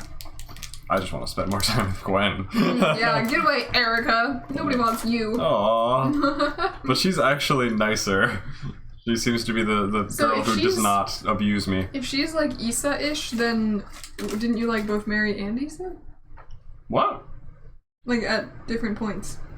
What? Mary and Issa. Oh, Why were you freaking I thought there was a out? comma. A comma? Where? Like Mary and something Issa. I'm like, what? When did I like and marry and etc. this person? I don't remember doing that. Did you get married, Ethan? I did not. At least not in my knowledge. Yeah, no. I'm just laughing, Oceana, because I expected you to latch onto minor. Oh no, cheese. Not cheese, but never mind. Oh no, cheese. Oh no, suddenly cheese. I'm gonna put this down so I stop I'm leaking gonna put cheese. you in. down. You can do that legally? Injection. No. It's a COVID vaccine. Oh dear. Okay, next paragraph. I can find the cheese I dropped. Oh, you're talking for the next one. Well, it's fine. Am I? Yeah, Okay. that one. Erica, I don't think bouncing up and down on a horse would be the best thing for your head, I told her. Gwen literally snarled at me from her horse, causing me to backtrack, hurriedly allowing Erica to climb on the horse with me. Gosh, why do you have to be like that sometimes? You're almost as bad as Alexa, I complained to Gwen. Well, if she wants to come, let her come, Gwen told me. Then After going, Then a moment later, however, as Erica was distracted by climbing onto the horse with me, Gwen motioned to me that she didn't want Erica to go either. bruh, then what? What? Gwen's like, no, you will let her come. But actually, I don't want her to. I don't want her to go. What? What kind of logic? Heckin' I gave brain? Gwen a questioning look. She realized that she doesn't really want to go with us as soon as we get going. At least this way, we seem nice by letting her try it. This is some reverse psychology. Oh my gosh. Gwen silently communicated to. Oh, she silently. How? How do you silently communicate? She'll realize she doesn't really want to come with us as soon as we get going. At least this way, we'll seem nice by letting her try to come. What? This is some next level, like, eye gestures. Should have just given him telepathy like Thomas Holy and Teresa. brain cell. Holy brain cell. Erica made it onto the horse and froze for a moment, squeezing her eyes shut. Oh no, you did magic, she froze. And pursing her lips. Evidently, physical exertion was a painful thing to do after hitting your head. I knew exactly how she felt after experiencing nearly the same thing in Jericho. Oh, you were affected by something. Oh my gosh. Oh man. She swallowed, forcing herself to swallow. She swallowed, forcing herself to swallow her sobs. Alrighty. Sorry, Evan. Creative writing. Yes. Repeating the same word 8 million times is so good. Yes. Sorry, Evan. That's just the way I get your attention sometimes. You... What? Erica. Hey, EJ. Oh, no. No. We do We're not like supposed this. to stretch. I did. I'll stretch already. Super AJ on the surface. You okay? Super AJ on the inside. You are lucky you are not of age. Oh no! No! Erica's nice. I like gosh. Erica better than Gwen so far. Because she has not been explicitly stated to be abusive and mean to me. I would rather have a healthy relationship, please. No abuse and murder and needless secrets. Sorry, Evan. That's just the way I get your attention sometimes. You know I'm not really that mean to you. Okay, let's go, Gwen told me. Oh, I see how it is. Gaslighting me now, are we? Erica then leaned forward, resting her cheek on my back and putting her arms around my waist to make sure she didn't fall. Oh, love triangle! Oh. That's what I was expecting Oceana to freak out about. Someone said love triangle. Oh, Ryan said EJ, Erica, Gwen, love triangle? Her arms around my waist It's was a problem. understandable, as she needed to stay on the horse. Thank you for explaining that that's the reason. Thank you for making sure that there was no subtext whatsoever. And the head on my No, I back think was only I'm because being she was like, in oh pain. no, I'm sure. I am still freaked out. But the sudden seeming show of affection caused me to inhale sharply, stiffen, and almost have a heart attack due to my surprise. Are you okay, Ethan? I am very impacted by this. Evan. I definitely trusted Erica, but my friend's playful abuse had trained me to be wary of everyone. Oh my gosh. Hugging was something that never crossed my mind. I'm so neglected and abused, guys. Everybody hates me. I'm gonna go eat worms. Exactly. Gwen gave me an incredulous look. I do like that word. It's on my list of favorite words. Erica.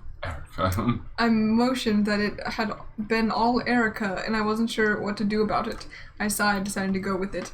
Now, how to make the horse go, I thought. My fully healed birthmark began to grow warm again, and I found myself speaking to the horse. Please don't.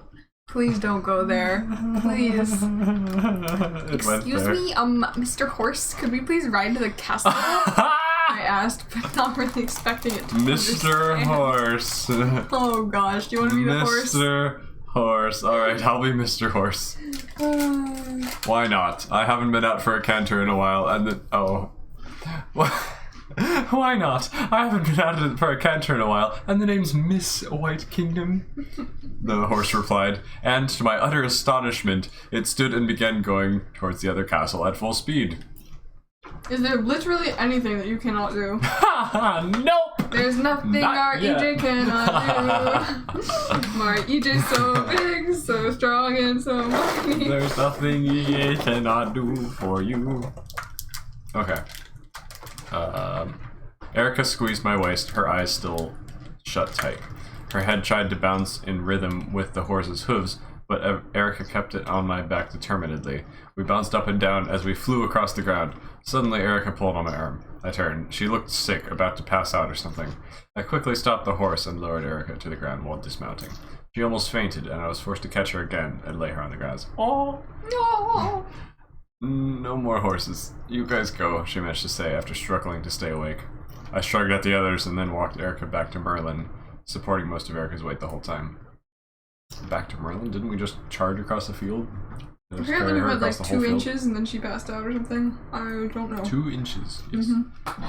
I'm so sorry, Erica. I told you it would be a bad idea, I told her. She gave me an acknowledging look. After arriving, I got her comfortable on a bench where she fell asleep in the care of a medieval doctor. I love the specification. It's a medieval doctor. Not a modern day doctor. No, this in fact is one from the proper time period. In case you were curious. Before I returned to the horse. Once I had remounted, White Kingdom began galloping again, faster without Erica's weight. The heck is that name? I don't know. There was a large stretch of open meadow before a large, dark forest growing on the side of a gradual hill that eventually grew steeper and peaked in a castle made of dark stone with black clouds swirling above it. Wow, what a descriptive sentence. No question whose castle that was. I felt brave, however, as the wind whipped my hair around. We were on a mission quest to reclaim the machine. It felt good to have a purposeful mission. It clearly felt better. Wait, it certainly felt better than the sinking, empty feeling I had felt when I first lost the machine. I was getting back into the adventurous spirit that had enticed us to go on our very first trip. Unfortunately, I had a hunch it would be a while before we got home, and that we would be desperate for a way back to where we belonged. Bark. Whoa. Sorry. Oh. Why can he talk? Why can he talk? Why can he talk? Please make it stop. That is so Yes. accurate. More like, why can Ethan talk to it this time now? I'm the horse whisperer. Everybody hates me. I'm gonna go eat worms. Well, we Sir gotta do... Capsulot says EJ's weakness, hugs. I know, right? He's if so I actually evil. get hugged, I will just be like, I've never felt affection before. Edgy boy. I am actually starved for affection, though. Same. Because I don't speak to people. Same. Anyway. That's the horse. Are you gonna be the horse? Or should I be the horse since it's a Miss Nobody Kingdom? loves me. Everybody hates me. I'm gonna go eat worms. I actually stole that quote, but yeah, you can attribute it to me if you want to. I can't wait till the final battle where Marmy Fart, Erica, Gwen, and Remy fight in a free-for-all Mario Kart Battle Royale. Yes. Yes. So, do you have a peace agreement to deliver to them? The horse asked. I won't accept. In fact, they might shoot you down before we get halfway there. After all, you are riding King Arthur's horse, it continued. Gwen, Johan, and Dad caught up with me as I replied to the horse. Medieval doctor! Rip Erica again. Oh no. Gonna do some bloodletting or Poor something? girl. Why am I getting protective of Erica? EJ has crush on Erica, confirmed. Modern EJ has crush on fictional past Erica. Oh, Yes. dee. Actually, she has no character development, so I don't know what I have a crush on. Just the fact that she hasn't been mean to me. Wow, my standards Honestly, are extremely She low. is not Oh as no. chaotic as every other person in the She story. is not a complete jerk. Oh no. That's you. What? Great. I didn't know whose horse you were. Wait. What? Great. I didn't know whose horse you were. I need to sneak into their castle. I want my rival to be unnoticed. Well, we are riding in the woods now. As you're just getting off me before we're in their line of sight. This is And a you're sneaking the smart rest of the horse. way. Yeah. Bruh. And those battle strategy and Okay, I everything. agreed. Relaying the plan to my companions, who evidently hadn't been able to hear White Kingdom's speech. Well, what do you think? It's a horse! We then had a few races with each other as we went towards Morgan's castle before the horses got tired and we trotted, then walked the rest of the way to the castle. Bright Country? Wasn't it White Country? Autocorrect? I'm gonna blame autocorrect? Or my own stupidity? I don't Is know. that a different horse that we just didn't name? No, because... Wait, wasn't White Kingdom? Oh, wait, hold on. White Kingdom, Bright Country? I have no idea. Hold on. Country was never mentioned Who the before. freaking heck is Bright Kingdom? Bright Country and White Whatever, Kingdom. I don't care. What the heck are these names? I don't know, I lost my place. Where is this Bright Kingdom of whiteness and Down. snuff? Snuff. There we go. Bright Country. Okay, Bright Country bade me farewell after we dismount. Did I just, like, change the name and forget to change it in all the right places? What does that remind me of? Me being dumb. There's like something where the name just like changed. What memory did that conjure up that I can't access? I don't know.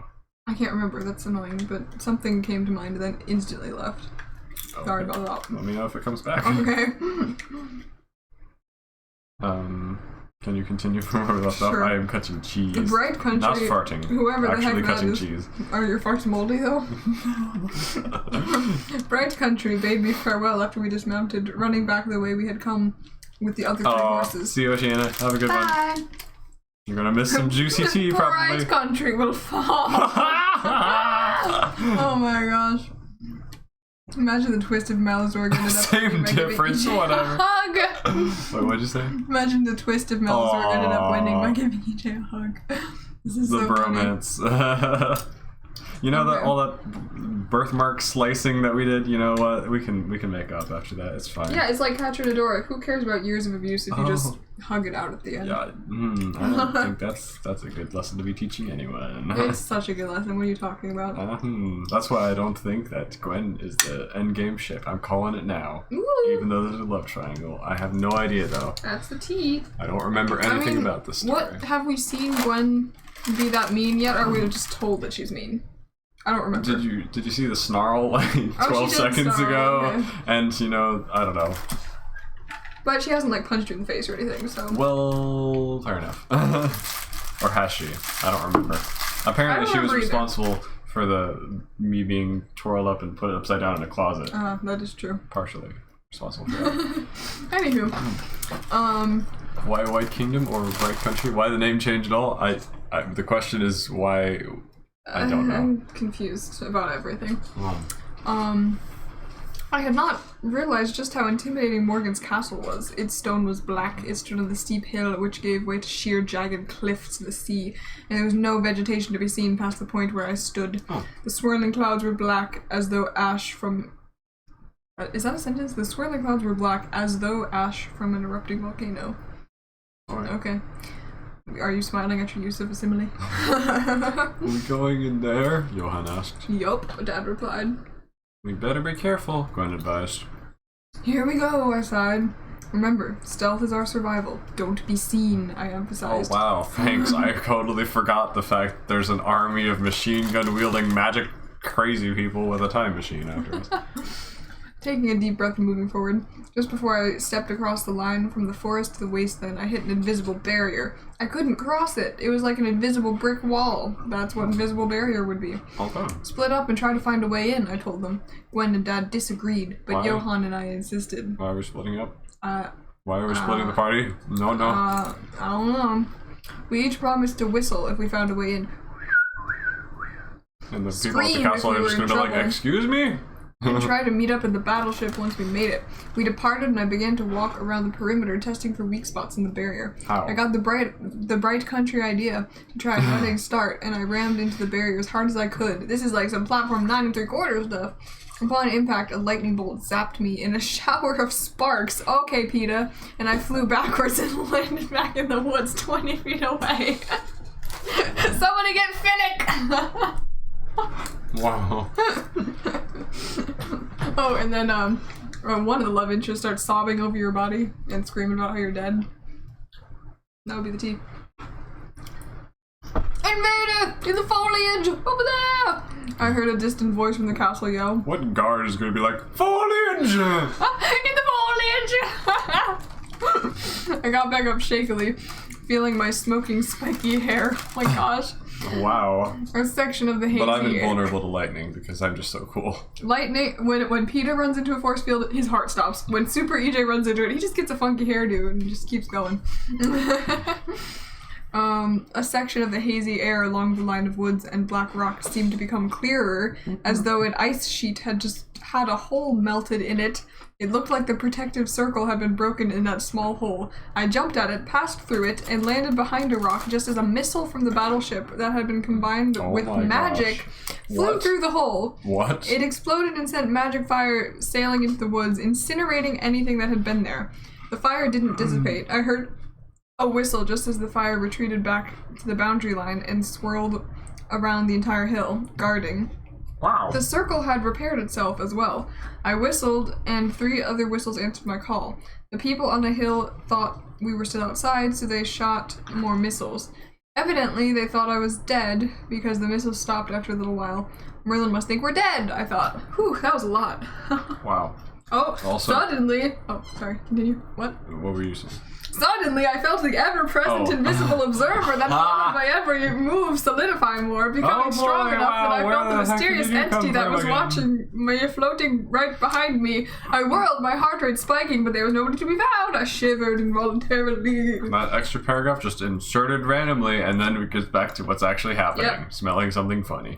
Anyway, So someone actually did the math earlier. I think it was Sir Castlelot. He did the math to figure out if Morgan's getting X number of people per second. Oh boy. He did the math to figure out how much time for 3 days of waiting for Morgan's attack. And he was like, why is she even waiting for 3 full days? That's going to be 5,184,000 Oh my whatever gosh. number of soldiers. And I'm just like, oh, I don't know why she's waiting that long. So apparently those 5 million soldiers don't notice us trying to sneak in. 5 million soldiers. 5 million. I shot them a gazillion times. The real offense is that he dropped the Miss. Very rude. I know. She wanted to be called Miss White Kingdom, and we just called her Bright Country instead. Excuse me, my name is Miss White Kingdom. Okay, Bright Country. Let's go. Oh no. Oh no. That's funny. Maybe one of the other horses was Bright Country and I just forgot and didn't pay That's attention. what I assumed. I kind of assumed that it was like a different horse because it's like the same vibe but a different name. But I don't know why it was never introduced. Honestly, I wouldn't be surprised in the slightest if I just changed the name and didn't realize. I was like, that's what it was, right? And just didn't proofread enough.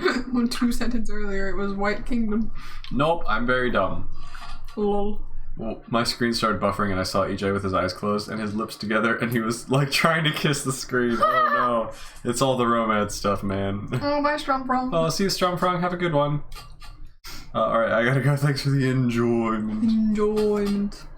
I can't take credit for that. I was inspired by someone else's map. Oh, I see. Teresa says, maybe a better plan would be using the magic that lets you talk to a horse earlier and set a car on fire and yeet all sorts of things. Yeah, you have a point. I can do whatever I want. He's imagining Gwen in his mind. Oh my gosh. Sam, I hate you. Alrighty. I smelled something funny, and I looked down to find the ground burning my sneakers. My feet began to get hot. I began rapidly planning my approach. Thank you for no punctuation there. There were about 300 yards between me and the castle. Ouch, no time! I jumped from behind my rock to behind another rock. And no one saw it. My hand brushed the rock, and I screamed! And no one saw it or heard it. The rock was burning hot. My sneakers had nearly completely melted now, and I took off the melted rubber and burning cloth mess that was on my feet, leaving, of course, my bare feet on the ground.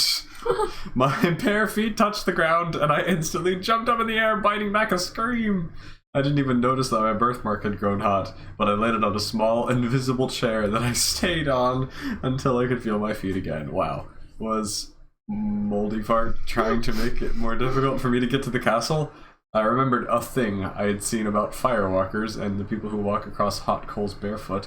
They didn't get hurt because of their technique they use. I suppose it wouldn't hurt to try it.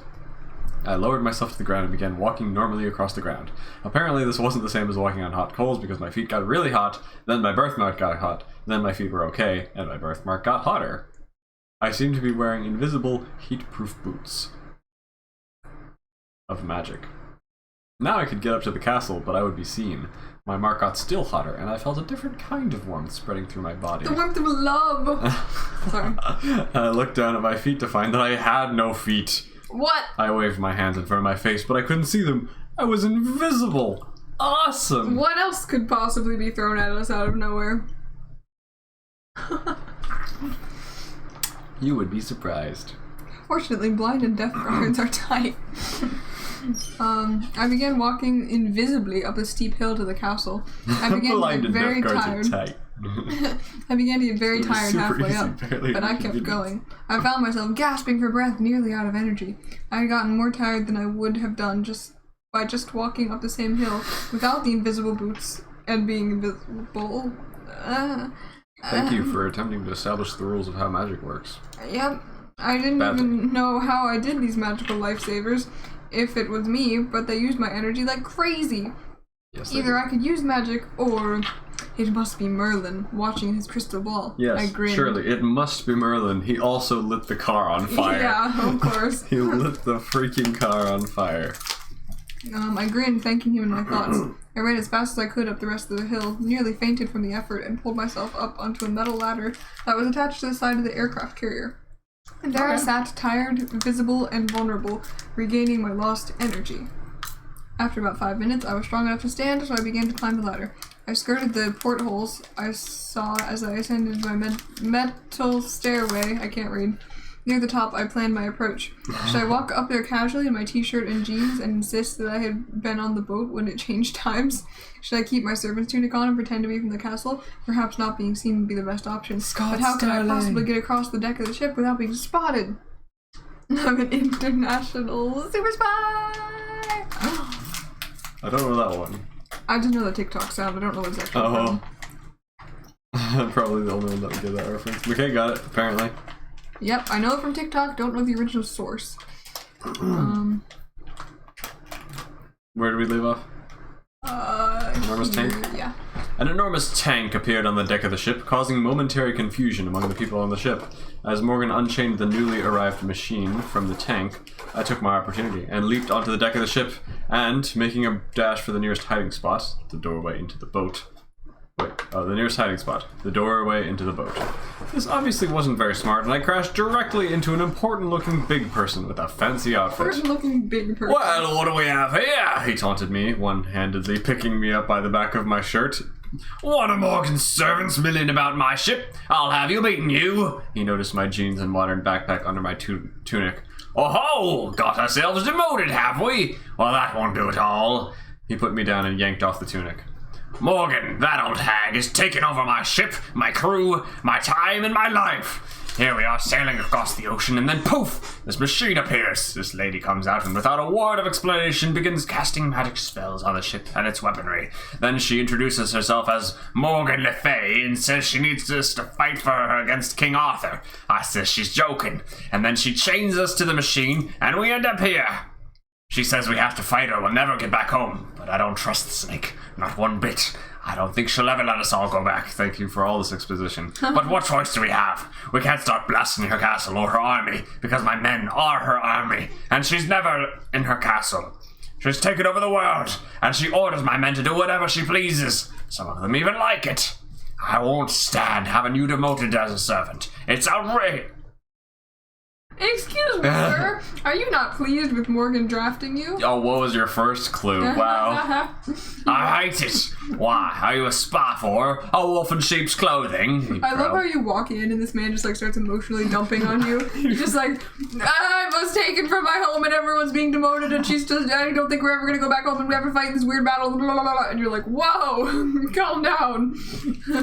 I think, like, he saw that I was like, I had a medieval tunic shoved over my regular modern clothes, so he was like, oh no, my boys are being, like... My boys. Oh no. Right, 13-year-old child that definitely works in the ship. Totally, he doesn't know who works for him, apparently. Yeah. I mean, I guess it is an aircraft carrier of many, many, many people, but you'd think he'd know that there Not weren't a place for 13-year-olds, though. Yeah. Well, I'm against Morgan too, so I guess we're on the same side. However, I'm not from your ship. I came from King Arthur's castle. Why are you telling him this? Because apparently he's a trustworthy man. So trustworthy. Don't ask how I ended up there. I'm spying from Berlin, I whispered. Yes, let me just tell you that I am a spy. I am a spy. I am. It's like that Scorpio singing that song about being a spy. I'm a spy, hiding before your very eyes.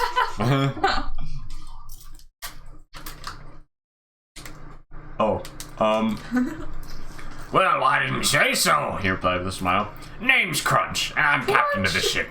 I guess you can say I'm Captain Crunch, but don't you even smile. He offered his hand. I took it and I shook it and took back the tunic after nearly getting my hand crushed by Captain Crunch's handshake. I'm Evan. Do you know if everyone I here love feels the same way Captain you Crunch. do? I love Captain Crunch I need too. fan art of Captain Crunch. Wait, no, that's just the whatever. Captain Crunch meets Super EJ.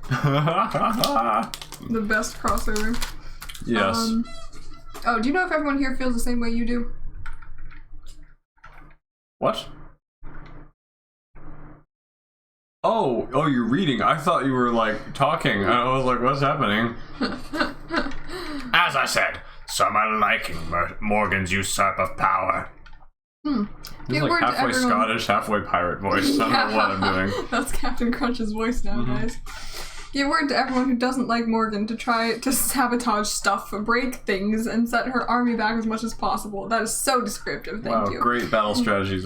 Sabotage stuff and break things. What qualifies as stuff and what qualifies as things? It's an important distinction. You gotta know. Because I need to know how to sabotage the stuff, but break the things, and I don't want to confuse the two. None of the twain shall meet, you know what I mean? Mm-hmm. What's the time of the orc? What's the time of the orc? I thought we were going to Black Gate to catch butterflies. Yes. Sabotage stuff, break things, and set her army back as much as possible. I gotta get to that time machine that exists. Captain Country have a time machine, by the way.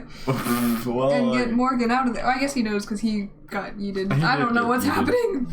And no one's gonna question that. Uh-huh. Poor Captain Crunch. Poor guy. Is that how you're supposed to use that, Ethan? It is now.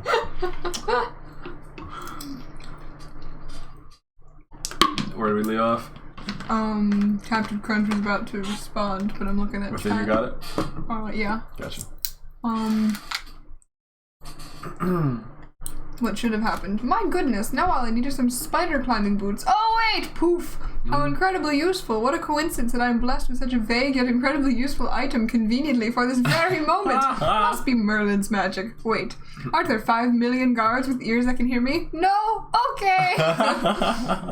I'm gonna need you to get way off my back regarding this. Okay, let me get off that thing. Or Scorpia saying that she's really good at keeping secrets while on the verge of ratting out Kyle/Rogelio's relationship. Oh my gosh. Yep. Speaking of Scorpio, did anyone think it was weird how she managed to stop the water with electricity? I know! We were so confused. Water plus electricity equals stoppage. Not just stoppage, like pushing the water back out of the crack.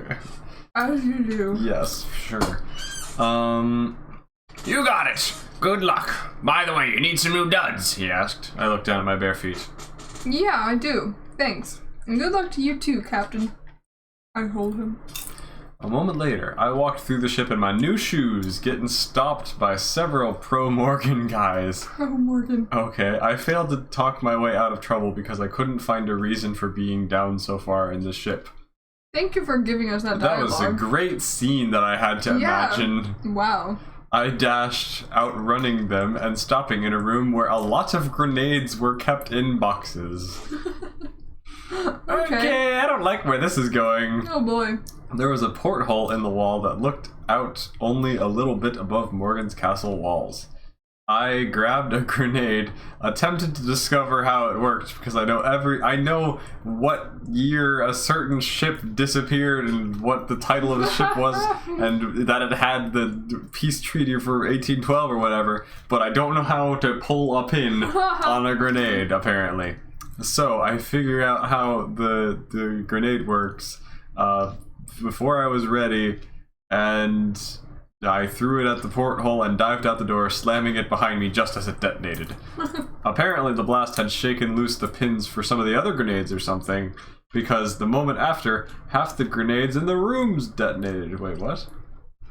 Was I not in that room? What's happening here? It's like in Minecraft when you light one TNT and then it makes the other ones explode. Yes, exactly.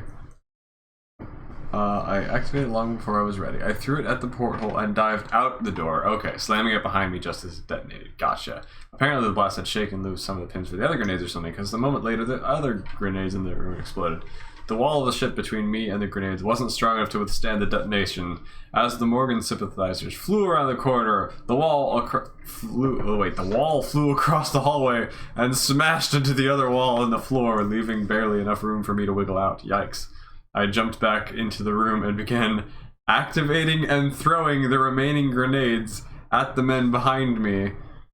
First off, how did those survive the explosion? Second off, alright. Second off, alright. They ran and I grabbed a box of grenades and jumped out of the ship through the hole that had once been a portal. This is some more EJ art. Jumping out of a American aircraft carrier, like holding a box of grenades and chucking grenades behind me as I jump onto the castle wall in a medieval enchanted land of craziness. And and I landed atop the castle wall. I began throwing the grenades at the weapons in the castle, towards the window I jumped out of, and at anyone who had weapons pointed at me. I dumped the grenades all over the wall, and threw a few activated ones to the base of the wall, and the top of it, where the spilled ones were, and then I jumped off the 50-foot wall over the moat. So much for stealth, I thought. Oh boy. What stealth?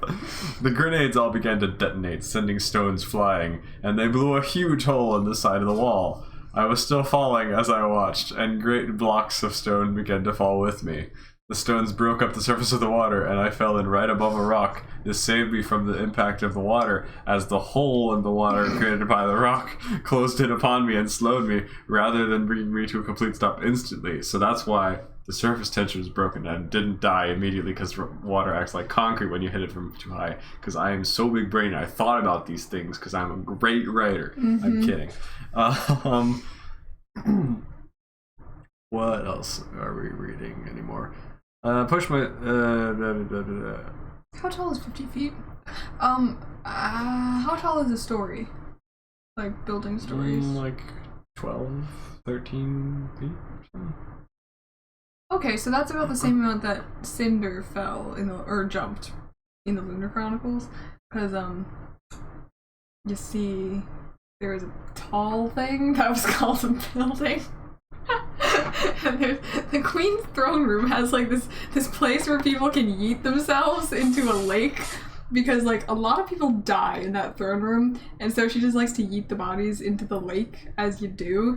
And so Cinder was there and like about to be like put on trial and murdered, but then like stuff happened that makes sense that I won't get into. Why even have a trial if you have a hole in your wall for yeeting bodies of people that you do so often? Because it's a political thing. She likes to like see them beg, and then she's like, no, you're She likes to see them try. Yeah. Oh. And then she's like, you're dead, and then she eats them. So anyway, after a bunch Did she of stuff, invent a catapult though, or she doesn't have one of those things with Oh. the court jester, unfortunately, but that would have been great to just yeah. eat the bodies. But stuff happens, and Cinder actually managed to sort of get the upper hand after a lot of stuff happened. It actually makes sense, unlike, you know. And the only way out is for her to just like jump, and so she jumps, like it must be like 40 or 50 feet or something, because it said it was like 3 stories, I don't know, 4 stories. And she hits the lake, and she is a cyborg, so I'm assuming that maybe her metal limbs like sort of kept her from not instantly dying. And then she had to swim like with her metal limbs sort of dragging her down, which is fun. And then like her metal limbs like stopped working because like her brain got waterlogged and like messed up her control panel, and then she like almost drowned, but then her friend saved her. And then they're like, how do we fix her? She like can't use her limbs anymore. And one guy was like, should we put rice in her head to like soak up the water? And so everyone was like, shut up! And he was like, just trying to be helpful. rice in her head? I love him so much. Oh, and if she overheats with her thinking as well, she can just cook. And, like the water and the rice and the heat and ding, perfectly cooked rice. Can you guess which character made that suggestion? Thorn? Yeah. That's Oh, I love it so much. great. Anyway, I don't know why I went on that rant. Hey Millie, how's it going? Welcome. Hello. I don't know if you were here before, but welcome to the stream. Break things. Looks at grenades. Break things. Things of grenades. Break. Super EJ knows the technique to walk across hot coals with 100% confidence, but who knows how grenades work? Oh my goodness. Okay. Oh, okay. And all the grenades go off. Wow.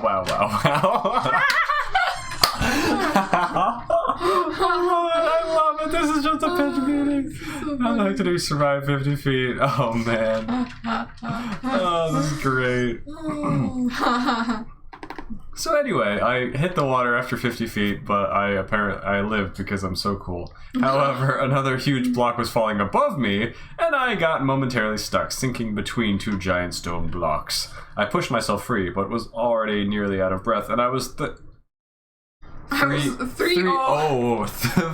feet underwater with 3 feet. It bothers me so much. I'm sorry. I have altered the sanctity with a shower of giant blocks raining down upon me. Bullets began piercing the water near the surface as well. I felt an adrenaline rush. There was no way I could survive this. I guess that's the end of the book then. He's gonna I die. couldn't swim fast enough to avoid another large rock, and it pushed me deeper and deeper Look into my eyes. and deeper. Deeper, deeper, closer, closer. And then we have a time skip. Oh. A part of it from Gwen's perspective. This is the first other perspective we've had in the In 75 pages. Way to introduce a new concept way late. Yeah, I don't know how I feel about Congrats. that. Yeah, Alright. it's a bit jarring. That's a bit Yeah, odd. a little bit. What a weird choice. I'm gonna get more water. Okay. Gwen was relieved. Johann, Gwen, and Evan's dad had barely found a way across the border before a missile shot from the giant battleship towards a remote point in the distance. They whistled, hearing another whistle to answer their cry before a wall of flame blasted Was it a around whistle of them. love? Yes, Has it talked about how much she loves EJ or something? definitely. Great. They each whistled again just to make sure Evan had heard. Lowercase numbers. Lowercase numbers! I'm gonna ask a stupid question. If you jump from very high height into water, but you land feet first, is there a chance you can survive? Yes. There's I- always a chance. Yeah. I mean, it's gonna hurt probably. It doesn't like specify how Cinder survived, but I just kind of assumed like one leg is completely like titanium, so. It is titanium. But still, that was Big Al. And reading that chapter stressed me out because, like, I felt like I was drowning too, you know? Because it was actually good writing. I love how that series is written. It's so good, Ethan. Can you read it? Can you listen to it? Can you steal my Audible account and listen to it on your way to work? Sure. Yay! That would make me happy. Okay. Because it's good. I like the way it's written. It's good. It's good. Anyway, we're not supposed to be talking about good things. Ah! Sorry. Bleep bloop. They each whistled again just to make sure Evan had heard, alerting the bad guys as to their location. Oh, goody. A few missiles headed their way. A few missiles, no Just a big few deal. missiles, and they ducked behind a rock to avoid detection. The missiles didn't hurt them, and they started planning. Well, at least he's safe, Evan's dad grinned. They were now standing behind a large boulder in the field outside the entrance to a newly dug burrow that went 10 feet deep, then across the border. You two smell something? Evan's dad questioned. Yeah, it smells like burning rubber. Oh gosh, back into the tunnel, guys! The top layer of dirt is enchanted. Is It's it? burning hot as lava, Gwen yelled, angry Okay. at herself for not expecting an enchantment. Alrighty. The ground is lava, guys. Ah! They dived back into the tunnel really as their is. shoes caught fire. Oh! Hurriedly, they took off their shoes and left them in the tunnel as they Ouchie resumed times. digging their tunnel toward the castle. They shallowed their tunnel to about 3 feet below the surface and 3 feet tall. Alright, There's so many threes. The three of them. Bark. Sorry. Side by side, laboring by hand to reach the castle. We are the dirt mole was people. remarkably easy to dig. But it got beneath their fingernails. Oh no, it is beneath my fingernails. Oh, what will I do? Mary Fuck used to Gwen. keep like super long, like pointy. She I remember that. sharpened them. It was scary. Why? Why did So she do can that? be a mole, obviously. No. Then again, my fingernails are longer than theirs. Oh, a reference to her spiky nails. Don't you think we should see how far we've dug now? Johann asked about an hour later. I'm exhausted and I need new motivation. Hey, the coolest star, how's it going? Hello. Okay, this Welcome is to the Artsy. stream. Or if we hadn't Artisi. agreed to do It before. is Artisi. The coolest star is Artisi? This is Artisi. Oh, LMAO, hello. hello, Artisi. Artisi. Did you read this? I think you did. I read the Johann. Okay. Alright, let's dig straight up and peek out through the top, Gwen decided, unwilling to admit that she was rather tired too. They dug for several minutes, finally reaching the top. We're there, Johann announced in a hushed... Oh. We're there, Johann announced in a hushed voice, poking his head out of the top of the tunnel. Gwen and Evan's dad. I love that he's just Evan's dad. He doesn't have his real name. He doesn't have an identity other than EJ. Yeah, he's just the father that does nothing. We are the pirates who We don't do anything. We just stay at home and lie around. And if you ask us to do anything, we just tell you we don't do anything. You're welcome for Yes. that. Anyway, he editing it. Now this is a novel EJ wrote between 11 and however old he is now. We can undo that. It's fine. Who cares? I have a copy of it anyway. Gwen and Evan's dad clambered out of the tunnel, blinking in the sunlight. they had emerged about and blinking step into the sun. Sorry, that's what it reminded me of. There's more to see. It can never be seen. More to do. It can never be done. There's far too much to take in here. What to find that can never be found. With the sun rolling nigh in the sapphire what set you off sky. on this? Just Because it curiosity? said blinking in the sunlight. Oh, So I said blinking step into the sun. Oh wait, no, that's the Lion King. Oh, that's the Lion King. That was a reference. That was a reference. Yes, that was a reference. I know. that was I did not promise you a flagonaka. I know. I'm seeing if anyone else would get the reference. Does I don't anyone know else what a get the reference? flagonaka is, but I want people to start calling each other that. Does anyone else get the reference you made? It was a good reference. It was a good reference. It was a good reference. Sorry, I'm getting weird. It itself is a reference, so it's not really a good reference. Huh? Like it itself is referencing the. Well, never mind. I know. Okay. They had emerged about 2 feet from the side of the castle, 4 feet from the what? The Experverse side. What is that? That's the weird ship that apparently disappeared in the okay. Bermuda Triangle. Gwen wiped the dirt from her pointless glasses. Pointless? Oh, what? She doesn't really Which need did not glasses. magnify anything at They're all. a disguise, She probably. hated wearing those horrid things. As soon as they stood on the ground, they began dancing around again, remembering too late about the broiling ground? It doesn't really broil. It's more like burns. But alright, sure. What's the definition of broiling? It's like... I gotta know now. Broiling is like if you have like a metal pot in your boiling water and you put your food on the pot that's not like so the food's not directly touching the boiling water, it's touching the pan that's on the boiling water, and that's broiling. Cook meat or fish by exposure to direct, intense, radiant heat. Radiant heat? I guess it is radiant heat. You broiled a wedge of sea bass. How dare they? It's the cycle of life, And it moves the sun and it moves the through soul. despair and hope. When your son is super EJ and has 76 abs, what more of an identity do you need? Yes, I helped to spawn that beast. In the path unwinding, Oh dear. Arteezy almost got struck by lightning. Zeus is angry. Exquas. The circle of life. That didn't help there. Anyway, I'm so getting weird. I don't know why.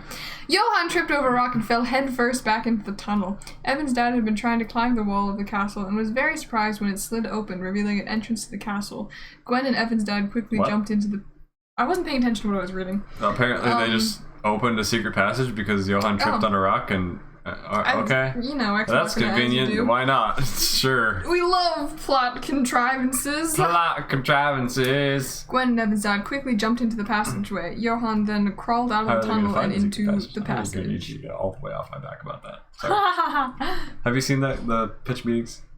I don't think so. Oh. Why are you laughing at that reference then? Because I thought it was funny, even though I didn't know what it was, you know? That is funny. When your son is super EJ. Oh yeah, I remember that. Harmonization. I can't speak English. You can't. Nope. Not English at all. Amazing, Gwen whispered. That rock you tripped on must have opened a secret passageway. How convenient! How She said amazing! to Johann while massaging her bare feet. Should we go in and see if we can find Morgan in the machine, or should we go to the battleship and hope Evan meets us there? We have got to check this out. Not only is it cool and a way into the castle, and potentially a way to Morgan, but it's the only way we can go without having our feet burned to a crisp, Johann whispered. We have to go meet That was not a Evan. whisper. We told him we would. What will we do if we don't meet up with him? What will he think happened to us? Evan's dad argued. Evan probably thinks we're dead. What has it been? 95 hours since we heard his whistle? 95 hours. What has it been? 95 hours? Probably, give or take. He still might be there, and we have to get him. You never know what might have happened, Evan's dad hissed. Exactly my point. He could already be dead. Shut up, you two, Gwen hissed. He's not dead. Now let's go this way. I'm sure we'll find Evan sooner or later, she ordered, walking into the gloom. Johann I and like having Evan's... perspectives from other people. Yeah, that should have been a thing from... We get some characterization for anyone other than I did this. I did that. I'm so cool. I jumped out windows throwing grenades. I survived falling 50 feet. Carried an entire box of grenades. You get a grenade. You get a grenade. Everybody gets a grenade. Oh my goodness. Stealth. It's like the mannequin head stealth. Johann and Evan's dad looked at each other and quickly followed. They began walking along a dark corridor lit by the entrance behind them. Suddenly, the stone door behind them closed by itself, plunging them into darkness. Ow, that really hurt my jaw. With no Ow. other option, they continued walking slowly along the pitch-black passage, one hand on the wall, the other grabbing the other's hands. They eventually came to a point where lit torches were placed in brackets along the wall, and the going became easier. They came to a fork in the corridor. The tough get going. Wah! And Johann and Evan's dad instantly began arguing. Gwen's jaw's stress level crunchy began now. to... I'm hearing crunches. Is it Captain? Oh no. Gwen's stress level began to rise. If they don't stop fighting, Gwen thought, I'm going to kill them. But then I remembered how young they were. This way, it's got more torches, Evan's dad decided. No, the right fork. More torches means more people. More people means more chance of being caught, Johann replied.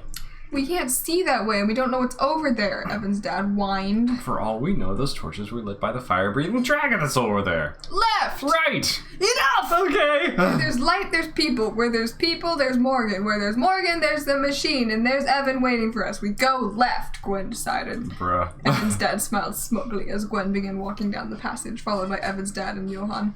Johann narrowed his eyes and pantomimed. How do you pantomime extreme dislike? It's not saying anything specific. Fane's vomit.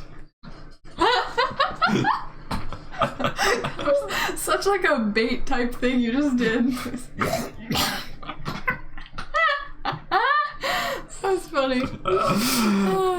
Pantomimed extreme dislike as those. Oh wait, does it specify? As though Dad were a disgusting bug that he had just peeled off his shoe.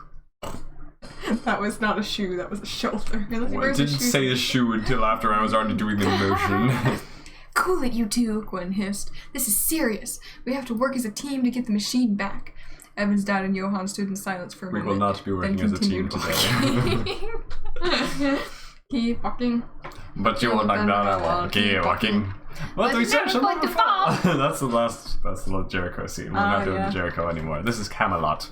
What VeggieTales song fits that? The Rubber Ducky one. Which I don't remember at all. But there was a castle-y one with ducks. It's true. What is the Rubber Ducky song? I don't remember. Oh well. If EJ needs to read / listen to the Lunar Chronicles, then McKay needs to watch pitch meetings. Yeah, you should watch a pitch meeting or two. They're funny. Okay, I don't know what that is, but okay. Just Google pitch meeting and then insert any movie, and then you'll probably find. Oh, that makes sense now. Yeah, he's got some phrases he says often, and they're his shtick. Okay. But he basically just is he takes the plot of a movie, say Lord of the Rings. It would be a guy comes in and he's like, oh, you're bringing me a movie pitch idea? And he's like, yes sir, I've got a great movie that I'm going to tell you all about. Now here's the script. And he's like, okay, cool. So what happens in the movie? It's like, okay, well first off, there's going to be a ring of power that is there to destroy the world. You're going to be like, what? A ring is trying to destroy the world? Yeah, the ring has sentience, but it's not actually sentient. It's just kind of a ring that's tied to a darker power or something. Well, that sounds pretty scary. That's going to be a big bad evil guy that they're going to have to fight, right? No, he never really comes out ever. The movie just kind of continues, and he never actually takes physical form or does anything really. He just kind I of need some corn. he becomes a big eye and then explodes later at the end of the movie. Oh really? Yep, he never really becomes a big problem, but there's all sorts of bad guys that are trying to get it the whole time. Oh, okay. And it just kind of goes on like that. They talk about all the plot holes and weird things and make it funny. Also, Sugarcroft's reminded me because I love my duck. There's some things we must discuss. There's some things we must discuss. And some stuff. And some, and some things items. and stuff. And Perhaps items. objects. Of varying descriptions. Okay, I'm focusing. Oh, wow. It's 11:45 p.m. Yes, Wow. yes it is. How long are we streaming for? The air has become flowing for me, and I don't appreciate. How long do you want to go for? Next chapter break, maybe? What do you think? I mean, I'm It down to keep depends on going, if honestly. that's in 10 billion I years think it's or been not. a while since we had our last one, so we're probably due for one soon. Okay. That's my estimation. Well, take your bets, guys. How many minutes will it take to get to a chapter break? A while. Where are we at? Somewhere in this paragraph, I think. That smells We have to smugly. work it as a team to get the machine bug. back. Evan's dad and Johan stood in silence for a moment, then continued walking. After about 5 minutes of walking, Johan, Gwen, and Evan's dad came upon a chamber of secrets with yellow walls and a black floor that smelled suspiciously of... Yellow walls. How does something smell like dried blood? I mean, I can understand blood, but dried blood? Okay, whatever. Several skeletons were scattered throughout the room. The torches along the walls sent flickering shadows upon the floor, which was covered with many fiendish torture devices. Oh no! There were tables fitted with straps and spikes, whips and maces, wheels and ropes and chains and weapons, with all manner of devices designed for prolonged, excruciating pain. Sounds fun. Gwen stopped I at love the entrance of the crucifixion. room, and Johan and Evan's dad bumped into her. I'm guessing that door leads upstairs, Johan theorized, pointing across the maze of painful instruments to a wooden door set into a yellow stone door frame. Yes, but I would strongly recommend caution in this room, and if we go through it, we should go fast, Gwen suggested worriedly. She did not like their chances of success if they were attacked in this room. Why? Evan's dad asked, is there someone in here? Evan's dad, looking around and seeing no one, took a few tentative steps into the room. His bare feet cracked the layer of dried blood that was on top of the yellow stone floor. Evan's dad made a face and began tiptoeing to avoid cracking the layer of blood again. Gwen cautioned him just before Johan dashed as fast as he could through a pathway between the devices, rapidly looking to either side of him for anyone. He made it to the other wall without problem, and he turned back towards Gwen and Evan's dad. Gwen was muttering to herself about Johan being an idiot when Evan's dad dashed to join Johan. Gwen sighed and quickly surveyed the room. There was no one in sight. Gwen decided to risk it, and she ran to Evan's dad and Johan.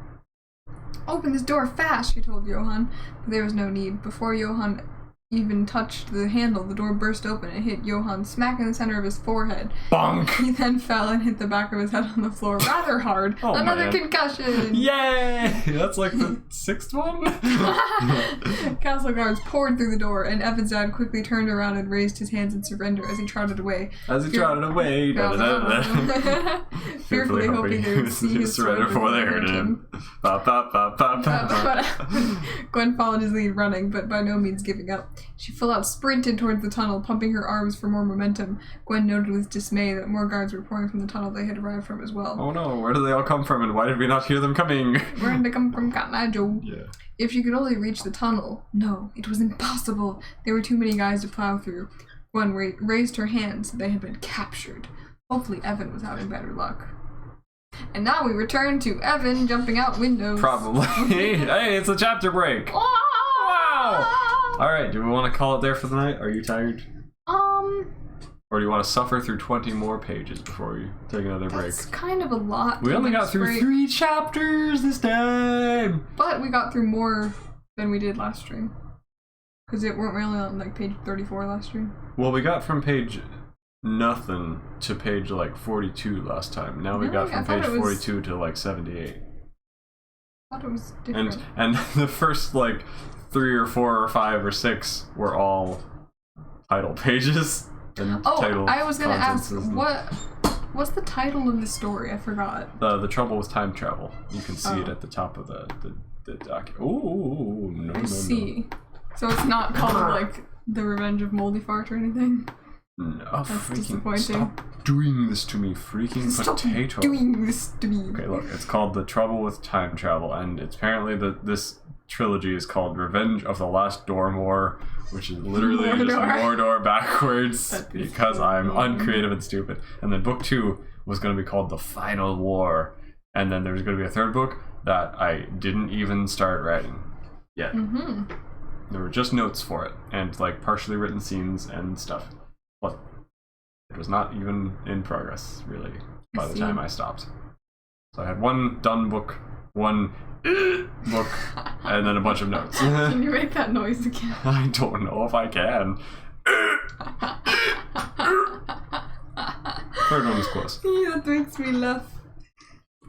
Teresa says, you get a concussion, and you get a concussion, and everyone gets a concussion! Oh my goodness. But it doesn't count unless you get amnesia from it. Otherwise, it's totally a fine head injury and it's not going to have any lasting problems. That's how you know it's bad, if they get amnesia from their concussion. That's how you know it's bad in the story. Sam says, you know what's not the trouble with time travel? Not having enough time to do your homework. Oh my gosh, that's funny. Because I love my duck. I love my duck. Thank you all for the wonderful night of more Ethan stories. May you all have a good night's rest. You too, man. Thanks for coming by, Sir Castle-Lot. These are funny. Yay, concussion, Aquamarini. Woo! We'll keep concussions in mind, because I think Johan might actually get one from that double bonking of head. Double bonking. I'm pretty sure he gets a concussion after this. I can't remember. What's that, flip note? How does it start? Oh, I'm quite thirsty. I think I'm I'm gonna get a cup and get some water. La la la la la. Now I got a cup. La la la la la. Trip. Ah! Bonk! Bonk! Bonk! Super concussion. And 3 hours later, he wakes up in a hospital bed. I finally got the water. Splat. We sound insane.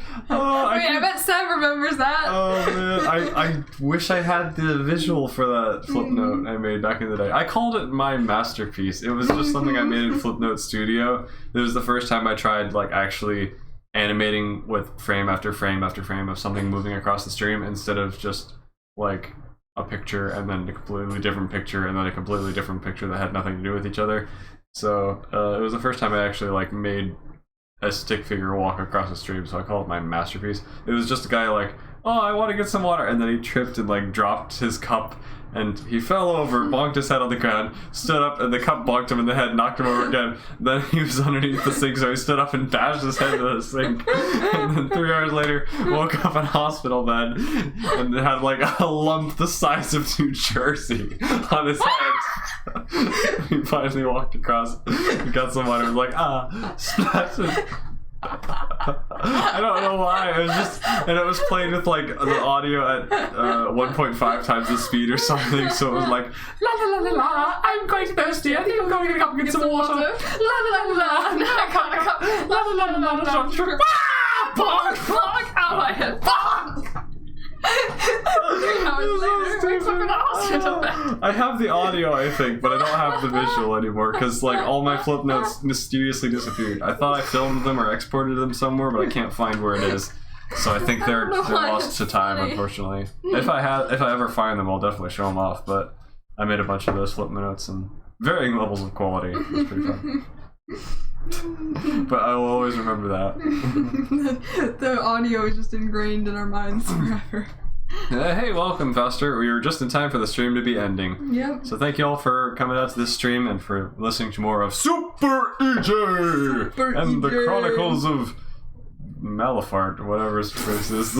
Moldifart. Moldifart! God bless. Hope you all have a good night. Love y'all. See you guys next week or whenever I stream next. If you like D&D and stories and stuff, I stream D&D on my YouTube channel these days on Sundays at 6 p.m. Eastern Standard Time. So if you're interested in watching my D&D campaign with my friends, we do things and stuff, and slightly better and less completely illogical. I don't know. It's still kind of illogical, but oh well, that's fun. I don't have anything else to say. Do you have anything else to say? Teresa said the real trouble with time travel, goats. And Goats. I agree. You are very correct. Darn goat. It's always something, man. Friggin' I'm sure the goat. goat works for Moldifart. He probably does. See you guys. Bye bye. Love y'all.